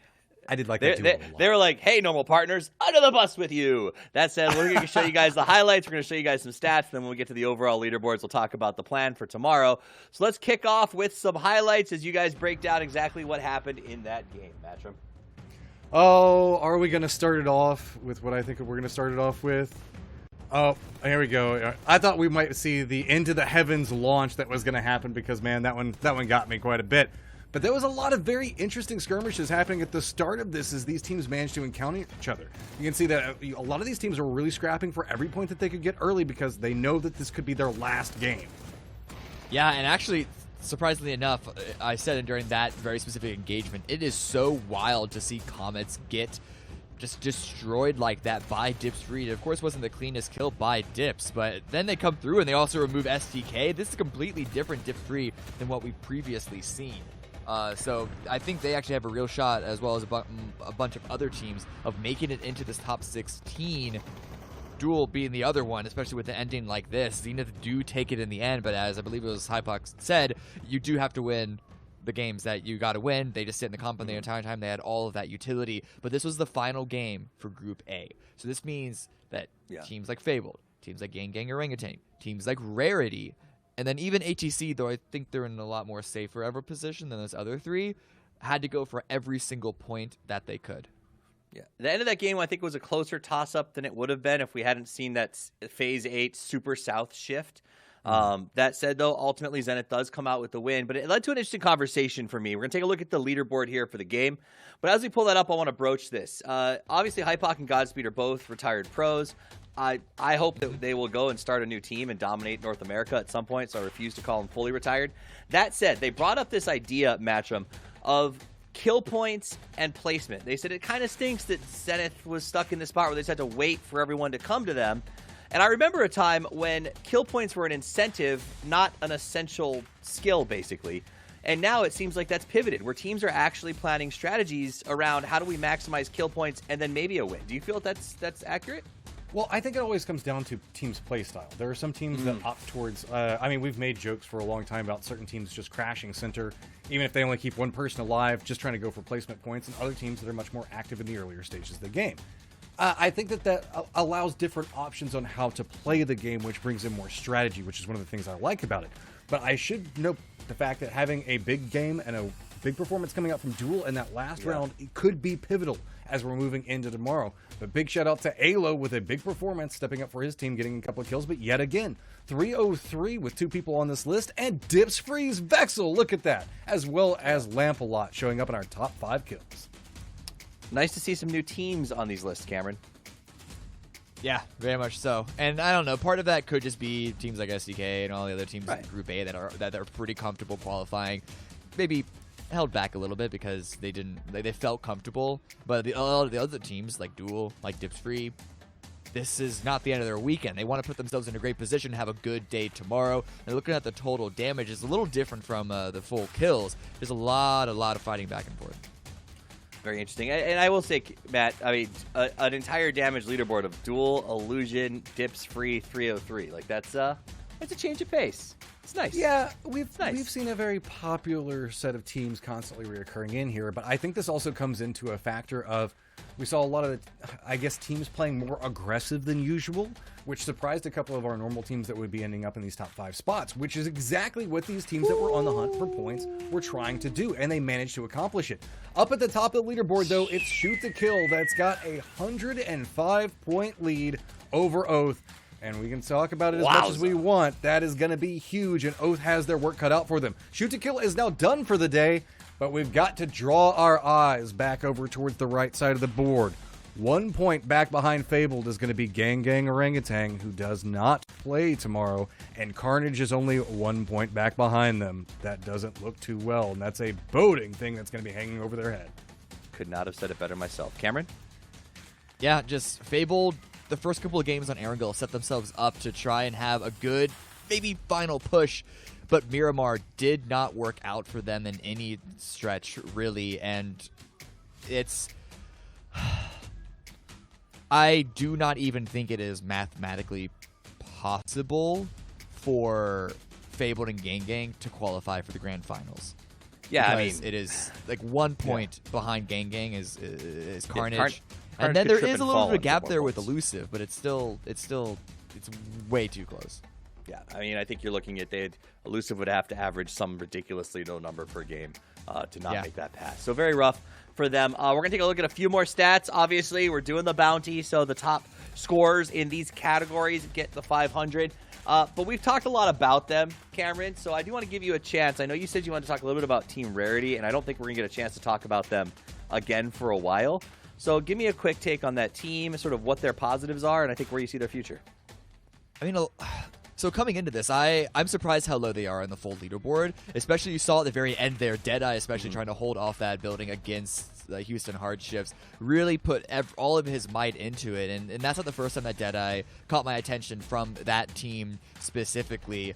I just hope that they're able to put this struggle of being in PCS behind them and are able to come out of the Challengers Cup with ease, because this team, I think, has had some really good rounds in the qualifying rounds.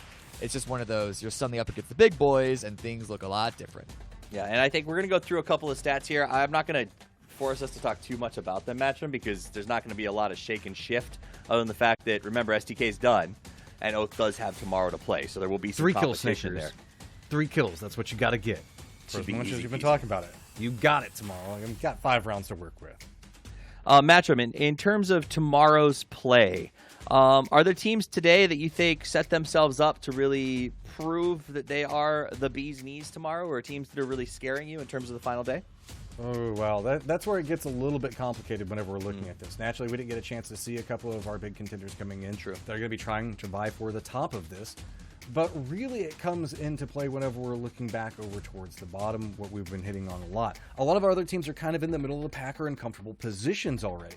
So the big questions that I really have looking into this are really like, what can Yahoo do whenever they're moving into this? Or Elusive, we were talking about just a second ago. Yeah. Whenever we're looking at teams like Oath and Radiance, we know that they're going to perform well, but they're going to have a Herculean task ahead of them to try to catch up to shoot to kill. So the running theme of the day tomorrow is going to be, did the teams that are now putting everything on the last day, do they still have it in there? Can they actually accomplish the goal of getting into the top 16? Because that is the goal. Sure, we talk about the knocks. Sure, we talk about the kills. Sure, we talk about the wins. But just being in the top 16 and getting into the grand finals is the stepping stone that most of these teams are dedicatedly focused in on. And I'm sure the teams are, like, SDK is dedicatedly focused in on taking screenshots of that last frame. All 4 of them in the top 5 for knocks, which is a pretty epic achievement. Obviously, like, not every knock translates into a kill, Cameron, but to have your entire squad finished in the top 5, even though there's still 5 games to play for everyone else, it's still got to feel like a pretty cool thing to accomplish. Yeah, it just shows how the domination that they have when they set up shop and they really start to rain fire on everyone else. You talked about the hubris that you saw, especially during the Erangel games by them, of just almost hard peaking, or even almost looking like they were just playing a casual, normal game, not a competitive game. They're landing those shots. They're putting pressure on everyone, and they're keeping everyone pinned down. And it's not the sole reason, but it's definitely one of the, I guess, snowballing reasons why they continue to do so much work, or they're able to dominate as much as they have been. So all here's right, my guys. question. Okay, Hold go on. ahead. I got this one. If you have 4 of your players in the knocks category, but not 4 players in kills, who's stealing all their kills, man? Or all their knocks? Snakers. What's going on with that? Is it Snakers? Snakers. Oh. But you know what? We're pretty much wrapping up for today. I do want to give you guys a chance to get your final thoughts out there. I know you both are returning to the casting chairs tomorrow, and I'll have Pac and Poro, I believe, joining me here on the analyst desk. So we'll start with you, Cameron. Final thoughts for the day, what you're looking forward to, shout-outs, what you're having for dinner, whatever. What's up? Ultimately, this is going to be about the teams. Now that SDK is gone, who's going to be able to collect all those points? It's going to be, I think, a lot closer of a match for the bottom 16, even though there is that gap between Elusive and whoever is currently in 17th. Either way, there might not be a single dominant team like we've seen like today, tomorrow, but I do still think it's going to be a lot of hectic play. Matchup? All right. Well, I love to talk about shoot to kill, but it's going to be fun tomorrow to talk about a couple of other teams since they've been so dominant moving into here. Also, big shout out and salute everybody that's over on Rarity. I know you guys tried really hard. Yes. Didn't have the best performance coming through, but you can go back down to challenges. You guys stuck through every single phase moving through this, and we know that you've learned a lot, so cannot wait to see what you're going to be bringing into the next phase, because I believe that they're going to make it back into this. But really, my eyes are going to be drawn. Oath, Radiance, Sonics. I want to see what you got tomorrow. Yeah, I think that's what it's going to come down to. And seeing some of those teams like Zenith who just didn't seem to really step up, where do you go from here is my big question. So I'm looking forward to tomorrow. I'm to see the comments and how they play out. It should be a lot of fun. Now, guys, don't forget we are back tomorrow.